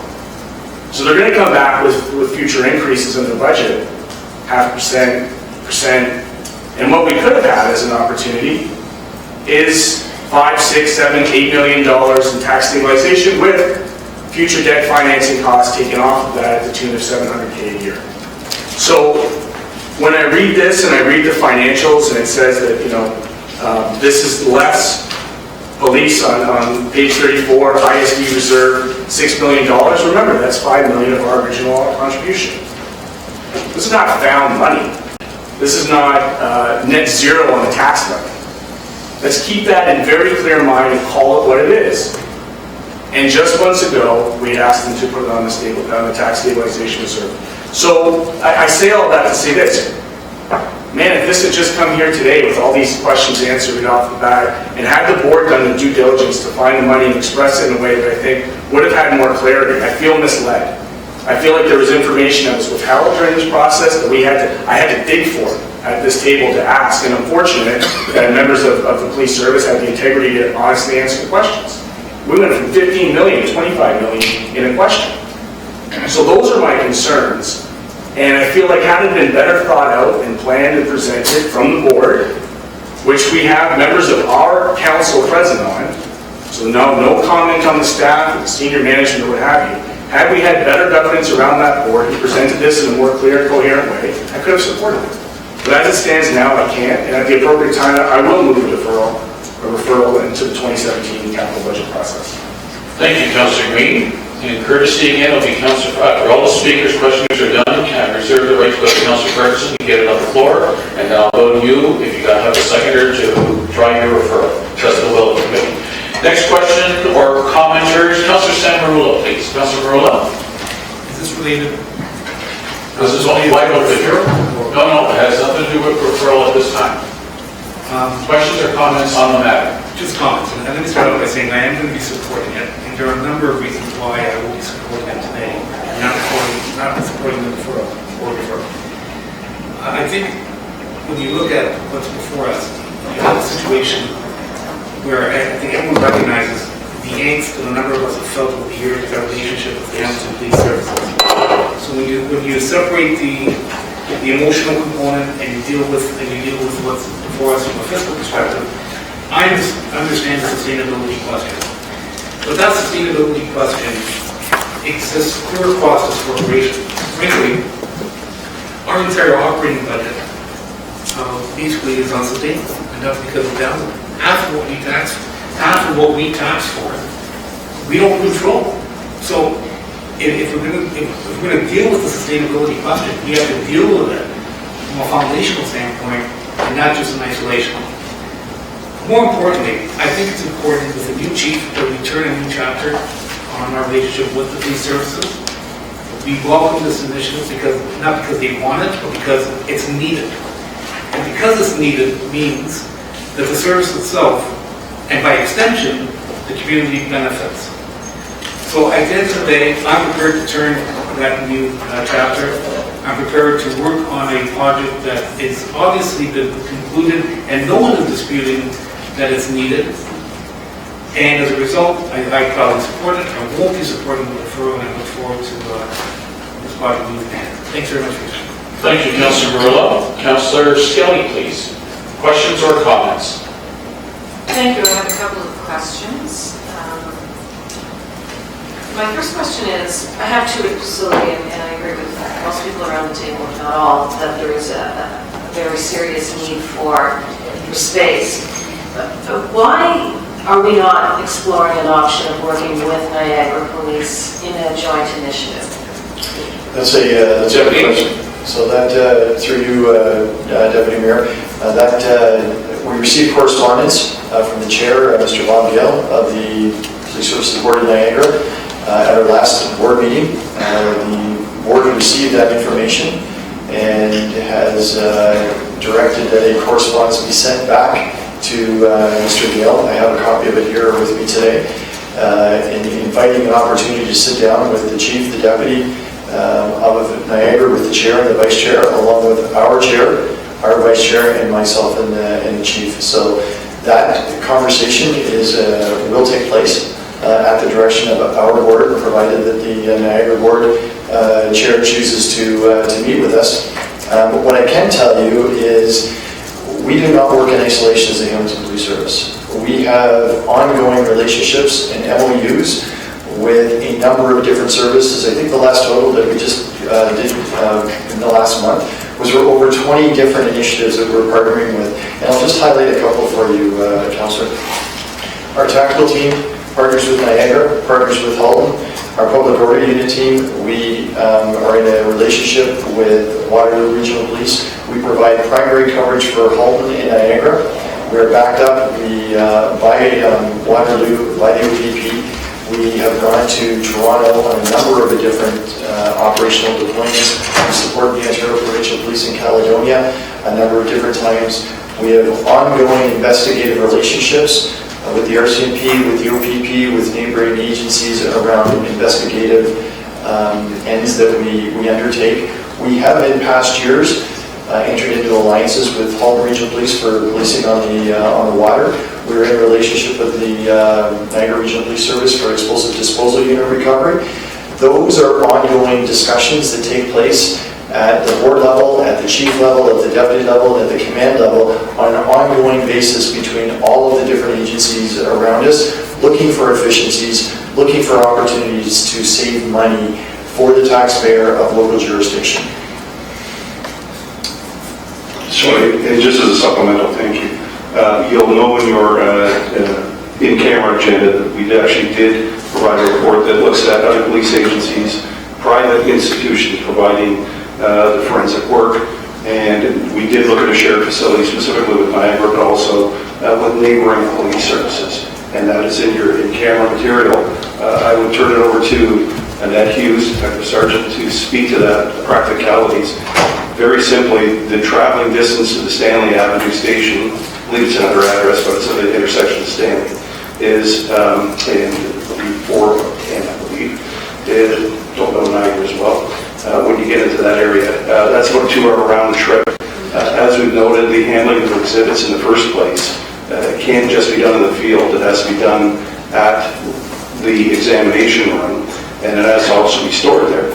So we would have to look at not only handling, transportation time, storage, and then getting the exhibits reports. Those are just a few of the difficulties. And it's not been stated yet, but when we looked at the repurposing of the old Stony Creek City Hall, we looked at a potential sharing of a forensic facility at that point with Niagara, and it didn't come off the ground. There's some similar reasons. You may have people transporting all the way from Fort Erie in some cases, and for us it's over in Flamborough, northern Flamborough, and you're looking at the 401 in those Mossburg areas where we may be doing some of that work. So we have looked at it. It is in your package.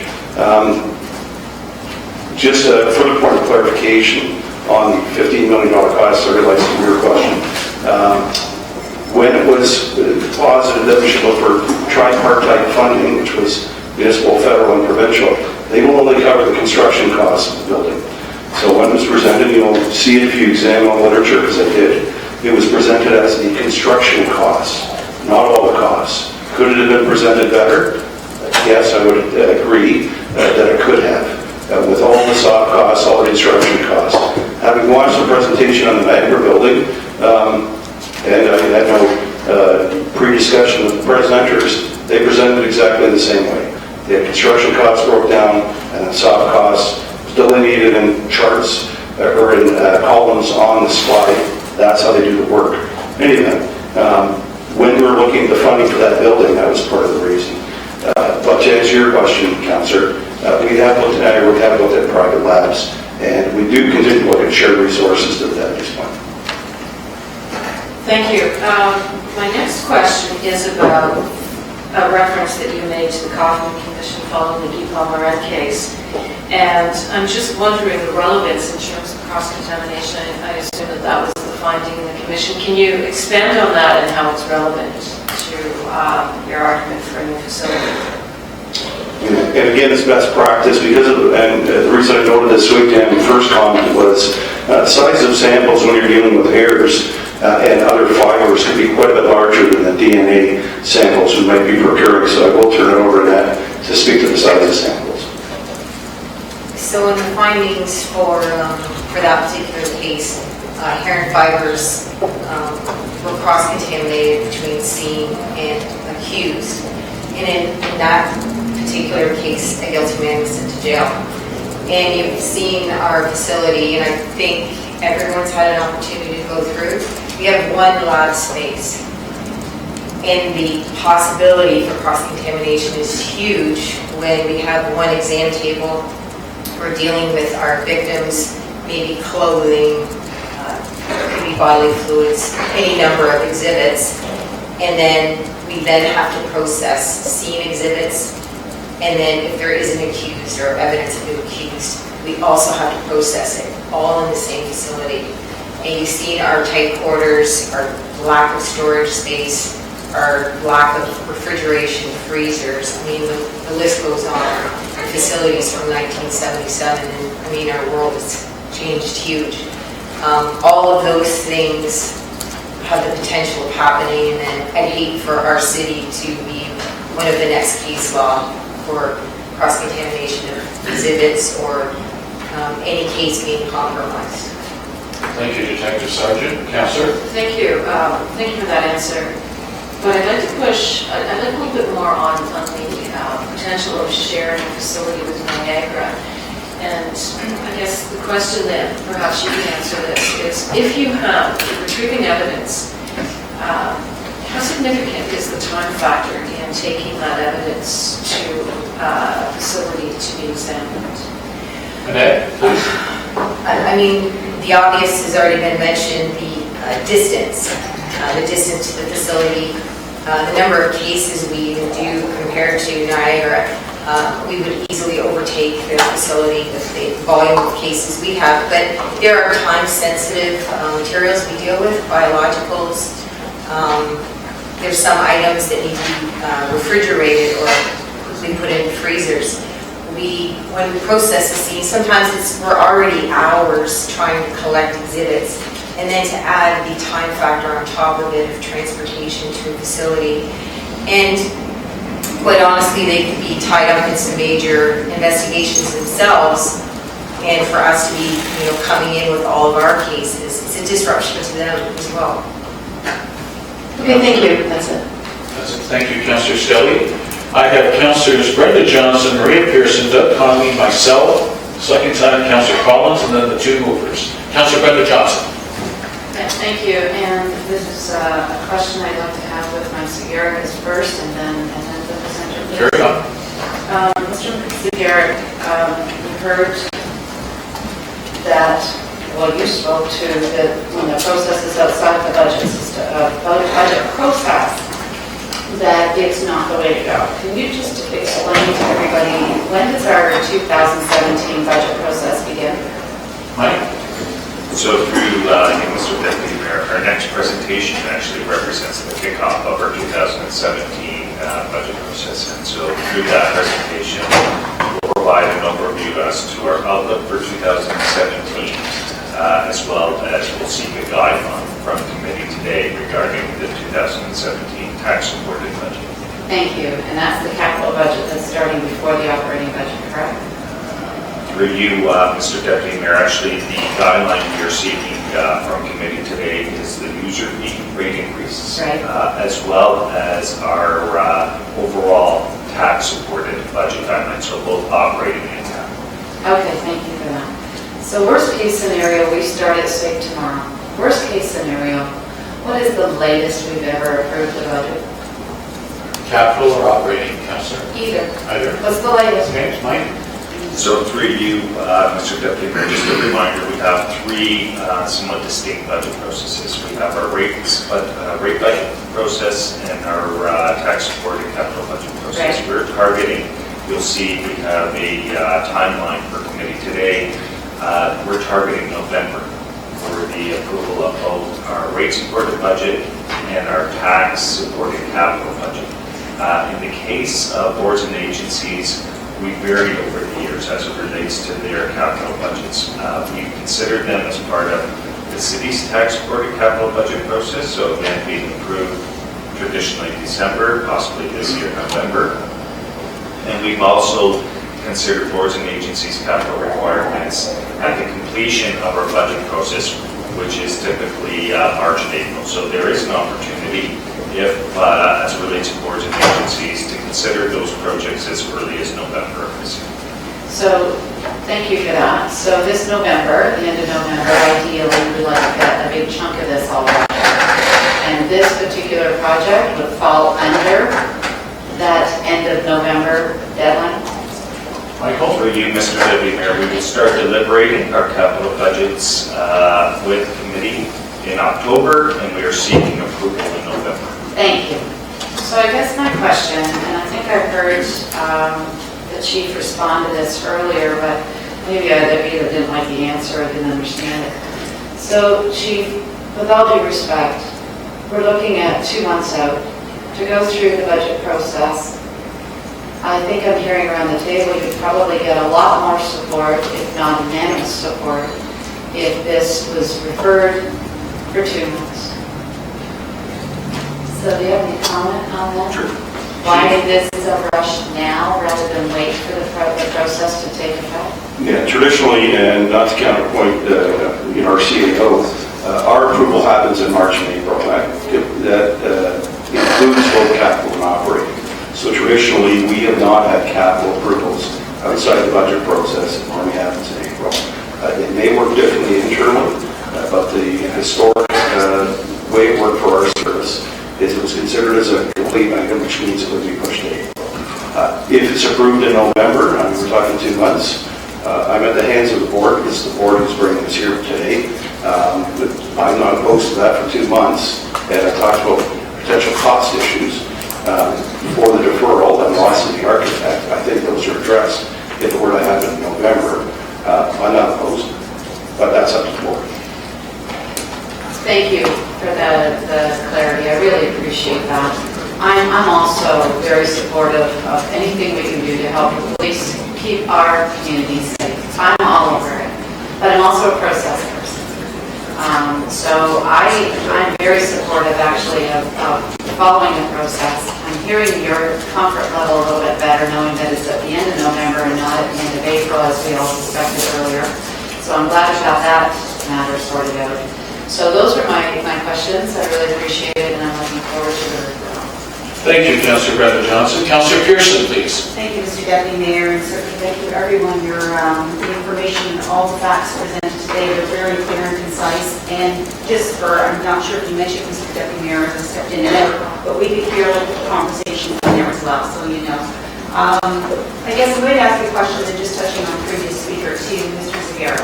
So, Mr. Zagira, if you're saying the capital budget is coming hopefully to us by November for ratification, which would include this particular item. So through you, Mr. Deputy Mayor, committee, at the will of the committee could refer this particular item to the 2017 capital budget process. Just a reminder to committee, under the Police Services Act, the role of the council is to consider the consolidated budget of police services. The committee could show discretion and consider this capital requirement as part of the October and November deliberation. So again, it's at the will of the committee either to consider the item today as a time-sensitive issue, to consider it as part of the consolidated budget of the police service, or to consider it as part of the tax support and capital deliberations targeted for October and November. Thank you, and I appreciate that clarification very much. So I just, listening to everything around here, first and foremost, I think not one of us are denying that this isn't needed. I mean, I know I toured the facility, appreciate the tour that I received and saw what actually, not just the forensics end of it, but even a lot of areas in the police station itself. There are needs for upgrades, and you're absolutely right. Technology, space just for technology today is just mind-boggling, and they're lacking that badly. I understand that, and I understand the concerns of how machinations have gone through as far as the financing and the proposals all the way along. We all know, we sit around this table, that things do change and their reviews are done and more efficiencies are created as far as how things are going to be brought forward. And this is what we have before us today. I am supporting this, very supportive of it. And as an aside, I do know that my daughter, when she was in high school, wanted to become a forensic psychologist. So I have a little bit of an aspect of that and talking to her of the importance, the absolute importance of this, and of being sure we keep protection of cross-contamination, etc. I'm supportive of it. I'm not supporting the deferral, and I appreciate Mr. Garrett, but I don't see what difference 2 months is going to make if we're supportive of this today, that it needs to go ahead anyway. So, Mr. Deputy Mayor, I'm standing by supporting this deferral. And one point I did want to raise also, and I appreciate comments with regards to sharing a facility or whatever with Niagara, I would also be very, very concerned. I'm not supportive of sharing a facility with anyone, not in light of the evidence, the way evidence has to be collected and secured in this day and age. It's not going to get any easier, it's going to get harder. And I'm really concerned, not just the security of the evidence, freezing, refrigeration, whatever is needed, the containment of materials in transit. You always have to be afraid of that factor you don't control, and that's accident. So I really am concerned, and we need to keep this encampment under, and we're getting major cases. I mean, Oslo, I don't think that's going to get easy. It's going to get tough. Thank you, Mr. Chairman. Thank you, Councillor Pearson. Councillor Connolly, please. Thank you. I always understood, and I think we all did, that $15 million was for the construction of the new building, not to put all the equipment into it. So I'm not surprised at $24.2 million price tag total. And it was depending on getting federal and provincial money and grants that we didn't get. They don't do that kind of grants, from my understanding. And I understand that we've spent, and I want to ask Mike here, did you say $10 million already been approved outside the budget this year, Mike? Did I hear that? Because I was not in the room when that. Mr. Garrett. So through you, Mr. Deputy Mayor, Council has approved $10 million in additional capital and operating investments through 2016. And most that's through reserves? Typically through reserves. In fact, there's an additional. So through you, Mr. Deputy Mayor, typically the majority is through reserves. In fact, agenda item 8.3 today asked for another $406,000 from reserve. Yeah. I really believe going inside the budget. I really do, to do all this stuff. And we've done $10 million already. $10 million that we've all approved for somebody's project. It wasn't one person's project. It's probably most of us. I can't remember any that I've asked for, but probably most of us have asked for. And now we're kind of saying, well, yeah, we approved those, so we just continue doing it. I'd like to see that practice stopped. Really would like to see all the money that we approved before budget stopped. And I think that's the goal we should be going at, and doing it at budget time, not doing it before budget time. So I'm 100% in favor of the expansion. I spent, 2 or 3 hours with Dan and the chief a couple months ago, and went through it, and they're really cramped. They're under a lot of pressure. They're under a lot of pressure anyways. But to add these pressures to it, I don't think is right. And we want a first-class police force, and we've got it as far as men. But we need facilities that are first-class too. So I have no problem supporting, but I'm going to vote for a deferral to the budget system to keep it in line with what we should be doing. We get all these, I need $1 million, I need $400,000, and we just keep doing it. And it catches up. Can't we do it at budget time? And that's all I got to say. Thank you. Thank you, Councillor Connolly. My speakers list continues to increase and not diminish. I have Councillor Partridge next, please. Yes, thank you, Mr. Deputy Mayor, and carry on, please. The chair has to say things. Just carry on, Councillor Partridge. Nothing to worry about. Okay, thank you. Carry on. Oh, okay. But I do have the floor. You have the floor, and I'll fill him in later. So carry on, Councillor Partridge. Thank you. Thank you, Mr. Deputy Mayor, and take him up back to the woodshed. Thank you. So, back on track. Thank you very much for the presentation. My question, Mr. Deputy Mayor, is through you to Mike. Mike, I thought I heard you say, and it's my understanding, that this council, during the budget, needs to consider the police budget as a whole. Is that accurate? So through you, Mr. Deputy Mayor, that is the description under the Police Services Act. It's the role of council is to consider the police consolidated budgets. However, we have varied in terms of our practice. Previously, we have considered capital requirements as part of the tax supported capital budget and then approved prior to the approval of the police operating budget. So again, if it's the will of committee could refer this item, again, after consider it today, refer it to the tax supported capital budget process, which begins deliberations in October, and we're targeting approval in November, or consider it as part of the police services consolidated budget request, including their operating, which then gets approved with the approval of our operating budget in March or April. All right, so that then takes it into March or April. Mr. Deputy Mayor, and I'm just wondering, I'm not sure who this question should be directed to, but should council decide to defer this and consider it with the capital budget, do we then need to pass a motion to separate it out?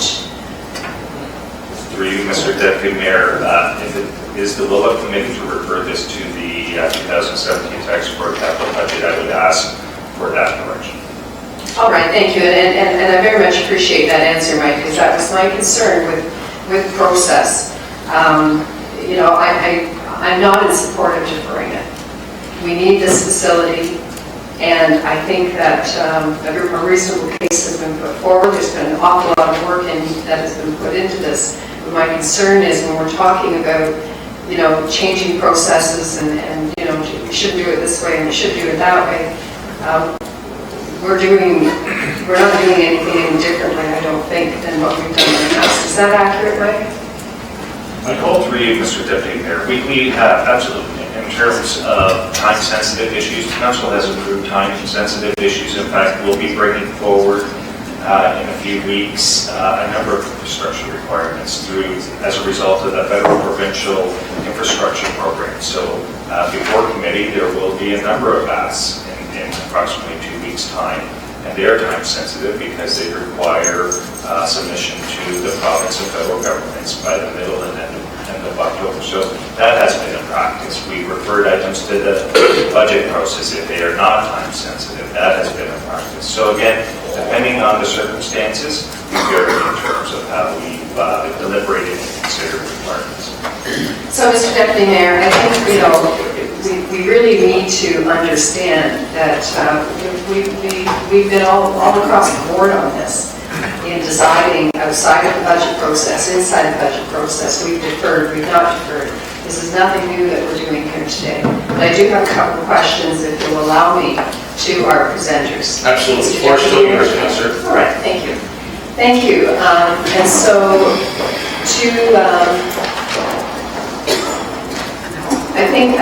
well, okay, I'm just going to ask the question and I'll leave it up to you folks to decide who's going to answer it.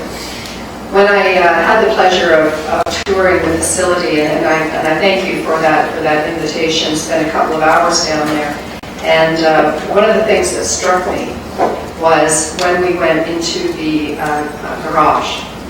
And am I correct in saying that there was one lift for cars to be put up on that needed to be worked on mechanically? Is that correct? Deputy Chief? Deputy Chief? Thank you for that question.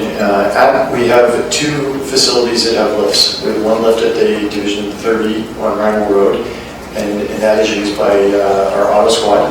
It's not used to service our vehicles. We have, I think there's 6 lifts at Central to service all our vehicles. I think the point that you're trying to bring out in your question, if I could be so bold as to say it, we talked about, one of your questions was, how do you deal with a crime scene vehicle? And how do we do that analysis and collect that information and that evidence? And the discussion was around, we would have to take one lift from our fleet garage working area. We would have to clean it to the best of our possible ability. We would have to then tarp it in, both over the lift and on the ground, put the scene vehicle on top of that lift, and then lift that vehicle up and collect the evidence that's contained within that vehicle. So that would be the allocation of one lift within a mechanical working area. We would then have to collect that evidence on tarps, remove it into a processing area, and then clean that area back up again so that our folks who are servicing our vehicles will be able to deal with them in the morning when they return from work at 6 a.m. Thank you for that. That is partially the question that I was trying to tweeze out and where I was going with that. So I do appreciate that answer. But what struck me while we were in that garage was just the sheer number of vehicles that were parked within that garage. Many of them were from crime scenes, as you had rightly said, and we did talk about that one lift. Mr. Deputy Mayor, my question is, it's my understanding that in order to get a vehicle off a lift and to get another vehicle up onto that lift, there's first a number of vehicles that need to be moved out of the garage facility to make way for the movement of vehicles around within the garage facility. And I'm just wondering, that must take a lot of extra staff time. Do you have any idea how many staff would be involved in doing that and how much extra time it would take? I could answer that question, but more accurately, Dan Bowman could, because he directly manages that area with the supervisors and the mechanics. So through the deputy mayor, I need to turn the mic over to Dan to answer that question. Yes, please, I would appreciate that. Dan Bowman again, please. Thank you. Excellent question, and you're absolutely right. Your observation is correct. That happens 3, 4, 5, 6 times an hour. So as we have a vehicle on a hoist at the far end, and I'll just correct the deputy, we have 3 hoists in that area, and they're all in the higher part of that facility. Job's done, I have to move 3 or 4 or 5 vehicles out, and as soon as I do that, 2 officers drive in because they've got a problem with their car, and I have to ask them to back out. That happens all the time. We actually have had some very good ongoing discussions with some of our emergency services providers, and I know that fire, for example, will be moving out of their facility, and we've suggested that that may be a wonderful opportunity for us to cost share as they seek out new opportunities. We've also looked at the opportunity of utilizing that one hoist that's up on the mountain to not have the officers have to drive down from the mountain to our station, but we'll assign one of our technicians up there. We're servicing 330 vehicles in a garage that was designed for 100. It compromises the security of the forensics vehicles that could be cross-contaminated, and we also saw the mechanical systems there. So all kinds of steps have to be taken in order to make sure that the job's done correctly. I really appreciate those answers. And you know, if there's anyone around this table that has not been for the tour, I would really encourage you to go for the tour, because it does make a difference in putting things in context. It really, really does. You know, from freezers with light bulbs on, that the light bulb goes out, that's the only way you know it isn't working. It's crazy. It's crazy in this day and age. My other question, Mr. Deputy Mayor, and I'm not sure again who this should be to, but I'll let you folks figure it out. With the, you know, with the changes in technology, and I'm thinking around, you know, particularly the internet and with the bullying that's going on the internet through the different sites, and I'm not going to name them, but we all know who they are or what they are.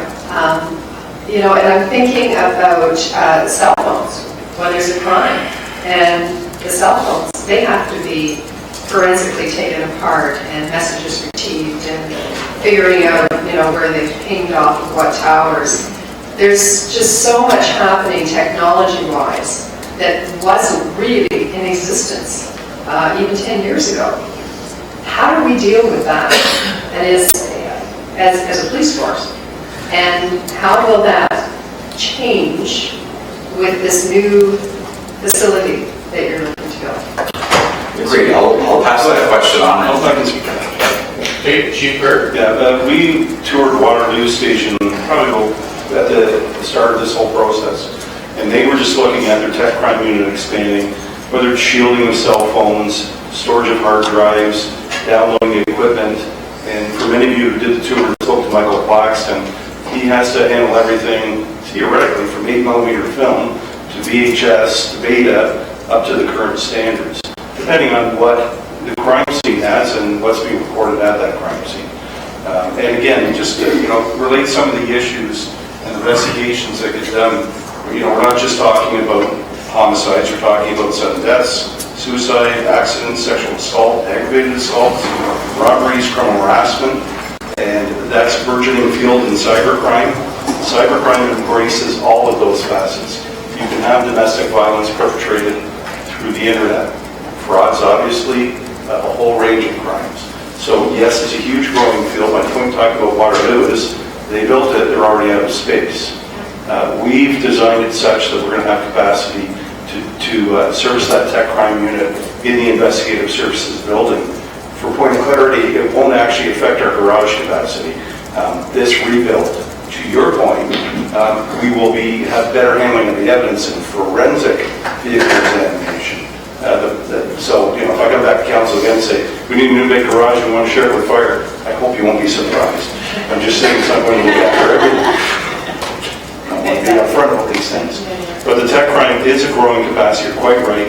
And you've seen in the solution of crime, certainly in the Bosma case, the weight of that evidence in court, when it is strung together chronologically, when we determine the veracity of the information, as recently as acts of terrorism you're seeing. You now have down in the days with the cell phones that became pivotal to who had it and what was done. So you're quite right, but we don't even know probably some of the devices that will be created in the next 5 to 10 years. So yes, we'll address it to the best of our abilities. Chief, thank you for that. Was segueing into my next question was, we don't know, or my statement, I guess, was that we don't know what technology is in the offing of being discovered and how that is going to change. With all of these new inventions, we are really reactionary to whatever comes out there. And so, Mr. Deputy Mayor, those are my questions, and I thank everybody for answering them. I particularly like the discussion taking place with the emergency services personnel and fire on perhaps utilizing some of those facilities, which we're looking at a new one for the Waterdown area as well, and we've had that discussion. But I'm not on for deferring this. I think it's time to just deal with it.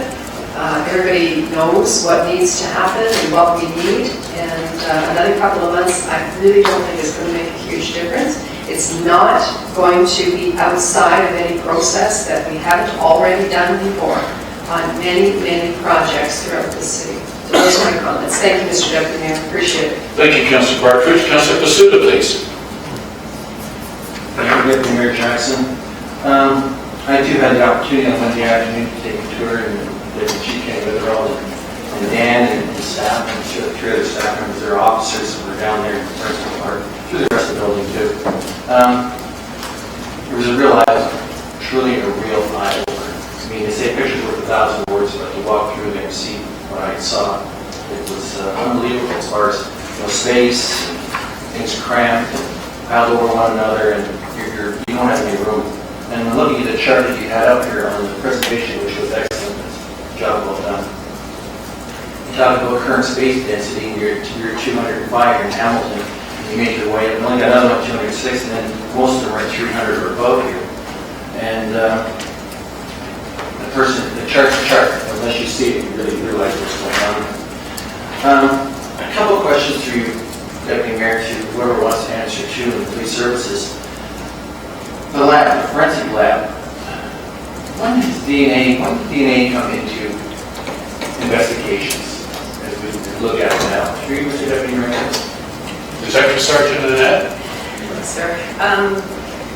When I started in the lab in 2003, we were collecting DNA, but certainly on a smaller scale, meaning we were taking in sexual assault evidence kits, we were swabbing scenes for blood. We were collecting DNA swabs from drinking glasses and cigarette butts, but we weren't sending the volume. CFS was just, really sort of ramping up on their end, their facilities to process. But I'm saying now, everything we handle, we're collecting DNA.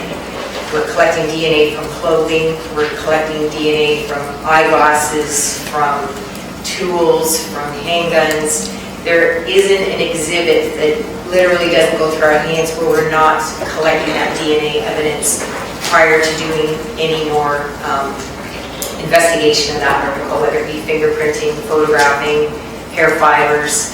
The DNA is sort of our first thing that we collect before it's handled too much. Okay, thank you. So, through Deputy Mayor.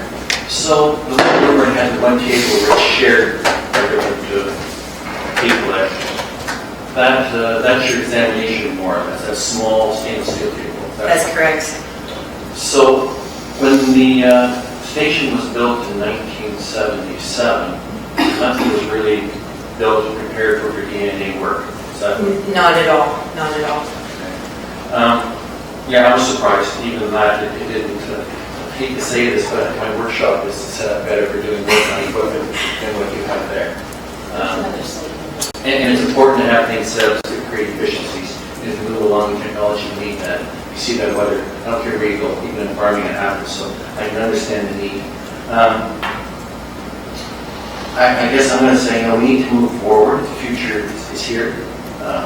We have growing populations, not necessarily more crime, but a growing population potential for more crime, auto thefts, and whatever goes on with it, please take care of. I'd like to say, I'm fiscally responsible too. We have to be. There's also a need to protect and serve our people. And I'm fully supportive of pointing with this. I will get for referral today. So, Deputy Mayor, thank you very much. Thanks so much, Councillor Pasuta. Councillor Vanderbeek, then myself first time, and then a couple of second timers, and we're going to get to the two motions. Councillor Vanderbeek. Thank you, Deputy Mayor Jackson. Through you, Ms. Garrett, just a quick question.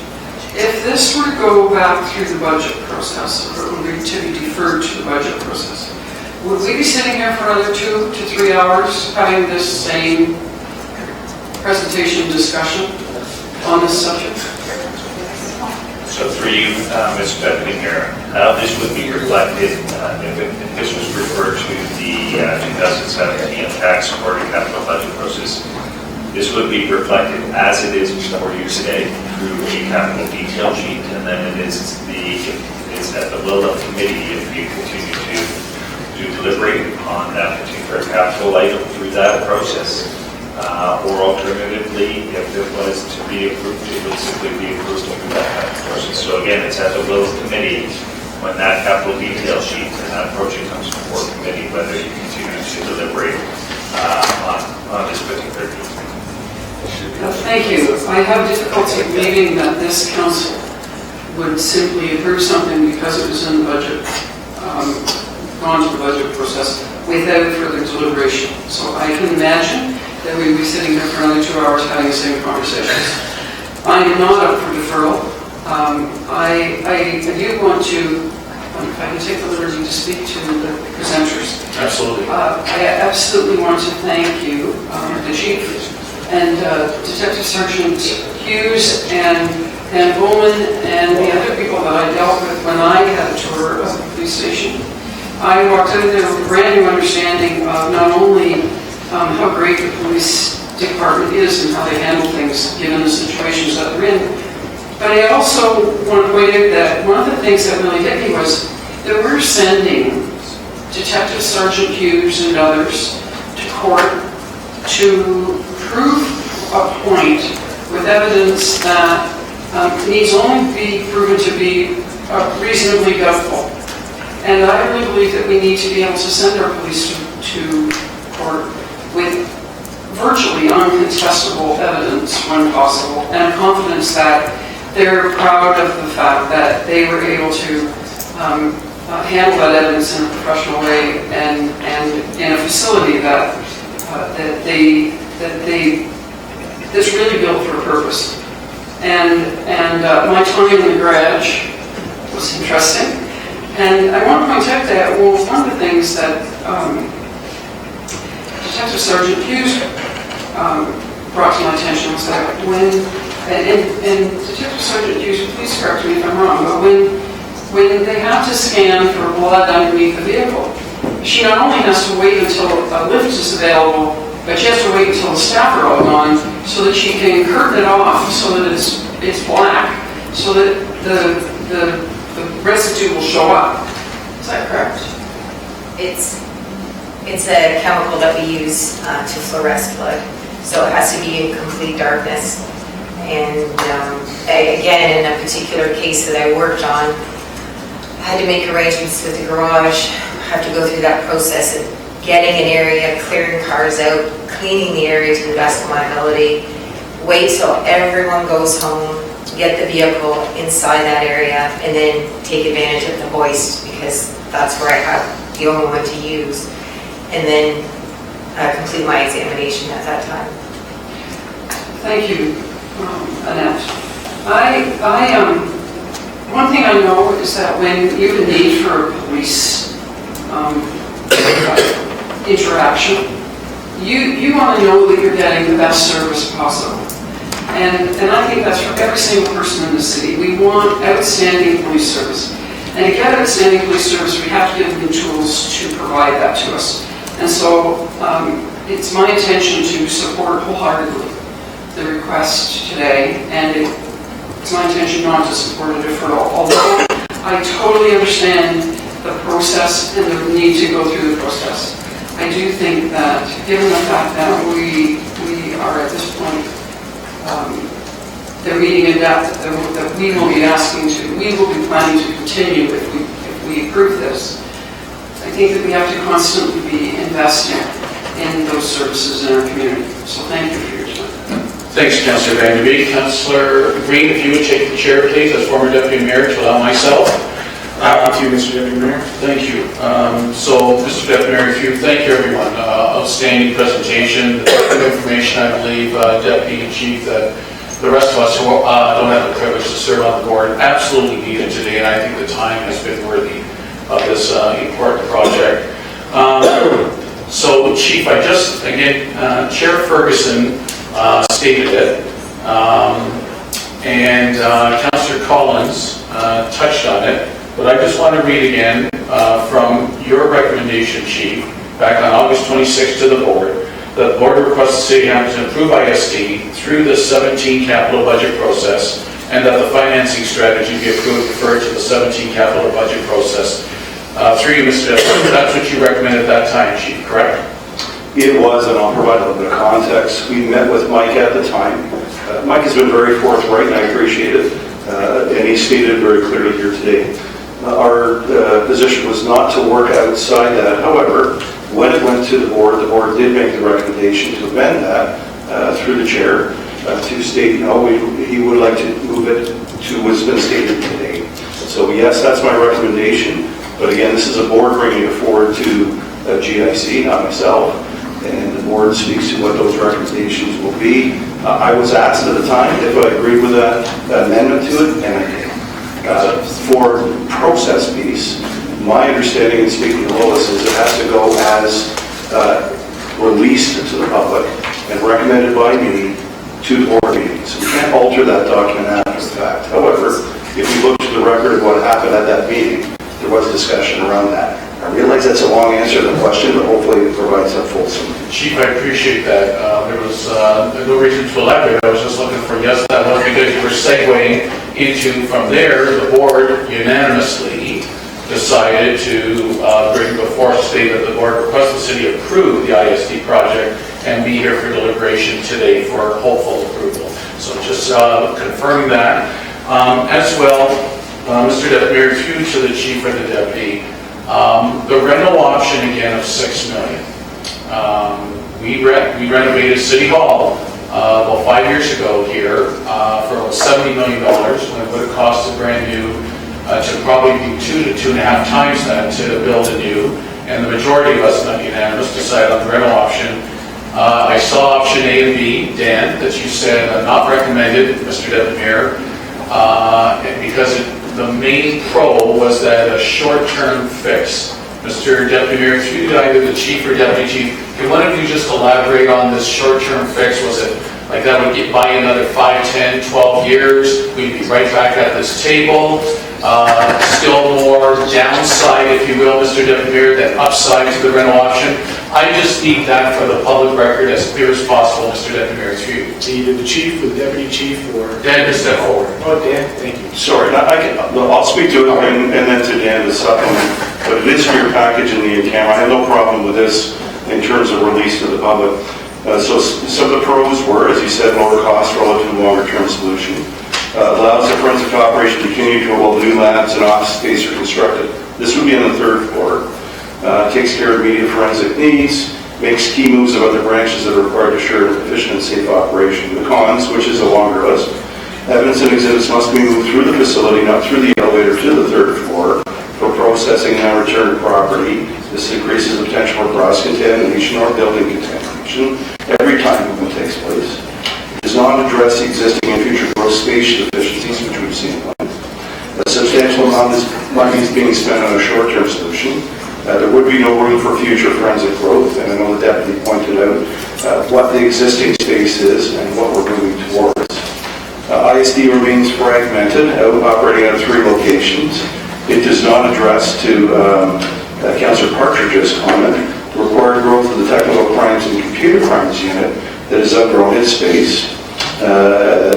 Goes on with a number of areas, parking concerns, and it's an extremely expensive option that really only solves one space need, the forensics unit. Much appreciated, Chief. Thank you, Mr. Deputy Mayor. I just need that as clear as possible for the public record. I didn't detect exactly, Deputy Chief and Dan, the increase from Mr. Deputy Mayor from 15 million to the nearly 25 million. The 50 million I get for the structure. Word on the street is the 10 million is going to be for a Cadillac version of this, a Cadillac version of that, instead of a nice Pontiac version. Mr. Deputy Mayor, to you, the Deputy Dan or the Chief, can you further just elaborate and provide a level of comfort of where that extra 9.5 million is going? Mr. Deputy Mayor, to you. Mr. Deputy, thank you very much. Cadillacs or Pontiacs? I don't drive either, but I'm more than happy to answer the question. Through you, Deputy Mayor, to Councillor Jackson. So we have stated as a service through the board that the construction costs have always been in the neighborhood of $15 million. That has been since day one. And we have drawn a line in the sand to remain steadfast to that cost, $15 million. And we're just slightly above that now, but we're now 6 years later and considering an increase of $30,000 per month from 2010 moving forward.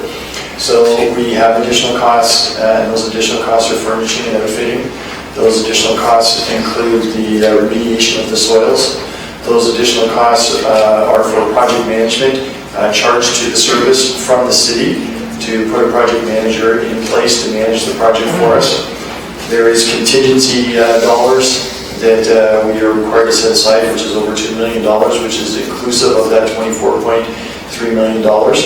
So all of those costs are associated, and we call those the soft costs, to differentiate between the construction costs, which all added together move us from the 15 and change to $24.3 million.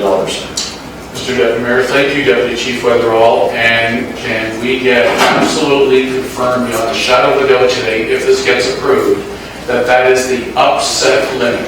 You gentlemen, if you're fortunate enough to get this approved today, or possibly in 2 or 3 months, that you won't be coming back and going, you know, council, we should have built in another $1.5 million contingency. We didn't realize this was going to go over budget. Mr. Deputy Mayor, to somebody for comment, please. Is that the upset limit?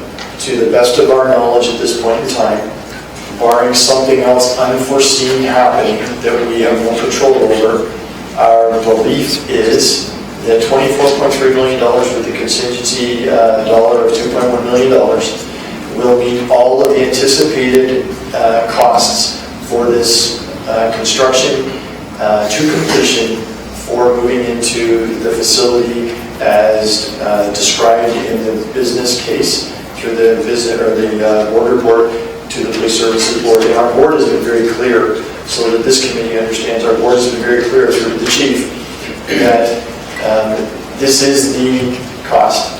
There are no new dollars coming for this. And are you absolutely certain that you have taken everything into account?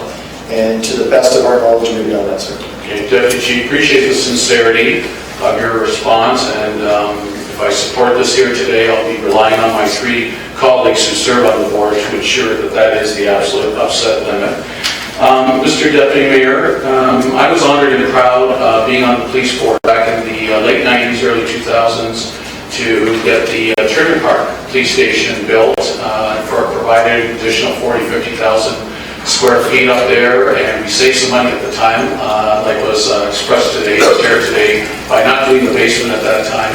And that police station for the South Mountain community, quite frankly, became the anchor of the multi-use complex that has developed since then, with the skateboard park, the Y, the library, and the 12 ball diamonds. But the police station, I was very supportive back then when I was my time on the police board. I thank the chief and deputy and Detective Sergeant Ned Hayes for the tour I had as well.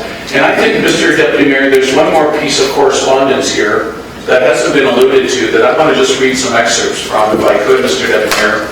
Your correspondence 7.2b from the Hamilton Police Association. The men and women in blue who serve our community to the best of their abilities, both the uniform and civilian, I believe about 80% are uniform, give or take 950 to 1,000, and about 200 are civilian. If I could read, Mr. Deputy Mayor, a letter of correspondence here from Clint Twolin, the president of the Hamilton Police Association, who's here before us as well today. Just some excerpts. He represents about 1,200 members. We believe that if the working conditions, Mr. Deputy Mayor, rights and needs of the employees of the Hamilton Police Service are taken care of, a productive workforce is the result. They must have the resources to perform their jobs proficiently. On page 2, the Hamilton Police Association continues to be patient, and we have worked with the service despite knowing that our facilities are overcrowded, under-equipped, and in some cases place unnecessary risk on our members. We tried to find mutually acceptable solutions at minimal cost to reduce the impact on taxpayers. This does have limits. Before council is a proposal to address critical needs of the association and the service. The association has patiently waited for the genesis of this proposal, which does address the majority of our workplace concerns. Should the investigative services building proposal fail, we would see no value, Mr. Deputy Mayor, in trying to address our concerns to Hamilton Police Service, as we would deem this as an unproductive and in essence a waste of time. And he's gone on to say, without question, commitment to build a new building and facilities in the best interest of the members of the Hamilton Police Association. I just think that both as taxpayers and more importantly as those that serve us, if that, I believe that messaging is strong and is pretty unequivocal and clear in terms of what their position is as well, and the patience overall. So, Mr. Deputy Mayor, although I had reservations months ago, my main reservations were the renovation versus the new and the increase of the extra cost. But I'm satisfied, given the length of time that's gone by, and in light of what the Police Association has written as well, that I'm prepared to support this project here today. Mr. Deputy Mayor, I'll take the chair back. Thank you very much. And I have second-time commenter, Councillor Collins, and then let's wrap this up through Councillor Ferguson and Councillor Green. Councillor Collins. Thanks, Mr. Chairman. And traditionally, as was referenced before, the operating and the capital budgets for police go hand in hand through the budget process. And it's just a process that works. It's not our own process. I believe that's one that's original. And part of the presentation here suggests that there's $500,000 coming out of your budget in 2017 for to make up part of the financing costs for the station. Is that a correct assumption that I'm making? Or the $423,000 would come out of the operating budget in 2020. 2020 is when that would start to come out. That's when we would first experience the debt for the new building. That's when the debt is retired from Division 30 in 2019. Thank you for clarifying. That's my only question. Thank you. Councillor Collins, the chief wanted to further add. Are you okay with that? Chief? Yeah, sorry, just because I'm up for it. We are looking at seeing benefits realization through a number of projects. It may come to the board, just for clarity, if I realize those savings ahead of time, that I would ask the board to put that money towards deferring those costs for the project overall. That remains to be seen, but the deputy's right on point. We won't realize that debt until, in fact, the building's built, and then that debt starts to be paid back by 2020. Thank you, Chief. Councillor Collins, satisfied for now on that? Yes, you heard? Okay. I've got now Councillor Farr and Whitehead as second timers. We've had a long debate on this. Councillor Farr, well, I just wanted to ask, just to reiterate, again, before we receive Before Dan sits down, we can put the picture of the forensic lab, the specs. Thank you, Councilor Farr, for that reminder. Dan? Okay, Councilor Farr, I'll have to pull that from my computer, put it on the screen. My computer's up there, so, thank you.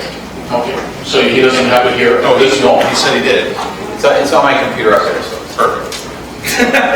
Is somebody going to run up there and maybe put it up for us to see, since the councilor has asked twice? Thank you. Thank you, Dan. Yes, we'll carry on the conversation, Dan, while you're running up. Thank you. Is that fine, Councilor? That's great, yeah, that's great. Councilor Whitehead, second time. Thank you. It's just one question. It dovetails from a question or confirmation that Councilor Jackson asked, actually, about whether, regards to contingencies in the budget, if there was any eventuality that we're going to be going over budget. We did get a response. I think I want to go a little further than that. Have we considered, if that unlikely circumstance takes place, that the ability to scope the actual project to meet the budget versus coming back and requesting more dollars? Deputy Chief? Through you, Deputy Mayor, we have no desire to go over the budget limit. Our belief is that the $2.1 million in contingency funds will satisfy all of those needs. And the direction from the board through to the chief was that this is the ceiling that we will work with. And if necessary, we will have to scope or delay pieces and assess it moving forward. But I have no reason to believe that we will not come in under budget or on budget. And I just want to make it clear that I wasn't suggesting for the moment that was the case, but, you know, you had, in fact, I think even your response, you had indicated, you know, anything's possible. So in that event, we hope that your answer, which is the answer I was actually looking for, which is great, is part of that consideration. Thank you. Thank you, Councilor Whitehead. Councilor Skelly, you second time. Yes, Councilor Skelly with a smile on your face. Yes. I know you don't. I'm just right. I'm here to curtail anyone's interest. Carry I'm on. really struggling with dealing with this outside the budget process. This is the first budget I'm dealing with as a councillor, but I support this 100%, but I don't understand. Can somebody explain to me why we are doing this right now and not waiting simply 2 months? Thank you. Would you love the chair of the board? I would love to. Okay, chair of the board, Ferguson.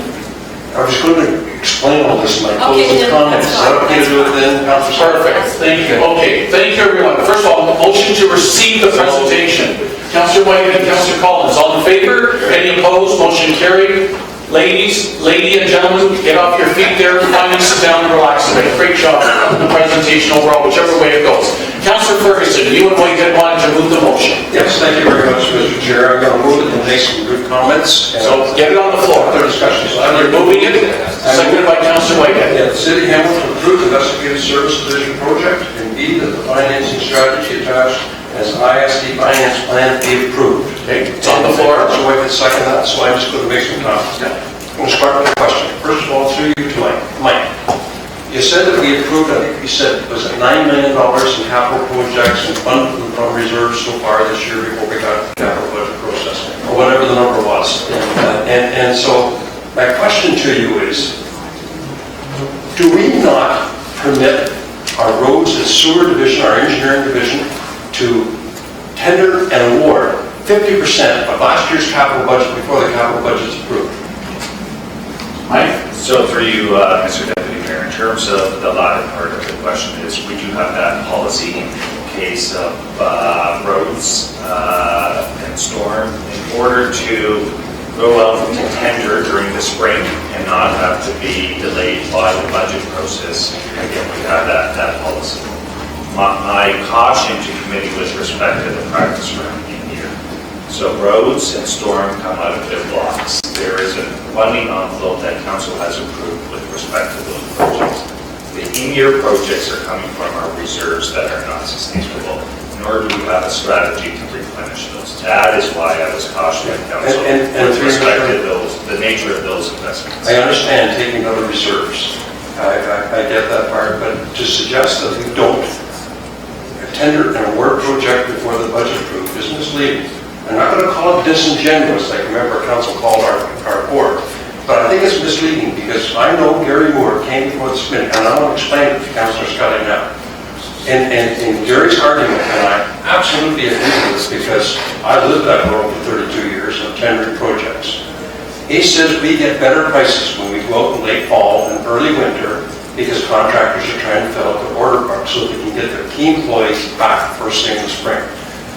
It's a 6-week process to get through procurement, just to get the documents on the street. That's exactly what we're trying to do here, is we're trying to get this out to save money by hitting the marketplace while contractors start to fill the order book. At Dufferin, once our order book started to fill, we'd send prices up to try to get margin. But it was critical to get our employees back, so we put our best prices out in November, December, January. We're trying, and it'll take us 6 weeks because the design work is just about complete, to move that over to city procurement, start the process, and get this thing on the street, tendering it, probably in November. Now, that's our motive. Now, they desperately need the building, and in a perfect world, the climate we live in, a contractor prefers to start a project of this magnitude as soon as the cost comes out of the ground, as soon as the weather and ground conditions permit. By delaying this to November or into December, and then having to get it through council, and then having to get it through procurement, then having to get an award, takes you past that envelope when prices traditionally start to go north. So Gary Moore came before this council and suggested I need to get 50% of my contracts out for tender, so we have work to do in the spring. That's our motivation. That's why the board did this. It was not to be disingenuous. And so I also want to talk about this disingenuous part. Our board should be offended by those comments. We've been transparent, open to everyone through this whole process. Yes, we came and asked for $5 million because our hope was, like we've seen in the building on Stone Church Road for the training, where we get 1/3 of the payment from the feds, 1/3 from the province, and 1/3 from there. So we thought that our board, why not try that? But you can't go to the federal government, the provincial government, unless we can go saying the city's in for the third. So we brought that motion in here to say put 1/3 of that in, because as the chief said, the construction cost is $15 million, which is typically what they have helped fund. We hit a wall. And I'm incredibly disappointed by that either the federal or provincial government would come in. Their answers are very clear. We do not fund policing. Policing is a municipal responsibility. We weren't trying to be disingenuous. We were trying ways to save money and trying ways to get this thing across the finish line. Unfortunately, it didn't work. And we've been transparent. I've stated this publicly a number of times that we've been told no. And so we're just trying to be open and transparent to everyone. Now, Councillor Pearson made a very good point. What difference does it make to us whether we approve it now? Microphone, please, Councillor. Whether we approve it now or approve it in 2 months. It does make a significant difference to the pricing you're going to get, as contractors want to fill up their order book, and allows us to get in the ground for a project that's been delayed for over a decade. To get this thing started, because we heard it's about a 2-month or 2-year construction program. I don't think it'll take that long, probably at least 18 months, but we need to get in the ground because I'm telling you, as most members of council said here, we got to give the police the tools they need, particularly with the new DNA evidence and with the space needs that we need. And you know, I got a kick on a Councilor Pursuit saying his shop at home is better equipped than our forensic facility is here. And I think you said also earlier, Councilor, it was okay to say this, that your lunchroom in your barn is better than the one you saw here. But I'm absolutely committed that there's a need here, and I look for the council's support to approve this today, so we can have this out to tender 1st of November, mid-November, have it awarded by January, maybe mid-February, and get in the ground probably late March, early April when ground conditions permit. Thanks very much. Thank you for offering your passionate opinion. And now, Councillor Green, I had promised him I'd come back to him after Councillor Ferguson had moved the motion. That's right. Seconded by Councillor Whitehead. Right. I promised Councillor Green I'd come back to him to test the will with his referral. And I'm going to move that motion now, seconded by Councillor Collins. Okay. Point of order. Yes. I actually, as a seconder to this motion, and I did go to you before this discussion started, indicated very clearly I want to be able to have a discussion on the motion I'm seconding, and well in advance of any referral. So I'm a little bit confused now how I got bumped from speaking as a seconder to this motion. I allowed you to speak after Councillor Ferguson had opened about 3 hours ago. You did make some initial comment and asked a specific question, Councillor Whitehead, and I said I'd come back to Councillor Ferguson to move it, to get it on the floor after all the questions and comments, seconded by you, and go immediately to Councillor Green to attempt his deferral. That's the way I had planned, and quite frankly, that's the way I had planned it. No disrespect to yourself or anyone else. So, Councillor Green, I promised you I'd come to you now for your deferral. That's the will. Moved by myself, seconded by Collins, that we defer this to 2017 capital budget for all reasons. Okay, so you can speak to the instructions. Councillor Whitehead, would you like to speak to the instructions of deferring it to the 17 budget? Fair enough. Well, I don't want to have any gamemanship, but I was going to ask a question on the direction. We ask, get the implications and cost of not doing this or supporting the deferral. But you can't answer the question. I don't get the debate, but I want to know that as part of the direction. Okay. That's semantics. No, hold it. Councillor, on instructions, he's asked about impact on deferral. I'm allowing that question on the instructions of the deferral. Dan? Through our cost consultant, they've identified an ongoing cost of deferral at $30,000 a month. Thank you, Dan. All right. So, it's understood, referral to the 17 capital budget. Moved and seconded. All in favor? Do you want to stand here for the vote? All in favor, please rise at this time. Stephanie, I'll call it out for you. Councillor Green, Councillor Collins, Councillor Connolly, Councillor Brenda Johnson. All opposed, please stand. So, Stephanie, that would be everyone else that's in the room except, of course, the mayor who's on civic business. All right? The referral loses, and now we're back to the main motion, moved by Ferguson, seconded by Whitehead, and Councillor Whitehead, and then Collins. Councillor Whitehead now. Thank you, Mr. Chair. First of all, I want to thank the staff for their long wait for a final decision on this process and all the work that you've done. I mean, I don't think that, and you know, like you were in council, certainly the board, I didn't relent. I was very skeptical about the ask. And I think I asked every question and any preceding question under the book. I've had a tour in the past. And I think there were missed opportunities. But on the weight of this issue of need, those issues are behind us. It's about how we improve and learn from these processes moving forward. I think there are some lessons to be learned as a result of the type of questions and type of actions that we've taken in the past. I think we already heard that Mountain Station originally had, I think it was 40,000 square feet more planned for it, and the funding was pulled, and clearly for anyone over all these years will understand that will continue carrying a deficit on the space needs in the services.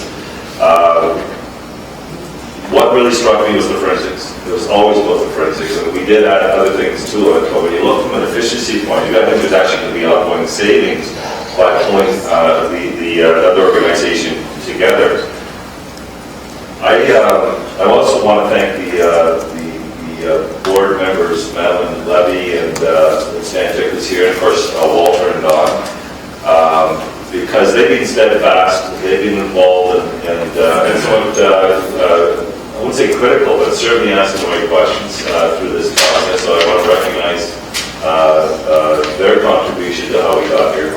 I also want to recognize the leadership of Councillor Ferguson, because the reality is that he wasn't on this one goal, and in good faith, I want to put this in good faith, he was making every attempt to ensure that we can get this project done with the littlest impact on the tax levy, period. That was always his goal. He stuck to that goal. That's what raised my comfort level to some degree on this process.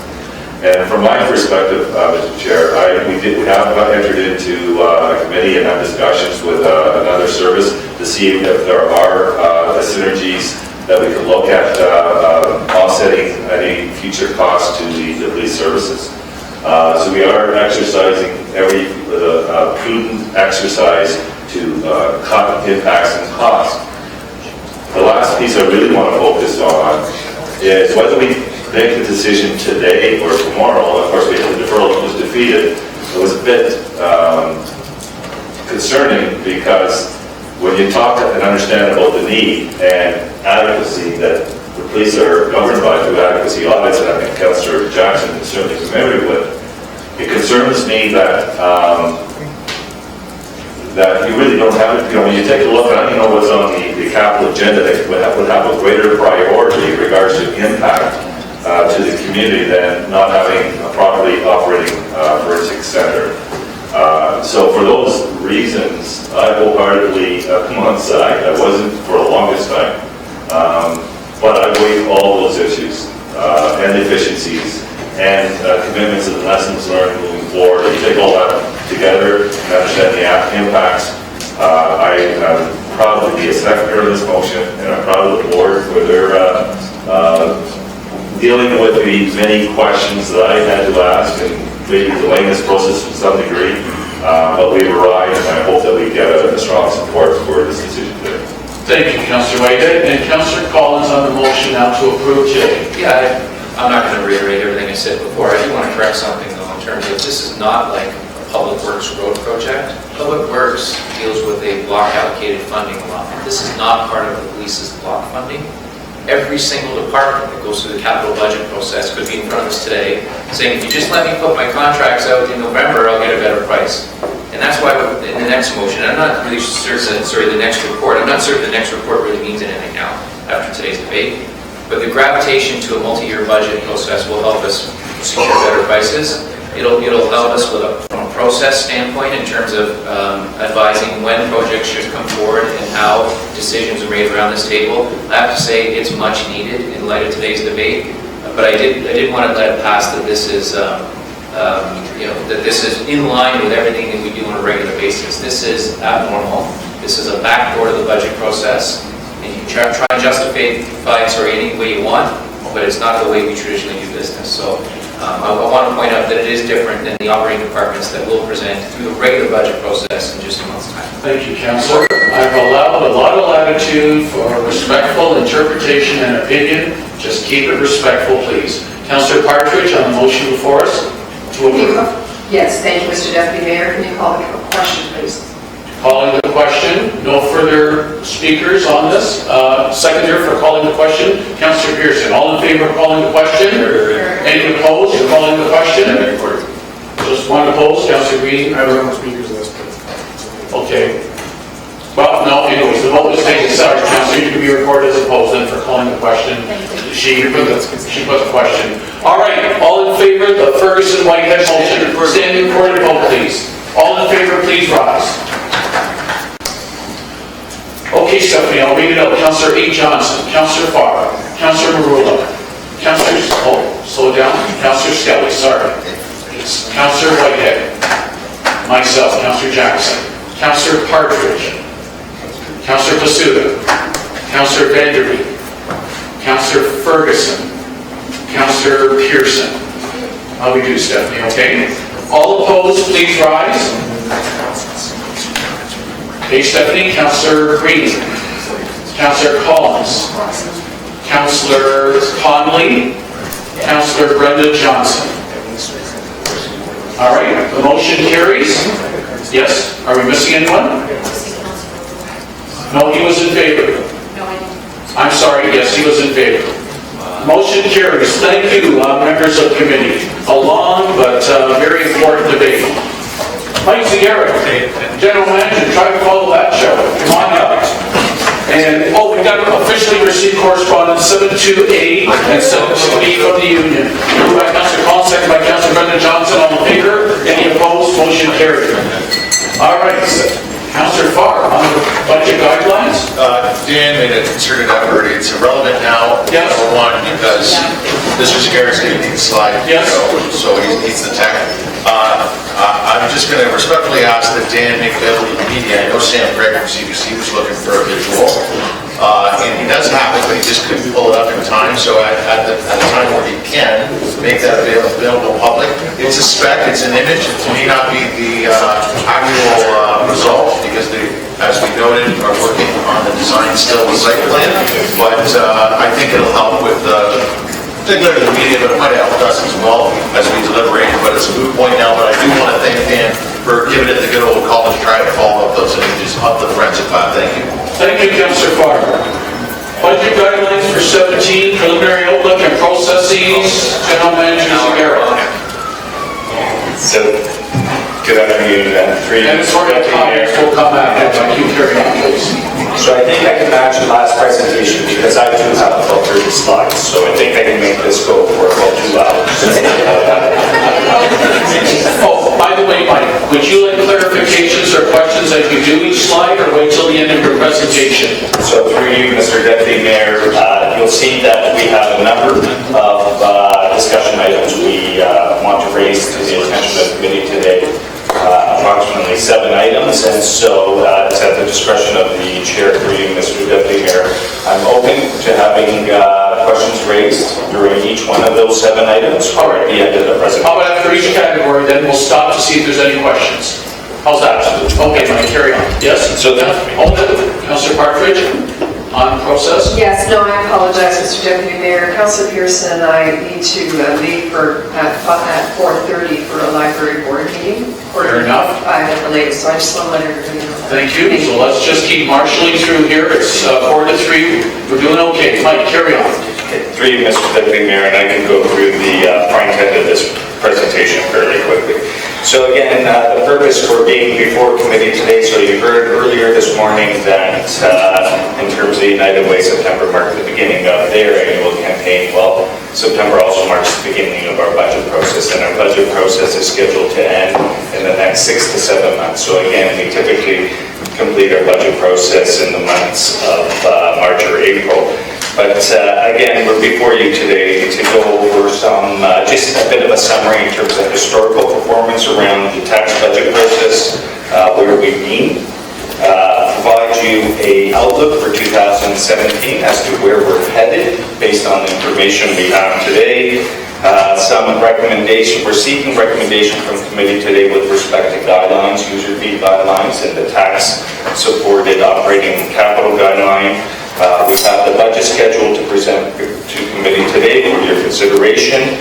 I have one slide with respect to 2017 reassessment and an update in terms of the balance of the reassessment cycle.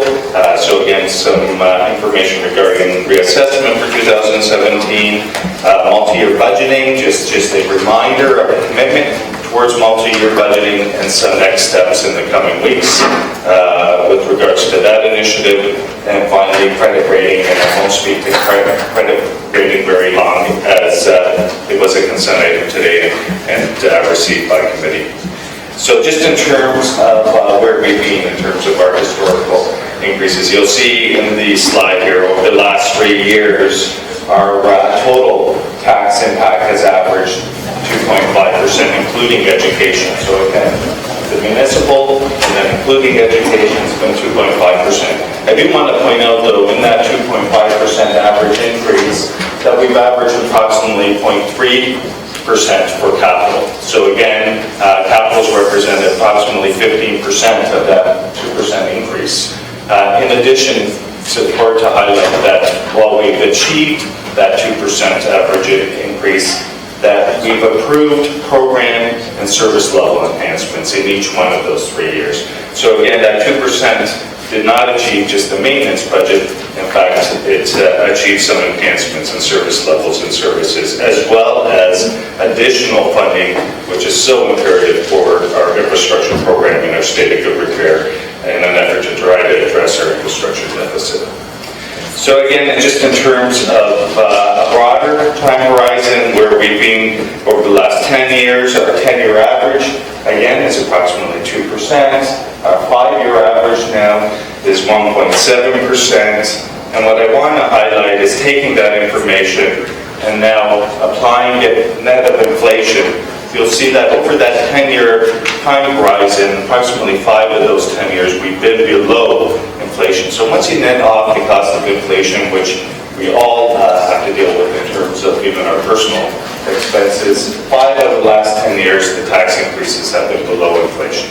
Those years where the tax increases were above inflation, they're above inflation by 1 to 1.5%. Typically, so in terms of the tax increases, it was highlighted in the Standard & Poor's report.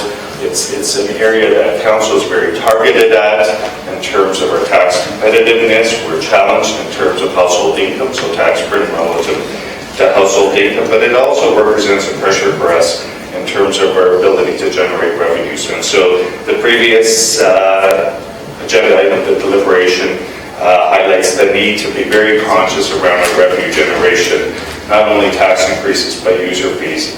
As we take on additional debt, we're not going to need to service that debt. So again, we need to be conscious about appropriate tax increases to ensure sustainability of our programs on a go-forward basis.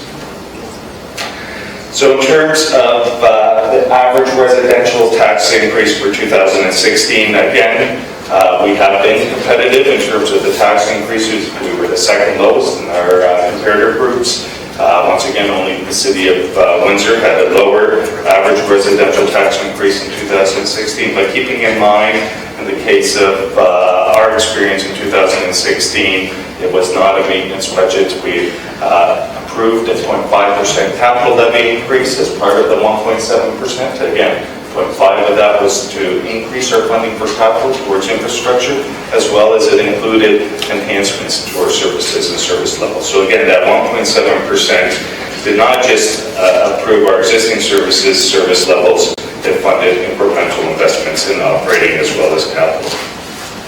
Councilor Merla made reference to property taxes and the proportion of property taxes that relate to city departments. So in terms of city departments represent approximately 45% of the average residential tax bill, or approximately $1,750. You add in capital, or investments into our infrastructure, and that represents 6%. So combining those two, the 45 and 6%, really represents where council has discretion over the budget process. So that represents about 51% of the average residential tax bill that you as council have discretion over. In terms of education, we collected education remitted to the province as part of their financing strategy. Provincial shared programs, this was highlighted by Standard & Poor's in their report earlier today, is there are a number of provincial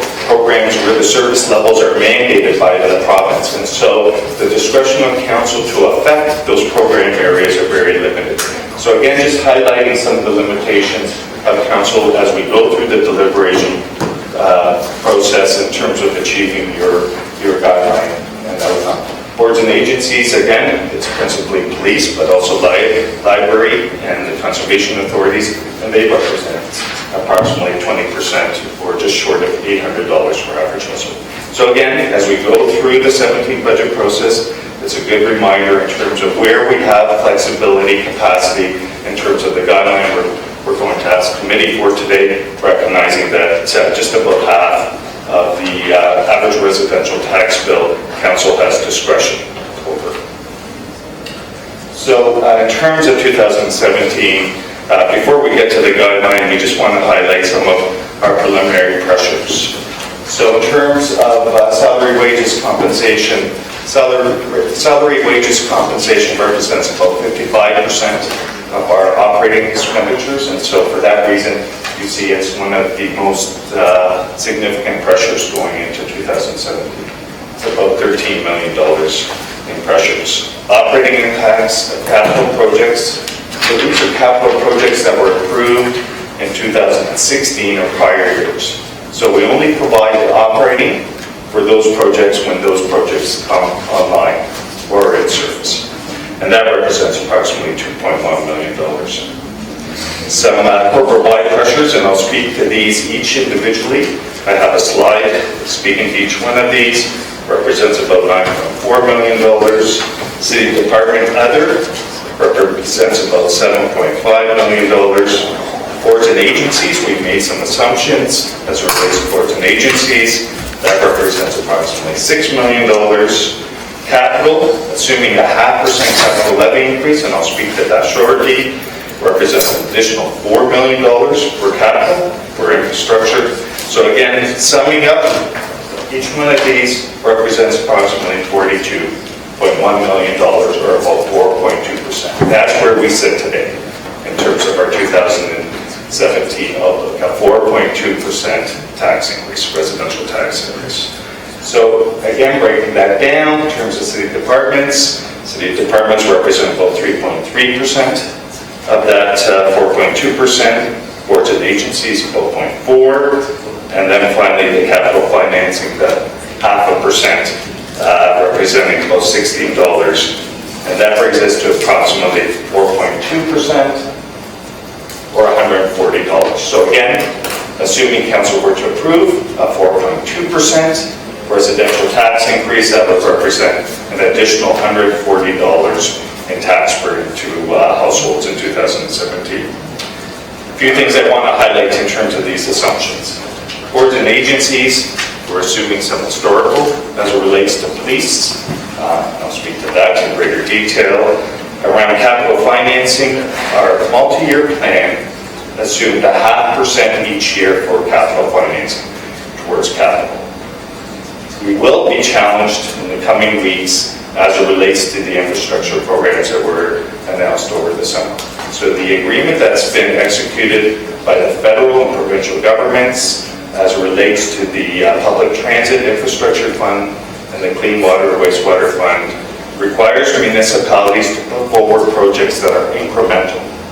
So over and above what was approved through the 2016 budget process, allowing for the potential possibly to accelerate where we find projects that meet the alignment to their requirements, possibly accelerating 2017 or 2018 projects. But again, the requirement is that these be new projects, incremental.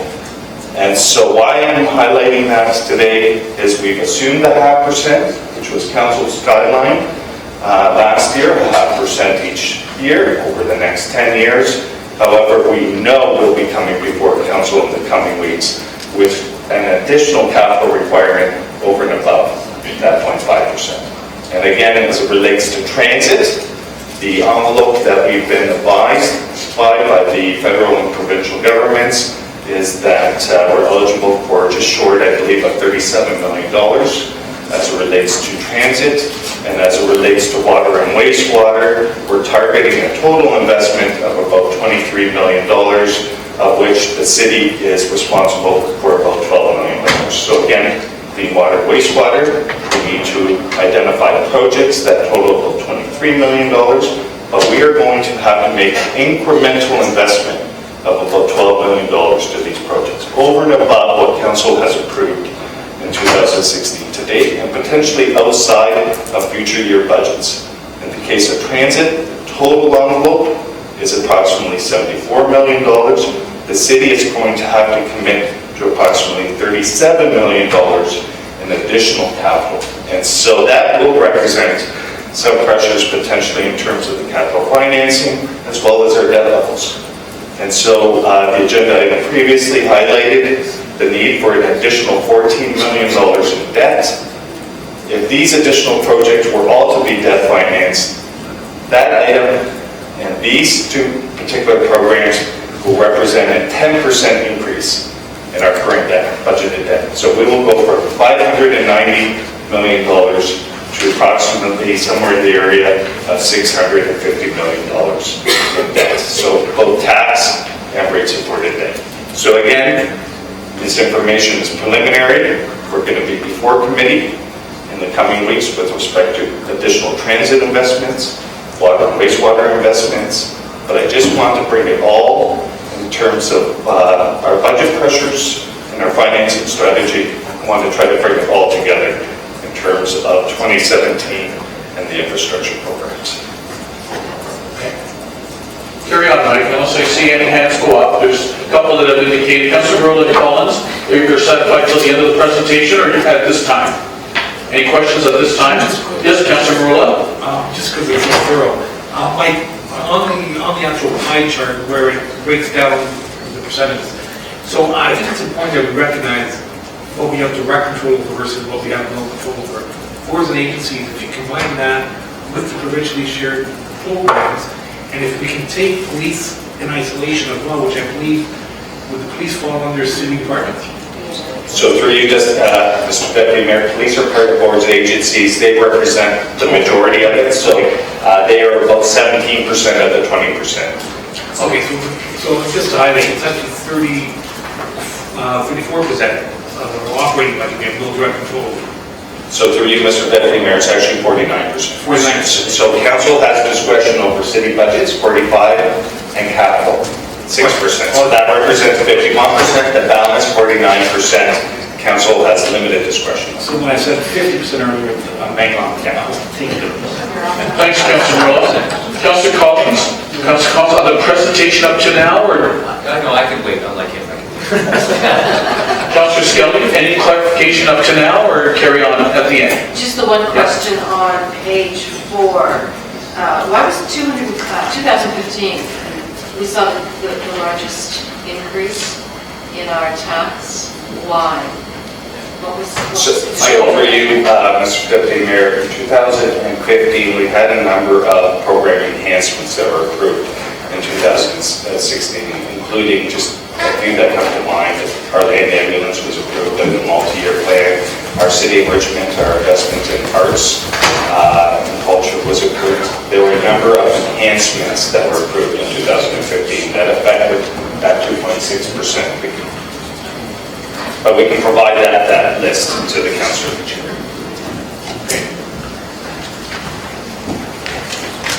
So again, just to break it down, some of the cost categories I made reference to. Again, employee salary and wage compensation represents about 13.2 million. You can see that just in terms of collective bargaining agreements, that represents approximately 8 million of that 13.2 million. So our obligation through collective bargaining, merit and step increases. So as employees move through the merit program, and as they're eligible for merit increases, that represents about $2.4 million. OMERS, no increase, no change in the rate of contribution, but again, as individuals move through the merit increase, it affects us the OMERS impact. So OMERS representing about $1.2 million. Government benefits, employer benefits, WSIB and retiree benefits represent majority of the increase. Just as a point of reference, because I know there's been a lot of conversation in the community, publicly, nationally, around the CPP program. Those rates don't come into effect, those changes don't come into effect until 2019, and they're based in, I believe, ending in 2024 with the new rates effective as a whole in 2025. So again, those changes do not affect us until 2019. In terms of the operating impacts from capital, so again, these are capital projects that were approved in 2015 or 2016 or prior years. So what was approved in 2015 represents about $1.8 million, again, for 2016 projects, and then projects for prior years represents about $0.3 million. So in total, the operating impact from previously approved capital projects represent a pressure of about $2.1 million. In addition to the $2.1 million, we know there are an additional $900,000 in projects that will affect us in 2018. Also, in terms of, I mentioned the capital financing, the 0.5% capital levy increase, that 0.5%, that represents an additional $4 million. And again, that is reflected as a pressure for 2017. And then in terms of the corporates, you'll see that there are a number of inflationary contractual requirements that represents about $8.5 million. And I'm going to come back to that line in a second. User fees. So we have a guideline request to committee today to approve a 2% user fee increase. If approved, that 2% would generate approximately $2.8 million in revenue, and you'll see that that's reflected as a benefit, reducing the tax burden.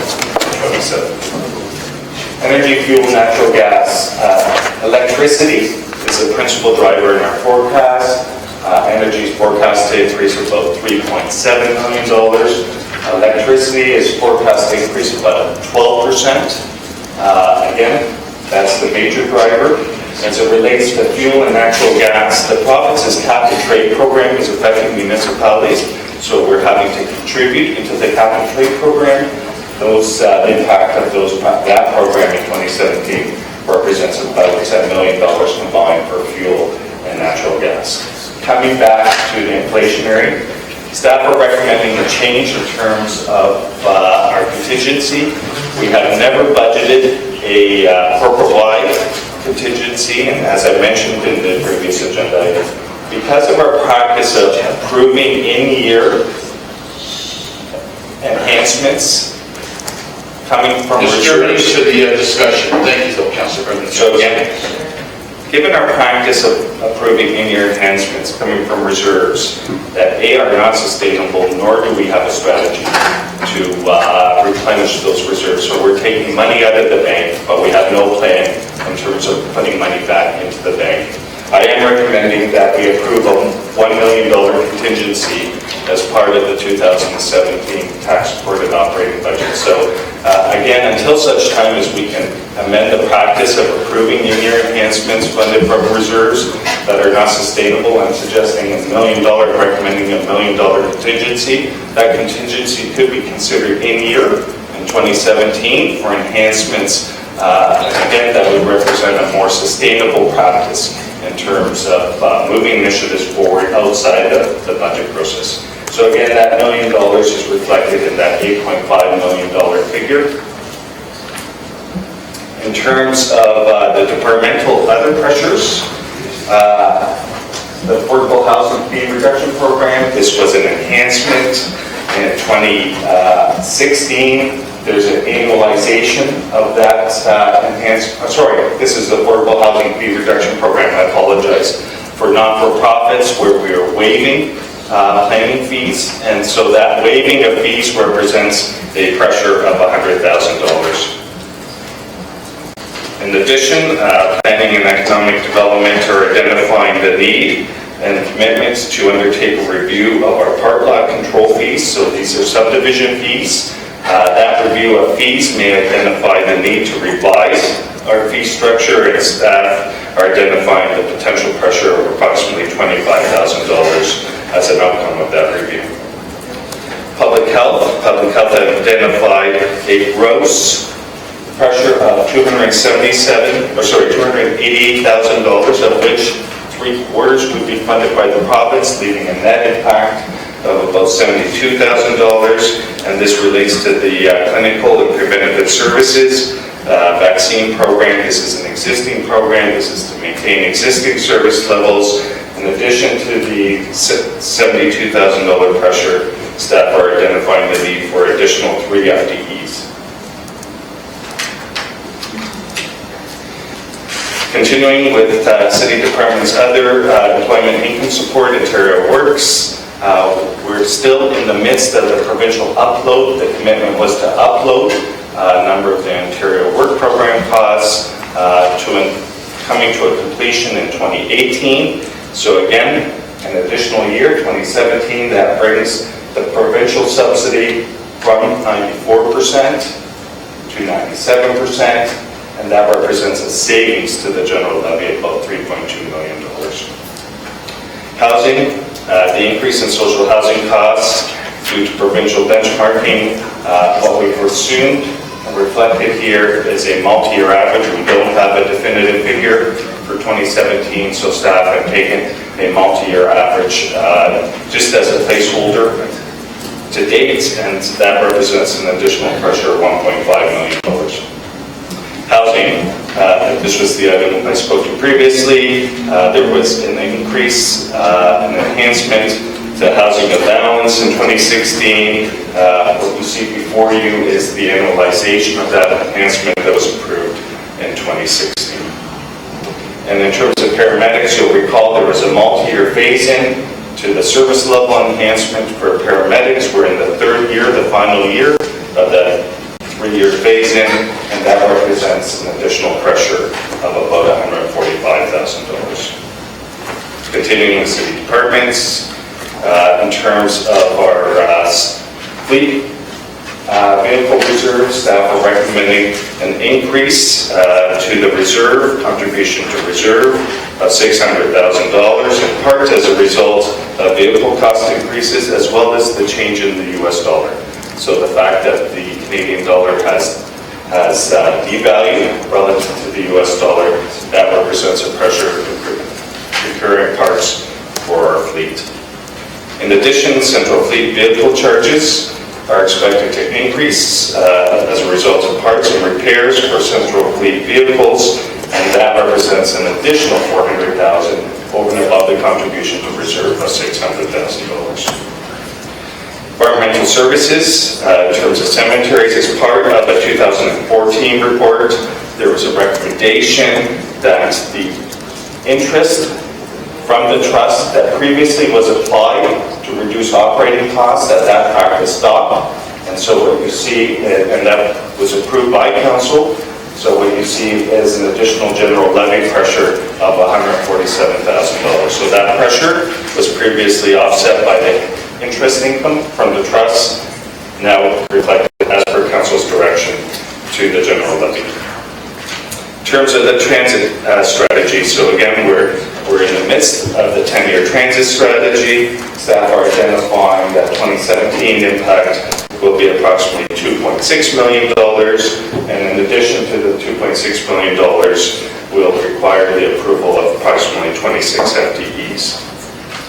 Transit, we've experienced in 2015, and you'll see in October with our next variance report, 2016 variance report, we're experiencing some overtime pressures for transit, and what you're seeing before you today is a $1 million pressure to reflect what has occurred in 2015 and what is occurring in transit in 2016. So again, $1 million pressure as it relates to overtime.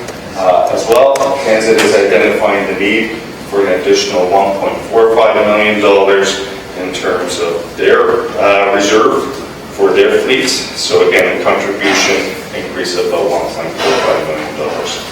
Tim Hortons Field, this has been a facility that has not been properly budgeted in the last number of years. We've identified through the variance report, and we will be identifying in the coming weeks in October in our next variance report that we are reporting the unfavorable variance of Tim Hortons Field. So again, based on the FTEs and the costs that are currently being incurred to support Tim Hortons Field, what you see before you is a pressure of approximately $1.5 million. The FTEs are there, they're approved, but the funding for those positions and the operating costs have not been approved. So again, that represents a pressure of approximately $1.5 million. In terms of corporate services, what you see before you is a change in the methodology as it relates to our software licenses. In the previous years, we brought forward our software licenses through the capital budget process. That's represented a challenge in terms of meeting needs of the capital budget process. We're seeing vendors changing the model in terms of these licenses moving more towards leases.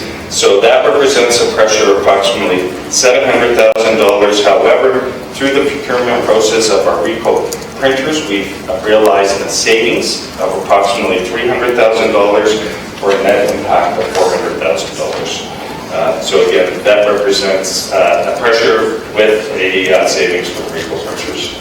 Corporate financials and our non-program revenues. We're reflecting a $300,000 pressure for 2017, and in part it's because we're going into a reassessment cycle.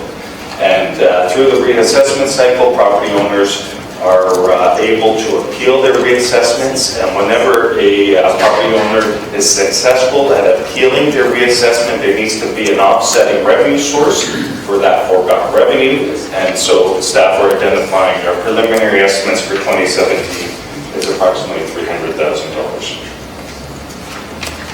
So again, that represents the total of departmental pressures, preliminary pressures for 2017 boards and agencies.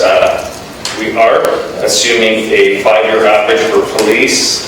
Using that 5-year average, that represents 3.2%, or about $4.9 million. In addition to police, our conservation authorities, again, why we're assuming 2% for the balance of our boards and agencies, you'll see that the guideline that you're seeking from the committee today is a 2% increase. So again, using that guideline, that recommended guideline, 2% for our conservation authorities represents about $0.2 million, exclusive of the Niagara Peninsula Conservation Authority appeal. That would represent an additional pressure of about $800,000 if their methodology was successful. In terms of our other boards and agencies, including library, that would represent an additional pressure of $0.6 million. Again, assuming a 2% guideline. City of Richmond Fund, again, we're in the final year of the 3-year enhancement to the City of Richmond Fund. It was approved by council last year as a maintenance item for 2017, so that's what's reflected as a maintenance item, and that represents a pressure of $300,000 or $0.3 million. So boards agencies, again, we're reflecting a forecast pressure of about $6 million, which is principally based on some historical information for police, as well as the guideline, 2% guideline. In addition to the $42 million in pressures, there are a few council-referred items. So in terms of council-referred items is the tourism strategy, long-range planning office, a pressure of $350,000. We have some undetermined pressures. We know there are pressures, we just haven't the financial impacts yet at this time, and that includes the golf course, business plan updates, SIRE, live streaming updates, and our employment systems review. So we've identified these as potential pressures, and we put a placeholder in place for them. In addition to these pressures and the $42 million, there are some other corporate-wide potential pressures. Exchange rate still represents a risk in terms of our fleet, parts and repairs, including our fire apparatus and equipment. We have a future pressure, maybe not necessarily in 2017, but future years, around the radio trunk software maintenance agreement. In terms of the alignment of budget hydro cost to actual for recreation, we're seeing a pressure in terms of recreation hydro, electricity budget to actual, and so that represents a potential risk. You'll see in your agenda today a potential risk as it relates to not-for-profit long-term care homes. In 2015, December 2015, the province changed the regulation for not-for-profit care providers. They made them property tax exempt. So the impact of making them property tax exempt, in the case of Hamilton, there are 4 facilities. The impact is the city of Hamilton foregoes just short of $1 million in property tax revenue. And that $1 million is not being reinvested into the quality of care in those homes. Rather, the province is reducing their subsidy in those homes, so it represents a savings to the province. So again, for the city of Hamilton, as it relates to those 4 homes, specific to those 4 homes, it's approximately $1 million. So in terms of $1 million, what I did highlight, and I apologize in my early presentation, is we've assumed 1% assessment growth. For 2016, the province has mitigated, they provided one-time funding to those municipalities where that pressure represents more than 0.02% of our revenues. Hamilton does represent, it meets that threshold, so we were provided one-time mitigating funds in 2016. You'll see in the recommendation of the staff reports that is later on in this agenda, staff are recommending that the province phase this in over a longer period of time, ability to offset this foregone revenue. But that foregone revenue, $1 million, again, we're assuming 1% assessment growth. If the province does not mitigate that in 2017, that reduces that assessment growth by 0.1.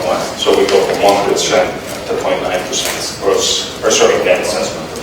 So again, that represents a pressure for us in 2017 if the province does not extend their mitigation beyond 2016. Mike, a few members of council quickly just asking, which four homes, are you aware of which four, please? It is in our agenda.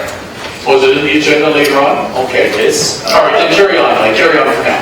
We'll get to that at 8.2 then. Okay. As I'm continuing, I'm sure through you, Mr. Deputy Mayor, Brian McMullen can just reference the four homes that are in the agenda. Okay. In addition, I mentioned previously our appeal of the apportionment Niagara Peninsula Conservation Authority. That is an ongoing issue, and that represents a potential pressure of approximately $780,000 if the Conservation Authority were to be successful in their change in the apportionment. So again, those represent some of our risks over and above the $42 million and some additional risks that have been identified by staff. So in terms of our budget guidelines, staff are recommending that we continue with our previous practice as it relates to user fees, excluding golf, transit, and ice rental fees of increasing those fees by inflation. So again, we use the Ontario Price Index, all items price index, as a determinant for that increase. So for 2017, staff are recommending an increase in our user fees of 2%. In case of boards and agencies, we're recommending that council provide direction to the boards and agencies presenting 2017 operating budgets at a guideline of a 2% increase. In the case of all city departments, we're recommending that all city departments present to council a 2017 tax-supported operating budget based on a guideline of 2%. And finally, that the tax-supported operating budget guideline for capital of 1% again be our target for 2017. Sorry, 0.5%. So again, that is consistent with what we had forecasted in 2016 for 17. That's consistent with our 10-year capital forecast. So in terms of the $42 million, again, it represents a 4.2% residential tax increase, average residential tax increase. And again, that's assuming the average assessed value of just greater than $295,000. That is the figure that we're using for 2016 preliminary figure that will change in 2017. So again, 42 million represents 4.2%. To achieve the guideline of 2% would require that city departments identify reductions of approximately $17.6 million. It would be highly unlikely for city departments to identify that level of reductions without affecting services and service levels. But again, that will be part of the conversation that senior leadership team will have and departments will have in terms of compiling your 2017 tax operating budget. And to achieve a 1% guideline would require a reduction of approximately $25.6 million to our 2017 forecast. So again, just to provide some sense of achieving a 4.2, a 2, and a 1% increase. And again, as a reminder, 1% now represents approximately $8 million. So for every million, 1% increase, that represents approximately $8 million in municipal revenues. So budget schedule, we've spoken quickly this afternoon around the budget schedule. Today represents effectively the kickoff with the outlook and the guideline. You'll see that there is a bus tour that's actually coordinated through first. So thank you, Stephanie, and supported by staff. So again, that is this Friday, an opportunity for councillors to highlight needs or opportunities or successes in their respective wards. Our tax capital budget workshop is targeted for October 21st. User fee report, November 16th. Again, the guideline that staff are recommending is a 2% increase in user fees. So staff would report back with user fees aligned to that guideline, or in the case where there is a rationale, where there are market rate opportunities, or where there may be pressures to achieve a 2% increase, that would come forward through the user fee report. Rate-supported budgets, we're identifying dates of November 18th and December 2nd if required. Tax-supported capital budget report would be presented on November 25th, and we've identified December 9th if required. and our tax-supported operating budget overview would be presented after the winter break. So when we return in January, after the winter break, we would present that on January 20th. Boards and agencies, dates have been set aside, January 24th, 26th. We've returned back to a previous practice. Given all of the focus around investments in transit, we're recommending a transit day for January 27th, a dedicated day for transit. Departmental budgets would be presented in February, or be February, continuing on through the month of February. Public delegations on February 23rd. GIC deliberations starting February 24th. We would report back with respect to the reassessment and growth reports in late February. Again, this is a new reassessment cycle of 4-year phase-in starting in 2017. We will provide that information in late February, and again, we're targeting council budget approval in early March. So again, last year we were successful at accelerating the budget process somewhat, and we're hoping that in 2017 we can do the same. Quick slide on reassessments. I know that for the councillors and for your board constituents, reassessment has already been a topic within the wards and within the community. The residential reassessment notices were sent out during the summer months. Just a reminder, again, this is being staged by impact, is the farm assessment notices are mailed out October 11th. Again, October 11th for the farm assessment notices, and the multi-res and the business assessment notices, including commercial industrial, will be sent out October 18th. So just in terms of reassessment, you can see that it was identified previously in the case of the City of Hamilton. Our total reassessment impact was about 28%, but phased in over 4 years. So the annual impact will be 6.9%. And just as a reminder, general reminder, for those property owners who are below the 6.9% average, they will likely receive some relief. For those property owners who are above the 6.9% average, they will likely experience additional burden. So we know across the wards, averages for each of the wards, we're seeing some variability. Wards 1, 2, 3, 7, and 8 is right on that average, or at or above that average of 6.9%. So they would experience, and 4, sorry. So they would experience additional burden. So for instance, if I were to just select one, and if I select the first one, Ward 1, assuming we're at 4.2%, you would take that 4.2% and you would add the difference between the 9 and 6.1, so that would be an additional 2.1, so that would be a 6.3% total impact. What I want to identify is this is based on information to date. What we don't know is if there is going to be shifting, not only across wards, but across property classes. So if residential increase at a higher rate than business and farm, there will be a shift or burden from those classes onto residential that isn't reflected here. And that would come forward when we bring our assessment and growth reports late February. That is the final report that identifies all the shifts and impacts. Leading up to that, I would hope that I'll be able to start providing some highlights in terms of what's transpiring. But again, I just want to identify that this is the impact across residential class, but there may be additional impacts if residential increased at a higher rate than the business and agriculture.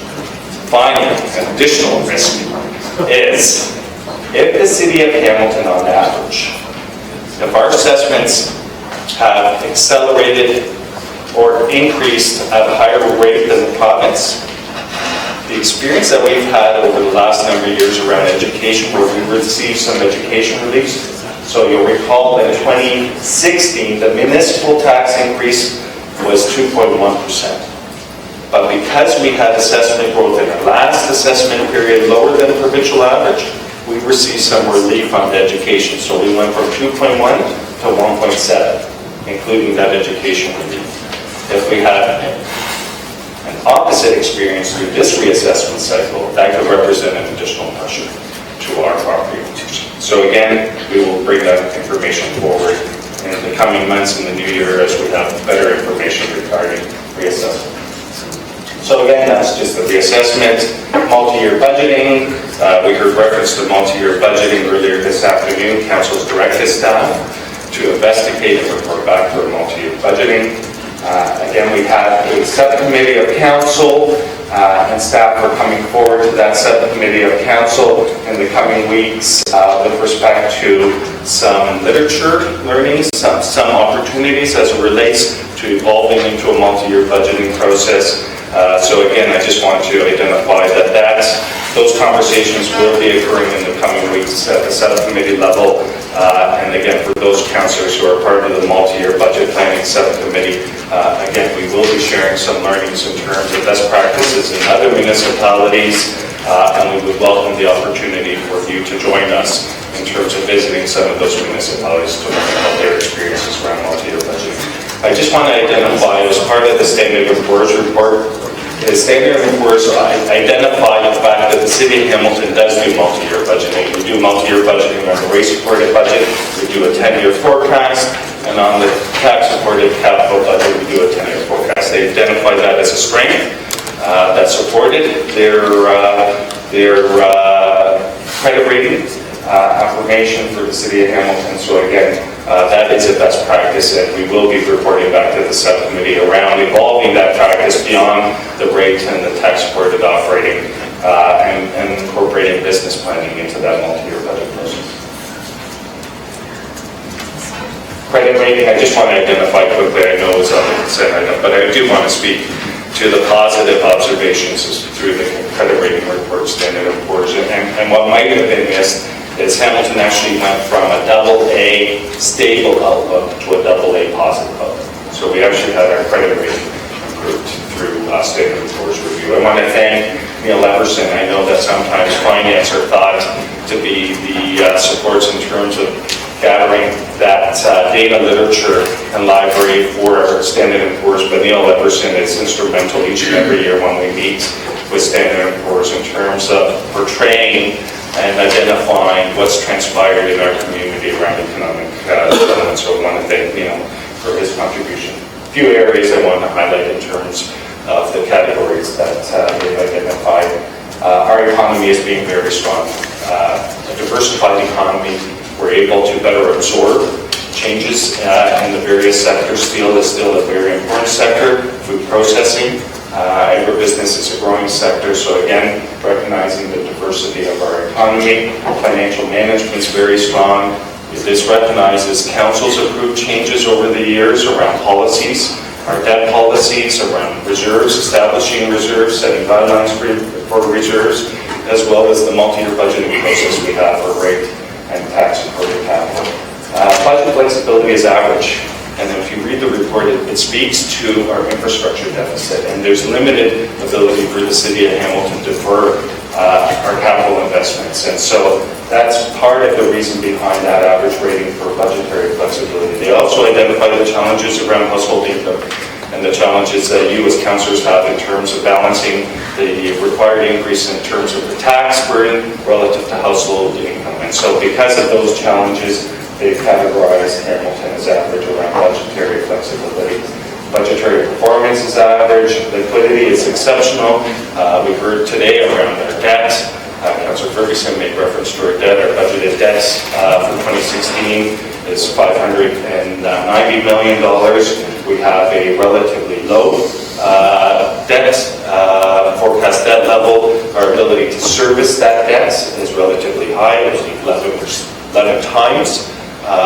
We have capacity 11 times in terms of our debt financing costs. We incur about $65 million annually in terms of our debt financing. So again, in terms of liquidity, the important observation I would identify for council is if we're able to limit our reliance on debt, we're able to invest more directly into capital. So that less debt we incur, the more dollar for dollar we can invest directly into capital. our debt burden as being very low and our contingent liabilities as being very low. So again, I wanted to, after all of the pressures, after all of the risks, after all of the recommendations with respect to constraint, I wanted to identify some positive messages and as it relates to Standard & Poor's observations and where the city of Hamilton sits relative to our historical position as well as relative to our comparative municipalities. So again, you'll see that in this slide in terms of Hamilton's position. And again, we have gone from a AA with a stable outlook to now a AA with a positive outlook. So through you, Mr. Deputy Mayor, that brings us to the end of the presentation, and I'm happy to take any questions. Thank you. And Mike, I've said it before, I'll say it again. You're tremendously professional, capable, wonderful hands with you and your finance team. All right, questions for the whole width and breadth of the presentation by Mike. Councillor Collins, we'll start with you. Thank you, Mr. Chairman.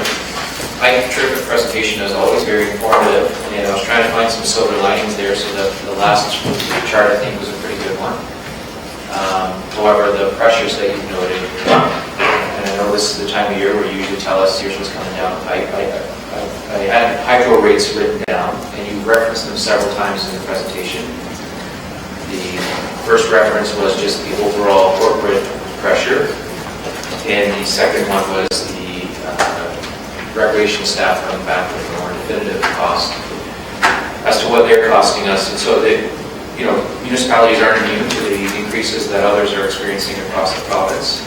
And so our residents are actually paying twice. They're paying at home, and then they're paying municipally through their taxes for those costs as well. And obviously it all goes back to the provincial mismanagement of it, the privatization and everything. So without getting into that, the global number for us is this number here on this chart including whatever's to come from REC, or is the REC cost?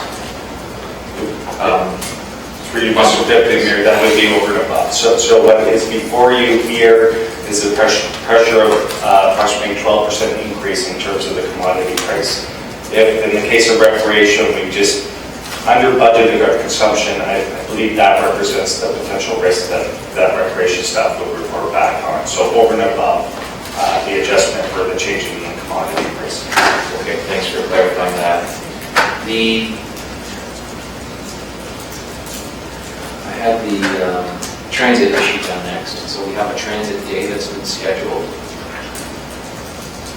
And I was trying to keep track of the increases. So we have a regular two operating budget pressures. If I read that correctly. So we have the overtime, which the overtime is going to reflect what the actual numbers are. And we have the contributions for fleet. And the other, sorry, to go back to that 2.6 million, was that budgeted as part of our plan, or is that a pressure over and above what we had anticipated if approved? So through you, Mr. Deputy Mayor, the 2.6 represents the continuation in terms of implementation of the 10-year transit strategy. So that number hasn't changed from when it was originally presented in the report, so what I wanted to clarify. That was a known cost, and we were moving ahead with that, with the fare structure increases and everything. Through you, Mr. Deputy Mayor, that's correct. And then over and above that are some operating pressures, and you'll see that in our October variance report. So this is consistent with what was observed in 2015 and 2016. Year to date, we have pressures in terms of transit overtime. We have some pressures in terms of transit revenues. We had an unfavorable transit revenue variance in 2015 of about $1 million. I believe we're forecasting 1.3 million for 2016. Offsetting that in part is some DART savings relative to budget, taxi script savings relative to budget, and I believe some additional taxi services relative to budget. So there are some savings in transit that we are realizing in 2016, but we are realizing some pressures in terms of overtime in our transit revenues. So the fare numbers that have come in under budget, those, we had estimates that were provided to committee, and the suggestion was increase service, and when you increase service, you will see a corresponding increase in ridership, and when you see an increase in ridership, you see an increase in revenues. What part of that equation has failed us? And of course, there was the whole fare increase. So Are those numbers down in terms of ridership? Are demographics changing in the system? I'm trying to understand how we end up with that pressure 2 years in a row, and is that trending the same for 2017? So through you, Mr. Deputy Mayor, we haven't reflected a pressure for 2017, simply for the reason that Transit Division staff advised us that they're still reviewing what's transpired in 2015 to 16 to gather a better understanding of what's transpired, but recognizing the fact that we did have some unfavorable variances in 2015 and we're continuing to see those in 2016. So again, I would expect that in the coming months, transit staff will be able to identify what is transpiring relative in ridership relative to historical averages. When we look at the historical, and I've looked at the historical averages, we're seeing an increase in ridership in 2016 relative to 15. But that increase of about 4.3% in ridership just brings us back to where we were in 2015. So again, I believe that staff are reviewing, I know that's already said, staff are reviewing the ridership figures and the revenue forecast to try to get a better understanding of what's transpiring. Thank you for that. And the part that caused me the most concern with transit was the investment from the province and the feds, and you gave us an overall number of, I didn't write it down, but 74 million, through you, Mr. Deputy Mayor, what the federal, sorry to jump in, but what the federal and provincial governments have committed, and principally federal funding, in the case of transit, it's $37 million, subject to matching funding.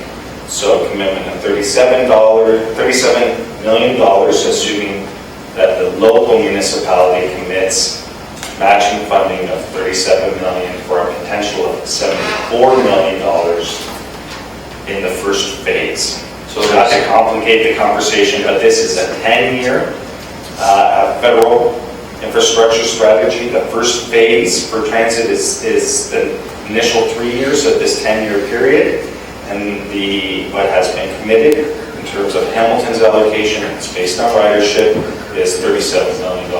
Again, assuming a matching contribution of $37 million. So 37 over 3 years.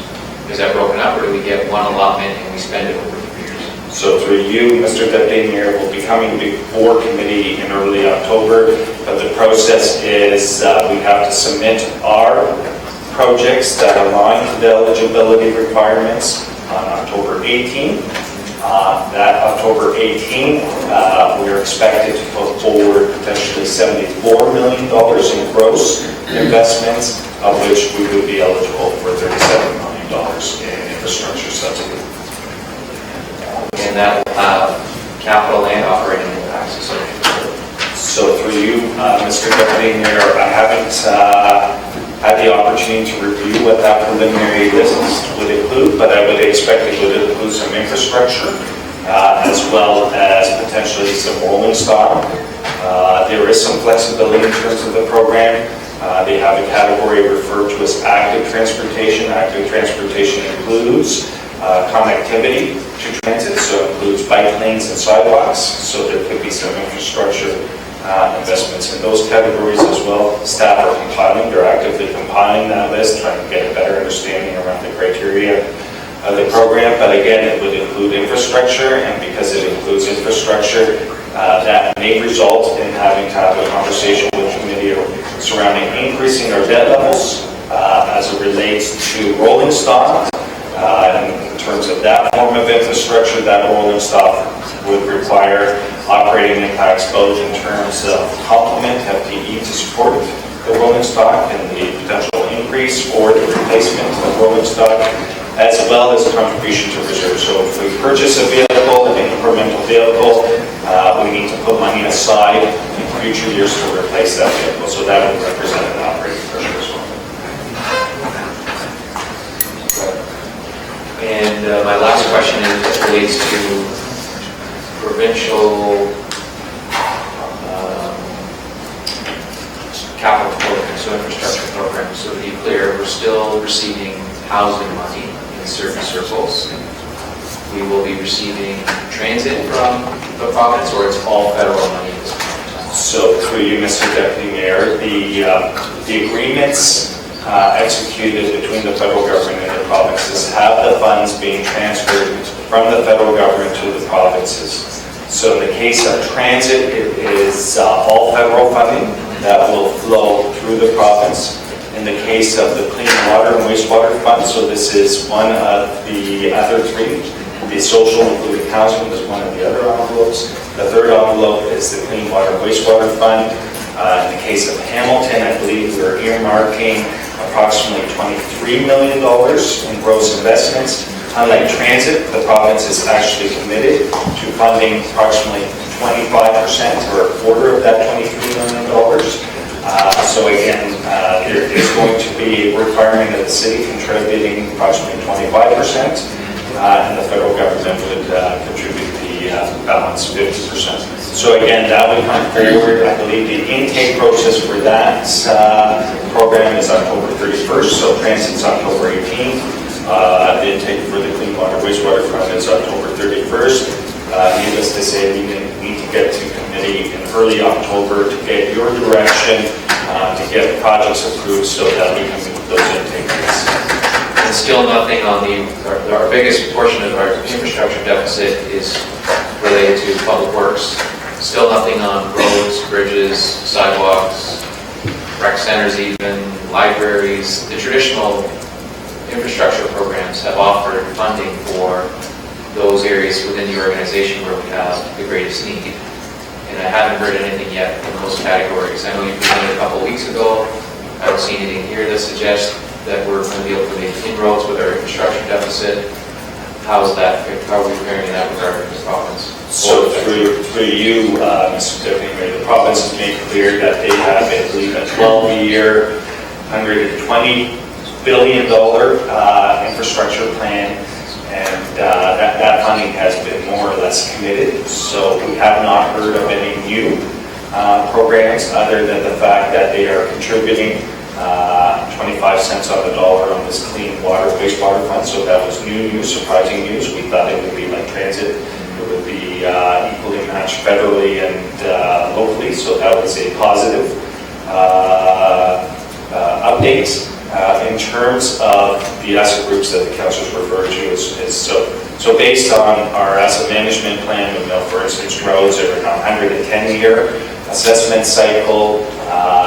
In terms of being able to apply some of that funding, it would have to align to a water wastewater program. So in the case where you have a lateral program, a water wastewater pipe project or storm project that includes a road component, that road component would be eligible under that program, but again, that would be prefaced on the initial requirement having to be water, wastewater, or storm related.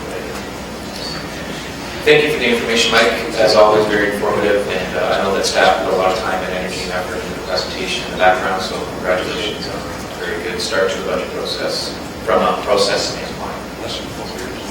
Thank you, Councillor Collins. Councillor Skelly, please.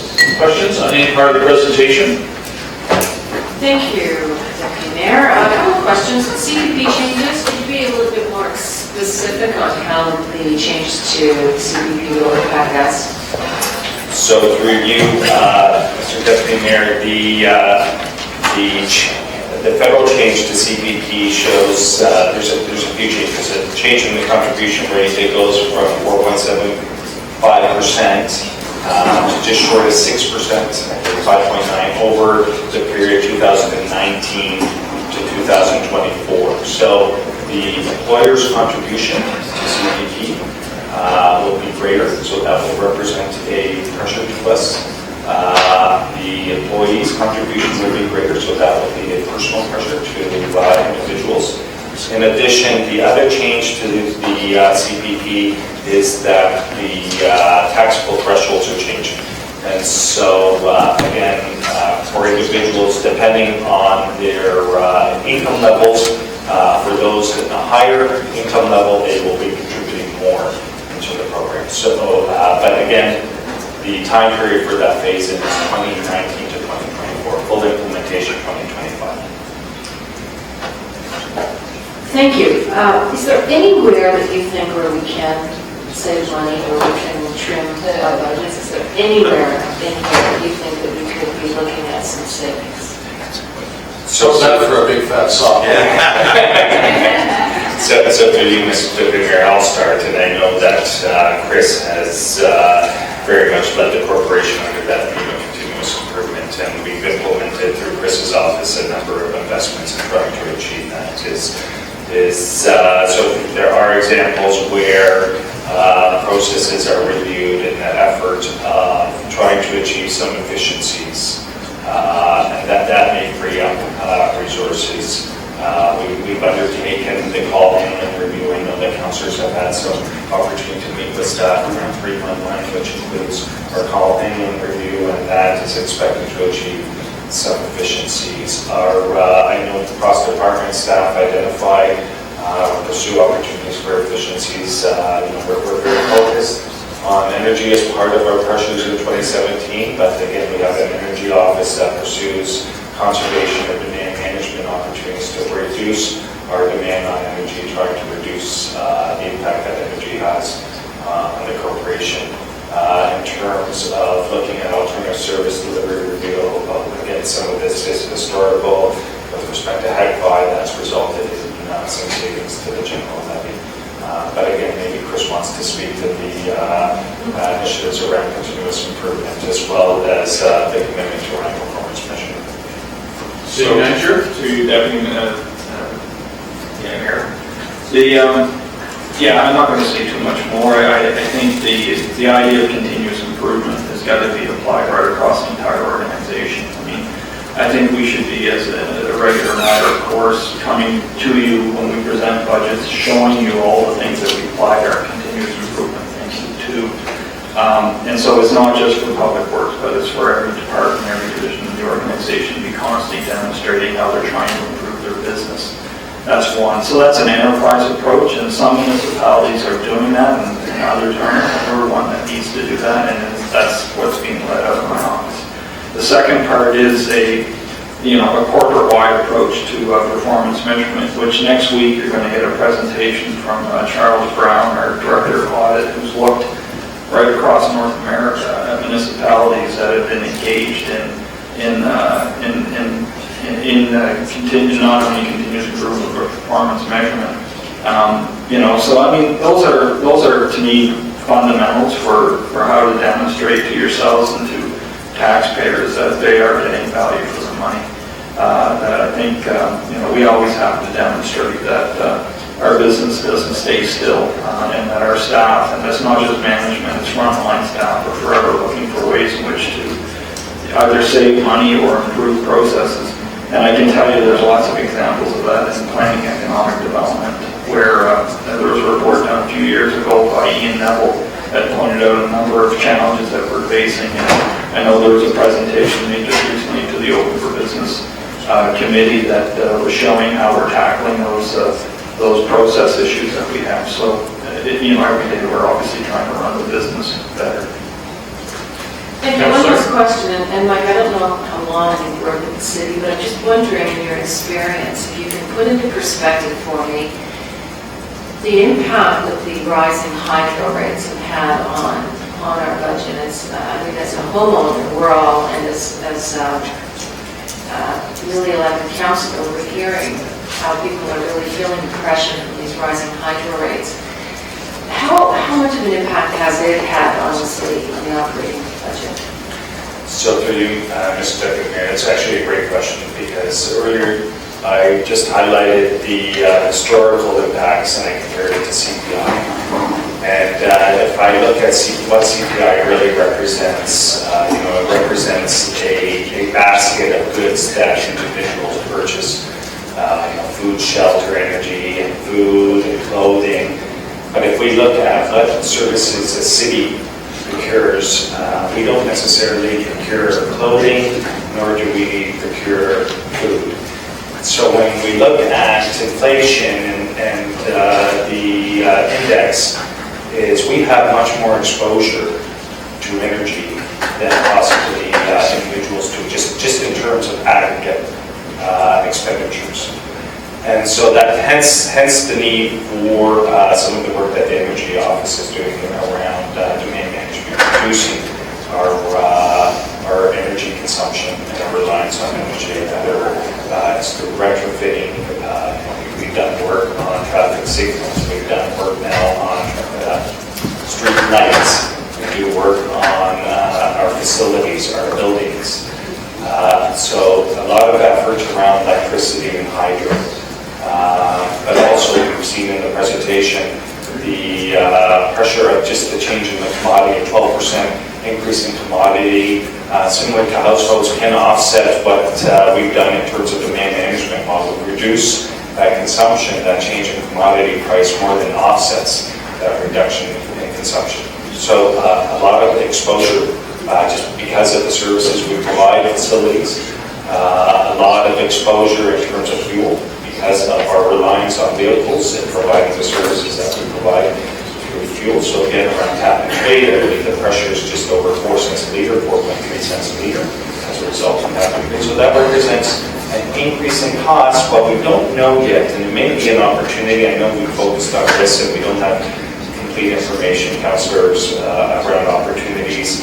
As the province evolves the cap and trade program, they made a commitment that the revenue collected through cap and trade will be reinvested out in the province in terms of reducing our reliance on energy. So it'll be important that municipalities lobby to be recipients of some of that funding so that we can leverage some of that money that we're paying into to help reduce some of our reliance, not only on electricity, but on fuel as well. Okay, thanks so much, Councillor. Councillor Brenda Johnson?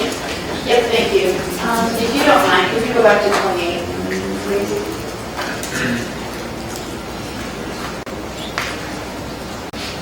Thank you. Now, my understanding in the past has been that if everyone clear across the city goes up to the same percentage, then you do not see a difference in your tax rate. So through you, Mr. Deputy Mayor, correct. Okay. This wasn't to kick out worse, so I'm not going there. What I would like to understand is when we've met people, people phone in, MPAC comes in, does a reassessment, and the taxes do in fact go up if it's above the rest of the percentage across the city.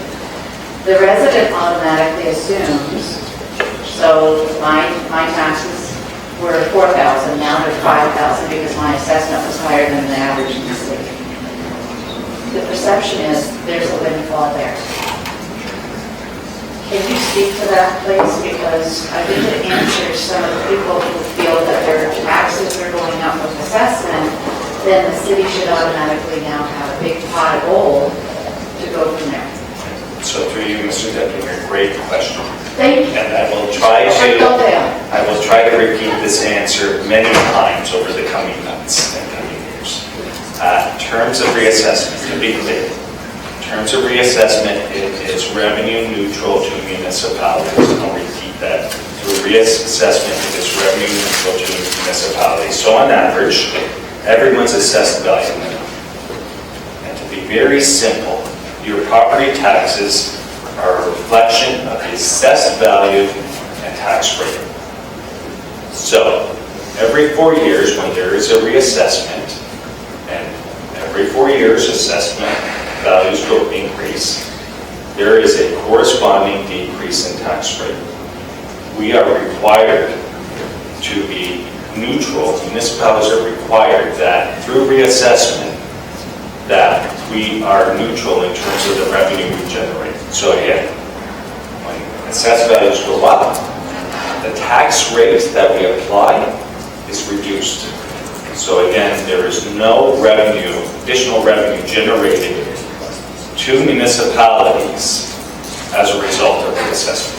Okay, so just to take this one step further, to simplify it in my own mind, my taxes went up X amount because of the, as you said, it has to come down somewhere. But somebody that I know that lives in another part of the city, their state is saying it's neutral. So is the perception wrong that my taxes go up because of the tax increase that we impose, or is the tax gone up because of the assessment and the rate? So through you, Mr. Deputy Mayor, at the end of the budget process, property owners are going to be affected by a number of factors. It'll be reassessment, whether or not they're above or below that 6.9% average. Okay. It'll be the budget increase, so wherever we land in terms of 2017 budget increase will be an impact. And area rating is still a variable that affects property owners. So the combination of those three factors will affect individuals. Now, the tax impact from budget will be based on what Council approves for a budget increase. Area rating will be determined by service levels, and again, based on our existing methodology.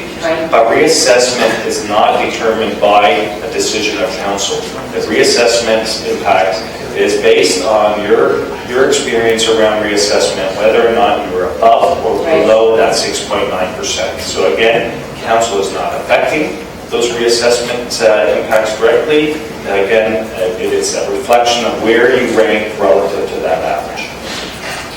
Okay, so if I'm above average, my taxes increased.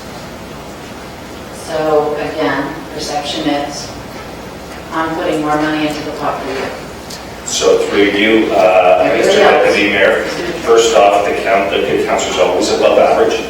And in terms of a property, in terms of a cost, so to arrive at a 6.9% average, there are some who are above average, there have to be some who are below average to arrive at that average. So again, there is some shifting of burden. So if you are above average, there will be someone who receives some tax relief because they will be below that 6.9%. To arrive at, that 6.9%,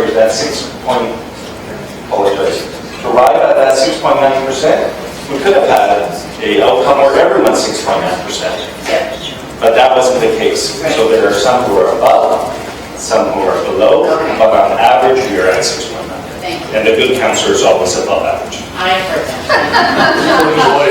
Did that ever sound rehearsed ahead of time? Nicely done. Nice. Councillor, are you done? No, you don't vote on that. Okay, you done? You don't vote on that. Are you finished on your line of question? Thank you. Councillor Aidan Johnson, please. Thank you, Mr. Deputy Mayor. Can we go back to the magic slide that means so much to those of us who are ward owners? Slide. So, Mr. Deputy Mayor, it will not surprise you to hear, and it'll relate to a key concern of yours when I say, my number one concern about this has to do with the many senior citizens in Ward 1 who complain all the time. And when I say complain, I mean complain rightly and understandably and in a way with which I deeply sympathize about the fact that they're, in some cases, indeed many cases, being forced out of their homes before they're ready to transition to not having their own house where they live independently anymore because they can't afford the taxes, because when they bought their house in Ward 1 as a middle-class Hamiltonian decades ago, the property tax situation was completely different, and they feel they're being squeezed out at a very bad time to be squeezed out. So, Mike, could you please reiterate what the plan is and what our existing policy is for tax relief for seniors? And does that adjust given these changes? That is the question. So through you, Mr. Deputy Mayor, we have various programs in place to provide some tax relief. We have a seniors tax rebate program. That is a fluid program in the sense that it's based on guaranteed income supplements. So as those thresholds increase, our eligibility, the eligibility increases as well. So we can capture more individuals under that program. And so there's assessment value thresholds, income thresholds. But again, that is one program that seniors specifically can receive some rebate on. But we have a low-income deferral program as well. So again, it's based on financial position, a property owner's financial position. And again, I should preface this that these programs relate to property owners. So in case of someone who finds themselves in a precarious financial position, is again, the City of Hamilton assists them. It's a process that I believe is led through the Assessment Review Board. There's an application, and we assist with that. Is if they meet the thresholds of that application process around financial position, the opportunity that's afforded to them is to have the tax increase deferred. So for instance, 4.2% identified was approximately $140. That would be deferred until such time as they divested themselves of the property, or if that property was transferred over to a family member. Then that would be collected by the city, and I believe that is interest-free. So I believe we don't add on a cost to that, to the property. So again, those are some programs that the City of Hamilton offers property owners. Thanks. That's very much appreciated. Just an oral comment for everyone to hear, including the city manager. Our communications manager is in here. I'm going to look forward to working with Ms. McKinney to make sure that the seniors understand these opportunities are available, because I know a lot of them don't know these opportunities are available. So thank you very much, Mr. Deputy Mayor. Thank you, Councillor Abe Johnson. Councillor Terry Whitehead, please. Thank you, Mr. Deputy Mayor. I'm glad to have this chart up because, in fact, I have helped individuals with assessment appeals. So you can choose to get involved and even further involved if you wish. I remember living here in Dundas for a call on an assessment appeal for a number of neighbors. The reconsideration itself is the first step, and then you go into the actual appeal. On this chart, I think what would be helpful is because just looking at percentages alone, I understand the merit, I understand why you're doing it, but contextually, what also helps is to actually put what those average assessments are by ward, because I think that provides a clearer, more comprehensive picture of what is actually taking place. So I would hope that now we can certainly start presenting this chart with that context as a parallel chart to show and help the layperson or the resident of the taxpayers community to understand what's actually taking place. Through you, Mr. Deputy Mayor, you have our commitment. We will provide, we typically provide that information. Staff are still compiling the reassessment impacts. The purpose for today is just to remind everyone we're entering into a new reassessment cycle, a 4-year cycle. So again, I just wanted, for the purposes of the overview today, just for this to be a reminder, to provide you a sense as to what's transpiring within the residential class. But we will provide the ward average assessment values going forward in our reports. I appreciate that. I think it has some relevancy. The other question I had was about the changes, the $1 million implication, and it's not like, I don't want to interrupt, the reality is you've already articulated very well, but there's an impact. And I understand looking at more of a phase of process. I'm a bit unclear because you identified the 4 in the report. Are really only 4 that are community provided long care? Because I'm looking at extended care, I'm looking at other long-term care facilities that are not on this list. So is there a further risk to us, or is this it on that front?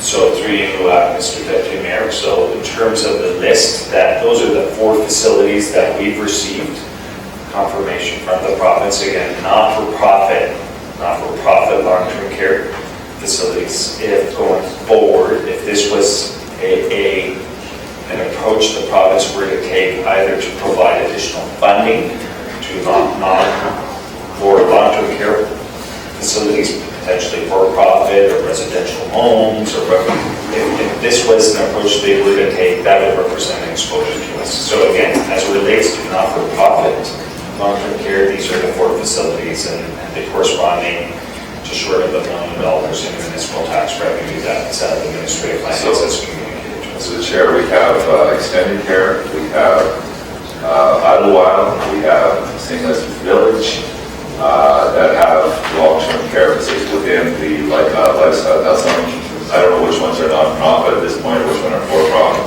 I'm just concerned that if there's already this hit, does that mean that there's, yet another shoe to drop in regards to some of those others? And you're indicating at this point, you are clear. So through you, Mr. Deputy Mayor, the change in the Assessment Act was specific to these facilities. However, if the province was looking for creative ways to provide relief to other agencies going forward, that could represent a risk to municipalities. Help me understand, so certainly in institutional, they don't pay taxes, but they, our hospitals, for example, our universities, it's heads and beds. They're actually, from a principal point of view, well beyond what the normal practice is, where if it's an institutional, it's heads and beds. If it's anything else, you're paying taxes. So I'm trying to understand why, or was heads and beds even part of the consideration on that decision? So through you, Mr. Deputy Mayor, we have not heard from the province that they are considering any changes to the heads and beds. It's been a number of years that municipalities have asked for a variety of changes, either indexing. So again, just as a reminder, the heads and beds at $75 has been changed since 1987, I believe. So again, not indexed. We continue to provide services to our institutional partners. But again, in terms of, to Councillor Spelly's question around trying to control our expenditures, is we need to be equally focused on trying to generate revenues. And so that is a very important opportunity to municipalities in terms of revenue generation, is to get some movement by the province as it relates to heads and beds. And simply indexing, starting to adjust those factors would provide some improvement, some movement in terms of that relationship. And it currently is stuck at about 75 levels. Has changed. So through you, Mr. Deputy Mayor, was set in 1987, I believe, at $75 per full-time student and bed in terms of our hospital partnership. Okay, I appreciate that. That dovetails nicely to the next question. AMO has taken a number of positions in regards to the province and municipal tax impacts. I'm not actually highlight all of them now, but is there any that are pending that may have some impact on a go-forward basis with the province of Ontario? So through you, Mr. Deputy Mayor, in terms of tax impacts, I have to go back to see review the deliberations of various instruments or discussions. So again, nothing is coming to mind in terms of potential opportunities or risks in 2017. Appreciate it. Again, I want to thank yourself and all the staff that helped you prepare a very comprehensive Thank you, Councillor. So for you, this Mike, I'm just going to take this opportunity to thank staff, because this really is their work. And so I have the privilege of presenting their work, and what I have before me is a binder of supporting documentation to all of this information. So I just want to thank staff for all their hard work over the months, as well as I can assure you that they were responding quickly last night to a series of emails I was sending. So thank you to them. Mike, how besides Brian on Tom Hewitt, all the three ladies, you want to identify them, please? So I'm going to have Brian introduce his staff. There are some new faces to our financial planning and policy group, and so this is a great opportunity to introduce them to the council. Nice segue from Councillor White, yes. Yes, Brian, for the chair. Yes, we have Ashley Bowman joined us a few months ago, senior financial analyst. Gloria Rojas has been here for a number of years. 9 years. And Kevin Petrovsky also joined us a few months ago. Thank you, Brian. Thank you, Mike. And now I know Councillors Pearson and Partridge are reaching a point where they must depart, and we will respect that. Thank you very much. Councillor Ferguson. Thank you. Just for a question, Mike. We're recommending a 7.3 that we have a 2% increase. Looks like a 2% increase. Well, I think, sorry. we have a session, Councillor Donegal and myself, that we have to be there for 5. Okay, So I want to just make sure. We're gonna play the game.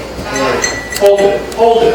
Just want to understand that. Yeah, that's fine. Councillor Ferguson, you have the floor, and then you can tell us exactly why you and Councillor Skelly must leave, and let's hope we can hold quorum. Councillor Ferguson, back to you. Thank you, Mr. Chairman, I appreciate that. And Mike, you're recommending under 7.3, so I gotta have 2% increase for boards and agencies, and 2% for departments, and 0.5% for capital. That's for you, Mr. Deputy Mayor, and 2% for user fees as well. 2% more? For user fees as well. Yeah, I got that, but I'm trying to look at the tax side. And so, at a minimum, then you're saying to the council today, expect a minimum tax increase from 17 to 2.5%.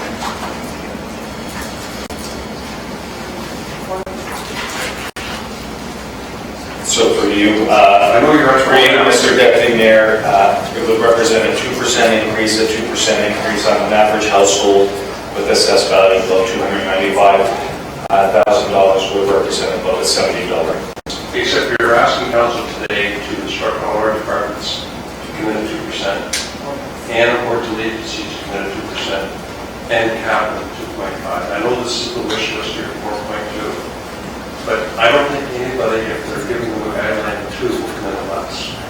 And so my concern is that typically there's some departments that insist on more, or ask for more, and try to perform compelling arguments that need more than 2%. So at the very minimum, when we're done that, we're going to get 2.5%. And the reason I'm saying this, is 2% not too high? What's the consumer price index at right now? So through you, Mr. Deputy Mayor, again, you based the guideline on consumer price index and were consistent in the time period to June. So I believe it was based on 1.8. The forecast for 2017, I believe, is 2.1%. So that's the forecast for 2017. But for the period June of 2015 to June of 2016, I believe it was 1.8%. Okay. And so, quite frankly, I personally can't live with at least a 2.5% increase, with inflation sitting at 1.7, 1.8, 1.9, and I know that fluctuates every month. But if we say boards and agencies and our department heads, we can live at 2%, we're staring down at least a 2.5. Because someone's going to come in and they can find everything more. So I just have trouble supporting the 2%. Was it you, Mr. Chairman? What was the deadline last year? So last year, the departments came in, the municipal impact included the 0.5 for capital was 2.1. So that's the 0.5 for capital, 1.6. And then including education, it came down to 1.7%, including the 0.5. Last year, the deadline was 1.5, a year over half. So through you, Mr. Deputy Mayor, it was a similar recommendation from staff, 2%. Council approved the 1%. 1%. Correct. And we can get to that at 7.3, the 3-part recommendation. Yeah, So if you want to amend we're that. not at 7.3 now. No, but you need to receive the presentation once it's done, and then we can get into the body of 7.3 where you can amend the 2 if you wish to. Okay, I just had those questions. What were we last year? And got confirmation we're going to get 2.5 if everybody meets the guideline. So those are my questions. Thank you. Thank you. Okay. Councillor Whitehead and Skelly, Councillor Whitehead, do you want to say both must leave no later than 5 o'clock? Please. We have to be there by You have to be there to be reading probably in the next 15, 20 minutes. So Councillor Johnson? I'm supposed to be with Master President Patrick Dean's Advisory Council on Community Relations. I told him I would be late because of GIC. Yes. However, I'm not supposed to be late because it's all about my ward and what's happening in my ward directly featuring Master. However, I'm happy to hang quorum. No. Thank you for the alert. Thank you for your stamina to hang in there, Councillor Johnson, but that's an important event as well you must get to. So listen, I'm in hands of the committee. Let's see how far we can get with quorum. If we can't get past all the items and there's nothing time sensitive, Stephanie, then those will have to be held over to the next GIC. Correct. Okay. Anything more, Councillor Green? You're finding the 7.3 questioning staff? Good. Okay, move to accept Mike's presentation. Councillor B. Johnson, Councillor Ferguson, all in favor? Any opposed? Motion carried. Okay, 7.3, you have the three-part recommendation, 2% for user fees and 2% guidelines for boards, 2% for the departments. Councillor Collins, you have to speak to that. Yes, and I was going to move along the same lines as Councilor Ferguson. I was hoping that we would give the budget guideline as a 1.8 was the inflation reference to the report. 1.8. You have a seconder, so that's on the B and C, but the A part with the user fees will keep it 2. Okay, seconder for that? There's no seconder for Councillor Green, get it on the floor. Okay, it's understood. A is 2% user fees, B and C for boards and agencies, city departments amended to 1.8. Questions or comments? No? All right, Councillor Whitehead? No? Councillor Ferguson? Just as I was hoping to shoot a little more that, particularly with the 0.5% going on top of that, unless the 1.8% includes the 0.5% extra for capital. Councillor, clarification? Correct. It includes the 0.5? The global. So it's a global 1.8. 1.3 then for boards and agencies and departments, because capital will add additional 0.5 to you to the mover, is that correct? No, the boards and agencies would be along the same lines as what staff has recommended. The global budget, however we get there, through a combination of the guidelines with boards and agencies, through efficiencies in different departments. As was referenced, many come in at varying levels. The global target, I know before we used to say 0, and for whatever reason we're quite a ways away from there. I think it was more realistic as a 1.8 cost on the global bill, including the 0.5% capital. Correct. Okay, which is a target. If we wanted to 0.8 on the global target, and 0.5% is capital, what do we need to be on the boards and agencies department head guidelines in order to get there? Mike? So through you, Mr. Deputy Mayor, I believe in terms of the board's agent, I'd have to look to see their contribution. But in terms of what's before you and the recommendation is we roll capital into the departmental guideline. So again, there isn't a separate recommendation in the staff report for the 0.5%. So to support Councillor Collins, you would adjust when you go to boards and agencies to make sure that and departments inclusive of the 0.5 will be at 1.8. If I got that right? Yes. Michael? So through you, Mr. Deputy Mayor, and at this point of clarification would assist staff in developing our budgets. If the guideline is that it be a global increase of X, whether that is 1.8 or 2%, and that city departments, which represent 45% of the residential tax impact, mitigates any increases in boards and agencies over and above that 2%. I would suggest that would be a difficult challenge for city departments to achieve. Notwithstanding that, if it were to be achieved, it would clearly affect services and service levels. Okay.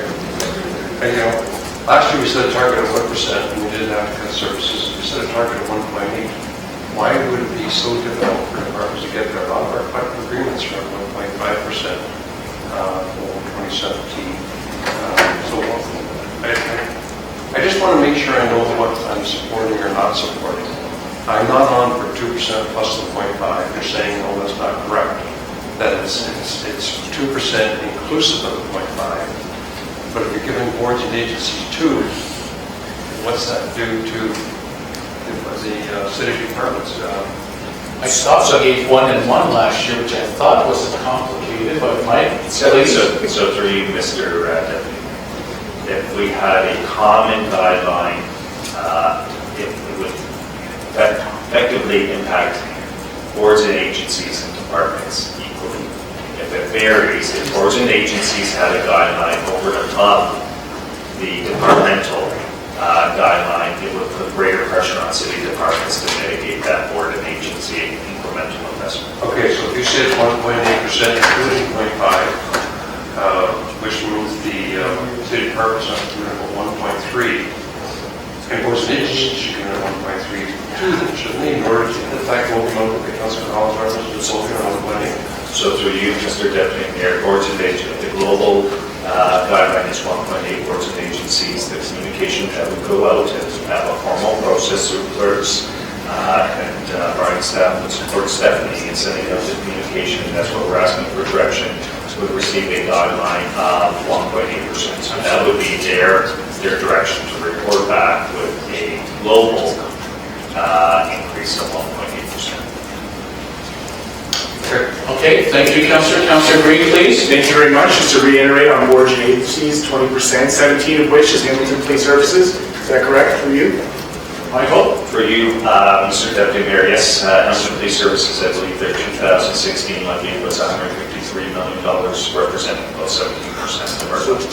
So we'll be anticipating no more than 1.8% based on our communications?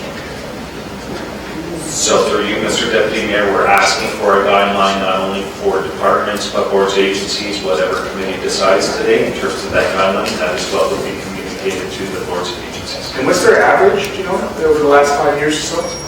For you, Mr. Deputy Mayor, it was 3.2%. Okay. Last year was 2.79%. Happy to second the motion, thank you. Thank you, Councillor Green. Councillor Whitehead. Thank you. I'm going to be consistent. Day one is I think I always have. I feel that you don't start by building the buffer. You start at zero and then have anything over zero justified. So I'm not going to deviate from that position. I know that's what the taxpayer expects, and let's be clear. Is a zero one of the reasonable to reach? I'm not suggesting it is. What I am suggesting, though, is by having zero as the target, it would force the pencil being sharpened, and they would have to justify those expenditures, which I'm much more comfortable dealing with than giving them a cushion right from the get-go. So I cannot support anything more than a zero target. Okay, so let's test the Councillor Green, second time. I'm sure, I don't know if it's on, or if Stephanie would have access to this, but I'd be interested to know what the vote was last term, the last budget around the table here, when we added a little padding and allowed for the, I think, what was it last year, 1 and 1? What was it? It was a 1%, if I recall, across the... It wasn't zero. It was a, oh, you mean the final number? Correct. Well, the final number was about 1.7, Mike, if I recall, citywide. For you, Mr. Deputy Mayor, last year staff recommended 2, the guideline was 1. Yes. At the end of the budget process, the residential impact was 1.7%. Just give me the comments around the table, I'd be interested to know what that vote was. Thank you very much. Okay, I'm sure the clerk can provide that. Thank you. All right, let's test the will on the amendment of B and C, that it's amended to 1.8 and 1.8. All in favor? Any opposed? Councillor Whitehead, the only one opposed. Okay, so on the motion as amended, 7.3, moved by Collins, seconded by Marula. All in favor? Any opposed? Motion carried. Thank you. Just for the record, I think I seconded that. Okay, Councillor Green seconded that instead of Councillor Marula. Yes, Councillor Pearson. Deputy Mayor, thank you, and I'm going to be next. Yes. That's only on B and C. No, I did the whole report as amended. AC, that's 2%. Correct. Thank you for clarifying that. All in favor? Any opposed? Motion carried. Now, the clerk has advised me back to the police presentation. All of the intelligence of your in-camera red report is to be returned to Stephanie, please. Okay, members of the committee, Councilor Brendan Johnson, we're on to 8.1. You want to do another? And I'm remiss, sorry, that I should have started conflict of interest in 8.1. I worked for one of the companies mentioned in the protocol. Okay, the clerk has noted your interest to avoid a conflict. On 8.1, Councilor Marula, please. Thank you, Mr. Deputy Mayor. This was based on a motion about board last May regarding transferring properties and examination. My understanding is we have somebody here from the Ministry of Environment, and if perhaps okay, through you to acting MOH, Robert Hall. Yes, thank you, Mr. Chairman. I want to thank Jeffrey Napper for being here all day waiting for this item, and he's here to answer any questions you have about this report. Councilor Marula has a question, so where is he, please? Could he come down to the microphone as soon as possible, please?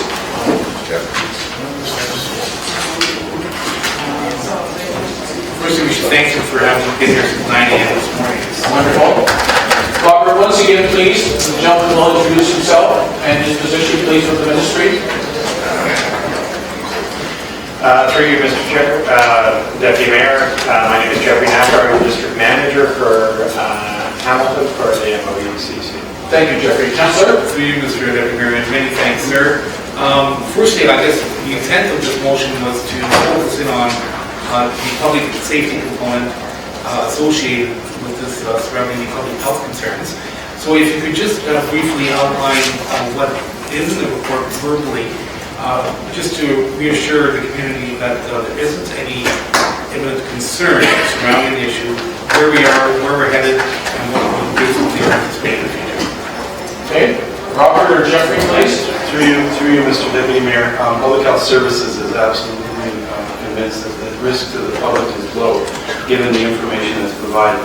Ministry of Environment order to the properties may uncover once the investigation is completed. We will be given more information, and from that, if there is any type of increased risk to the health of the public, we'll be given that information. But based on the information we have now, there is minimal or absolutely very low risk to any exposure to the public. Okay, Councillor. And with respect to the time frame, this is directed to the Ministry of Environment. With respect to the time frame of the cleanup, I presume all the parties involved are complying and are working with the ministry to ensure that they gain full compliance. Mr. Napper, please. Jeffrey. Through you, Mr. Deputy Mayor, the three of the parties have appealed the order to the Environmental Review Tribunal. That appeal is going on. They appealed. The appellants are Coca-Cola, Roadside Properties, and Union Gas. AVX, which is the successor company to Verivox Canada, we have had no communications from.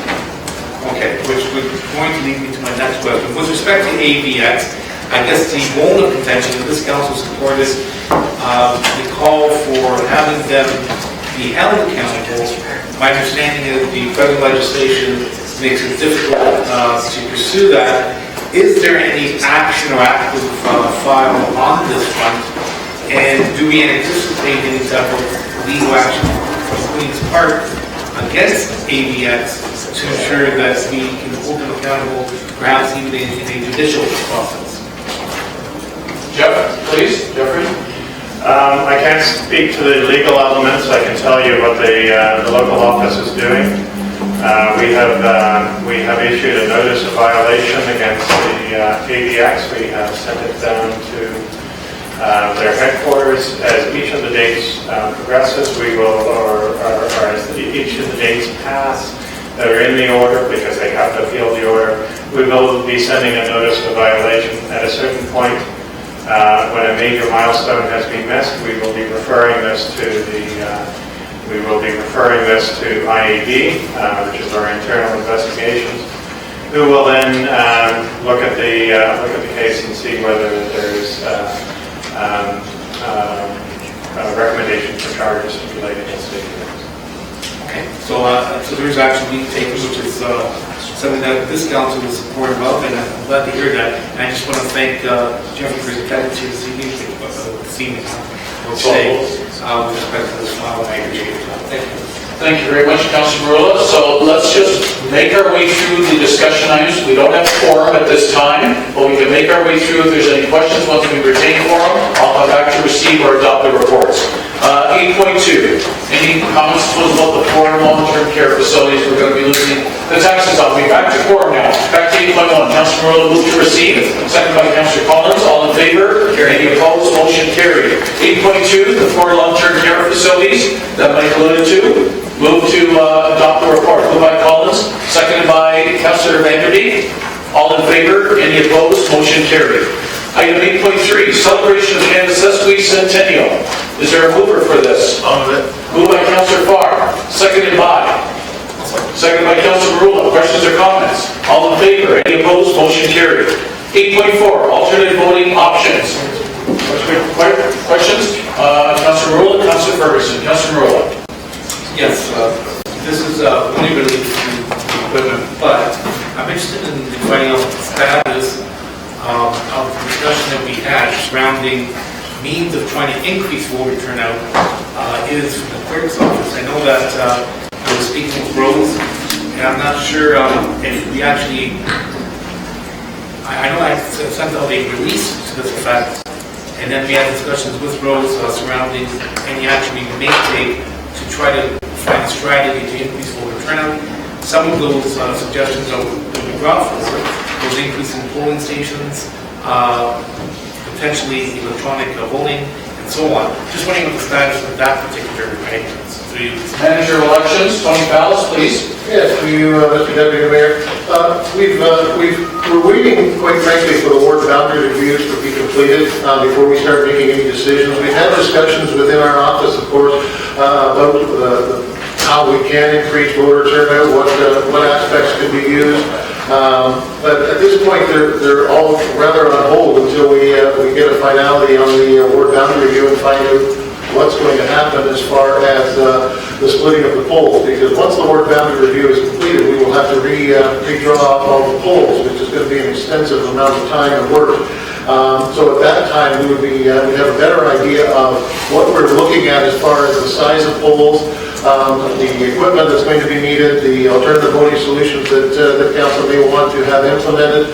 So there isn't, unfortunately, Councillor, a qualified answer at this point in time to give you as to what exactly the plan will be. We also will have to deal with the communications because it'll be a communications issue that they're doing. It wouldn't be the election office that puts together a plan of drawing in voters to the actual polling sites themselves. Okay, so it's fair to say then what we're waiting for is a conclusion of the ward boundary issue, so that can then correlate to the polling issues and other strategies to increase voter turnout. That basically sums it up. Through you, Mr. Deputy Mayor, I would say yes at this point in time. That seems to be the trigger point for a lot of the activities that are going to pertain to the 2018 election. Okay, fair. Thank you, sir. Thank you. Councillor Ferguson, then Councillor Green. To $450,000 for 20 machines for one day? No, that's for 250 machines. Yeah. If you'll see on the second page, yeah, on the second page, 250 polls we got this. It's approximately 250 polls. Again, we had to take an estimate because we don't know at this point in time how many polls we're going to have in the 2018 election. The other thing is too, we have never had machines at all the institutions, and we believe that it's prudent that we have machines at all the institutions. So that's going to result in an increase in the number of tabulators that we do use. So we've had to take sort of a ballpark figure here to get, we know the pricing generally after speaking to some of the companies. We were fortunate in 2014 to get a really nice price on these machines for leasing. We're anticipating that because it'll be a competitive bid again, that we should be able to get good pricing as well. But again, until we know exactly what's going to happen as far as the number of polls and the number of machines that we're going to require, it's a guesstimate at this time. But 450,000 is a figure that we believe would be one to look at that's going to be favorable to the city. Councillor? Okay, I'm just doing some arithmetic here. Just 1 second. Have you got a calculator there? It's around $17.50 a machine. Yeah, I was going to say $2,000 per machine per day for one day. For that day and all the advanced poll days. Okay. So for approximately 6 days. So with these machines, if the council should decide to take up the province's offer to put a rate penalty, can they do that? Yes, we've been told by both companies that we've been talked to that they can. Okay, that's all. Thanks, Councillor Ferguson. Councillor Green. Great questions by Councillor Ferguson. And I know there's a section here about alternative solutions, including online voting, that Councillor Moore had spoken about. In receiving these recommendations today, we're not excluding those, although they haven't been included in the recommendation. Through you, Mr. Deputy Mayor, no, not at all. It's just being brought to your attention with alternative voting solutions that are out there. And no, by receiving this today, you aren't excluding any of them at all. And when would we have to make a decision on those?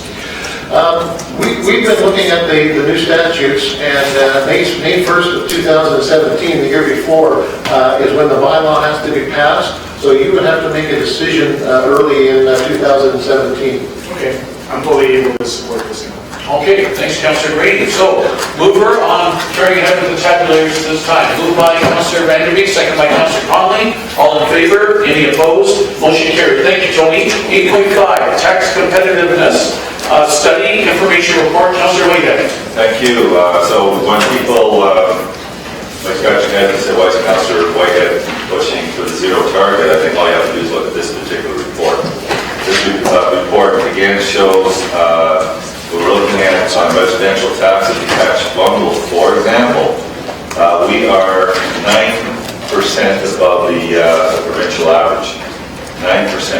Now, we know that household incomes have gone up. When you look at the portion of taxes and assessment, I think some of that is negated. So can I ask you, Mike, if you took those other factors into consideration, because affordability was always an issue, still, I guess it is an issue. I think in the report you talk about, I think, around 88,000 average household in these attached.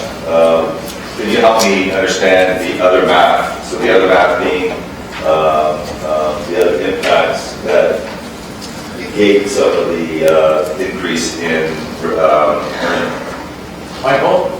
So, through you, Mr. Deputy Mayor, the report identifies not only the trend in terms of the detached bungalows. Councillor Whitehead identifies where we are and have been over the last number of years, about 9% above the average. But on the next page, page 4 of 13, it identifies the ranking in terms of residential property taxes as a percentage of income. And while we do rank high relative to our comparator group, we aren't the highest. I know there seems to be a little misconception that the city of Hamilton is the highest. We are. Joshua and Brampton is higher, but again, that ratio reflects income levels. And I just want to point out, if you move on to the next page, 5 of 13, you would have seen me highlight this graph in previous years, and that really is the net levy per capita. So if we were to levy the delivery of our programs and services on a per person or per capita basis, you'll see that we rank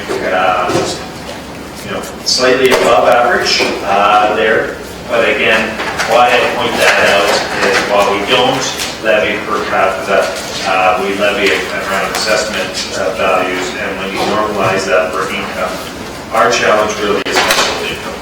And so relative to our comparative groups, that represents a challenge for us. Standard & Poor's identified it in the consent item today, is that continues to be a challenge for the city of Hamilton in terms of our ability to generate revenues through levy increases, is that constraint around income still continues to be a challenge. And I appreciate that, but those are the pressures, those are the realities in the city of Hamilton. So when we're looking at impacts of property tax increases, we can never, ever lose sight of that issue. And that is why I keep pressing to sharpen our pencils to do what we can. Multi-residential property taxes, again, you identify as 15% above average. Walk-up and high-rise apartments per unit. Michael? So through you, Mr. Deputy Mayor, the one variable that's affected Hamilton is the increase in assessment value. So in fact, in part is in terms of our rankings, our successes is affecting that ratio or that gap where the city of Hamilton is 15% above the average. As our assessments grow at a higher pace than the average of the comparator group, that gap is going to expand. So it's a bit of a challenge in terms of sometimes when we're successful, it affects that ranking. In the case of multi-res, that is the case, as well as when we get to industrial. You'll see is Hamilton's success around retaining assessment value in the industrial sector. So if we look at some comparators such as Windsor, where their facilities, their industrial stakeholders have been successful in terms of reassessment, whereby they've appealed their assessment and around, for instance, economic obsolescence. That reduced assessment reduces the municipality's reliance or reporting of business tax revenue. So again, I just want to point out sometimes our successes around assessment and growth and reassessment is affecting us in terms of our rankings. In the case of multi-res, absolutely, where we have higher than average assessment. And on the positive side, in terms of industrial, where we are successful at retaining some of that assessment value, that affects our rankings. But nonetheless, those are positive developments. Thank you, Michael. So the next question I have is, and this is the budget bill, and you talked about the impact on our residential as well. You know, we've been locked in on these implications based on, I guess, the legislation and what we can do on the industrial taxes. I think you made that point earlier about some limitations, yet with all this protection, I'm looking at page 10, table 10, wait, yeah, table 10. I'm looking at 2002 on the industrial taxes, standard industrial, per square foot. In 2002, 2003, we were 18% above average. At some point, we moved to 3% above average, I guess it's 2010. And in 2015, we are now 28% above average. Can you explain that chart and what is happening, and especially when we know that we'd be closing out and doing any increases on industrial taxes? GM? Yeah. Through you, Mr. Speaker, there's a few factors that are affecting your standard industrial class.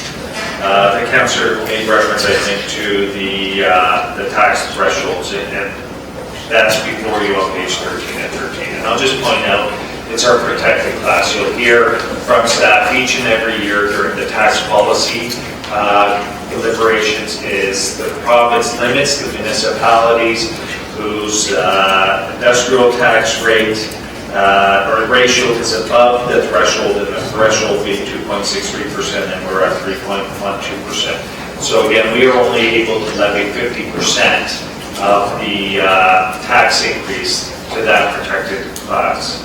In the case of the standard, some historical provincial policies have favored some municipalities relative to Hamilton. The province's policy around the business education tax rate, reducing that for some municipalities who were above a threshold, given that the city of Hamilton was already at or below that threshold, that favored some municipalities in terms of their standing relative to the city of Hamilton. And also in terms of taxes per square foot, again, taxes are a reflection of assessment and tax rates. And so when assessment declines, so where a property owner is successful in getting their property reassessed at a lower assessed value because of factors such as economic obsolescence, that results in their property taxes per square foot being lower than the case of the city of Hamilton. I would suggest that's not a positive outcome. It's important that we maintain that assessment base, and so recognizing that nonetheless we still have challenges around our residential, non-residential ratio. But again, those are some factors that are affecting. Absolutely, provincial policy around the tax threshold that affects us, the ratios around policies, historical policies around the business education tax rate has affected our competitiveness. But as well, part of what you see in the report really reflects a positive in that we've been able to retain assessment value in that standard industrial class. So per square foot, the higher the assessed value, the higher the taxes per square foot. But again, that's a positive. That higher assessment reflects that those entities are still competitive and are generating profits and income. Councilor, I wanted to remind you, if you reminder to us, you absolutely have to be somewhere by 5 o'clock. I have to be there by 5, but I think this is also a very important. Okay, so just reminding you, if you're If you reminding feel that my questions aren't. when you were going to be 20 minutes ago, you had to be somewhere, that's all. Mr. When I look at again, page table 10, and I understand the argument that, assessments are going up, there's a tangible impact on taxes. We heard from, I believe it was Norm or Neil Everson, Economic Development, that we've had some larger industrial pass our employment plans to other communities based on the tax issue. I'm looking at 28% above average at table 10. Are we working on a strategy, understanding all those nuances that you identified to close that gap? GM, do you understand the question, please? So through you, Mr. Deputy Mayor, I do understand the question, and through the budget process, we do deliberate as a senior leadership team with respect to our incentive programs, where the provincial regulations, legislations allow us to offer programs to provide some sort of financial assistance or incentive. But again, that is very restricted through provincial regulations and legislation. But just to highlight, because I know the councillor made reference to our large industrial, that is actually a class You'll see it up on page 8 of 13. Our large industrial per square foot is actually 22% below the average.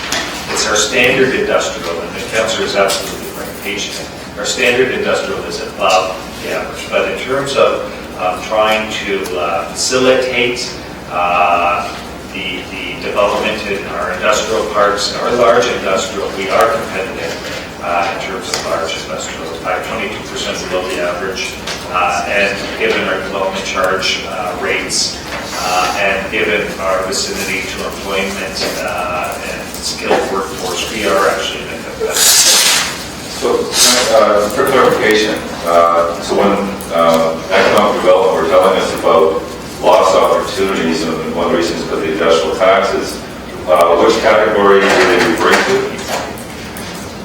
So for you, Mr. Deputy Mayor, not knowing exactly what the councillor is referring to, is this report does identify, and again, this is a third-party author. It's our standard industrial where we have a challenge in terms of our competitive position. So large industrial, we have a competitive advantage. So I want to make it clear, though, but a lot of the employment lands that we're investing in and hoping to attract high-paying jobs in our community are falling under that standard industrial, and that's the one that has the most significant gap on taxes. And so I would hope, and the reason I'm highlighting it is because it really is impacting investment and jobs in our community, and we need to think about how we strategize around help closing that gap so that we can encourage those businesses that pass our employment lands to invest in the city of Hamilton. And those are my comments. I just want to highlight that because I think it's important. Thank you, Councillor, and I hope now you can stay to help us get through core to get to the end of the agenda. Thank you very much.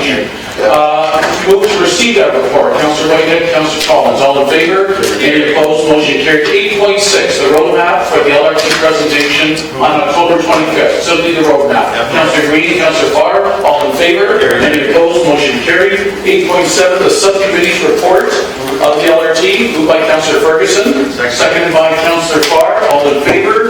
Any opposed? Motion carried. We're on to motions. I understand Stephanie, Councillor A. Johnson once again has asked that this stay tabled until another GIC.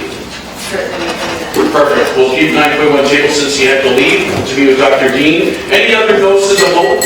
Not notice of motion. General information? Okay, so hang on. Any notices of motion? Hearing none. Members of council, we're almost there, and I appreciate the tenacious 10 that are hanging in here. General information, let's go through what's in front of us here. 11.1, to approve the amendments to the outstanding business list, both due dates and items to be removed. Councillor Whitehead, Councillor Ferguson, all in favor? Any opposed? Motion carried. Other business, Councillor Whitehead and Councillor Green. Councillor Whitehead. I appreciate the latitude. I think Dan is still here. Well, that's unfortunate because today there was a oil advisory issued in the Brigadoon area. They found bacteria in the public works. So the good news is that our check and balance system is working. However, they will be advised to boil their water for at least 1 minute. I will be asking other questions because normally you don't see that. Often you'll see that in well systems and so forth, but not normally in an urban setting. It's a rarity. So I am going to be digging on behalf of my constituency how we got there, why we were there, what caused it, how we could have prevented it. And I might even go forward and ask for an audit, what's it called, water audit. Again, for an independent, just to raise that comfort level, because when you're dealing with water, it is a health risk and it's very concerning to the residents who are impacted by it. And I think it's important that we do all our due diligence to ensure, and I know that our water staff do a great job, but I think this is a level that provides addressing a lot of the anxiety that many of the residents will have over the next 20 to 48 hours. So thank you. Thanks, Councillor Wade. Maybe it took me off that 8 hours ago to be here at the meeting, and you may have had to attend to that. Councillor Green, general information, other business? Mr. Deputy Mayor, just as an observation, there are other municipalities around Ontario who in fact elect deputy mayors for the term of office. And had Hamilton been one of those municipalities, I would have nominated you. Oh, exactly.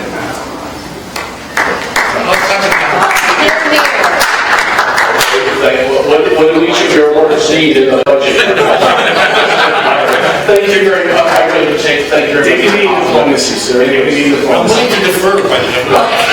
That's all right, thank you, Kevin. I take the sincerity of your compliments, thank you. Motion to adjourn, Ferguson, Conley, all in favor? Carried. Thank you, everyone, thank you, members of staff, for hanging in there, thank you. You got it? Yeah. Mike was supposed to be in.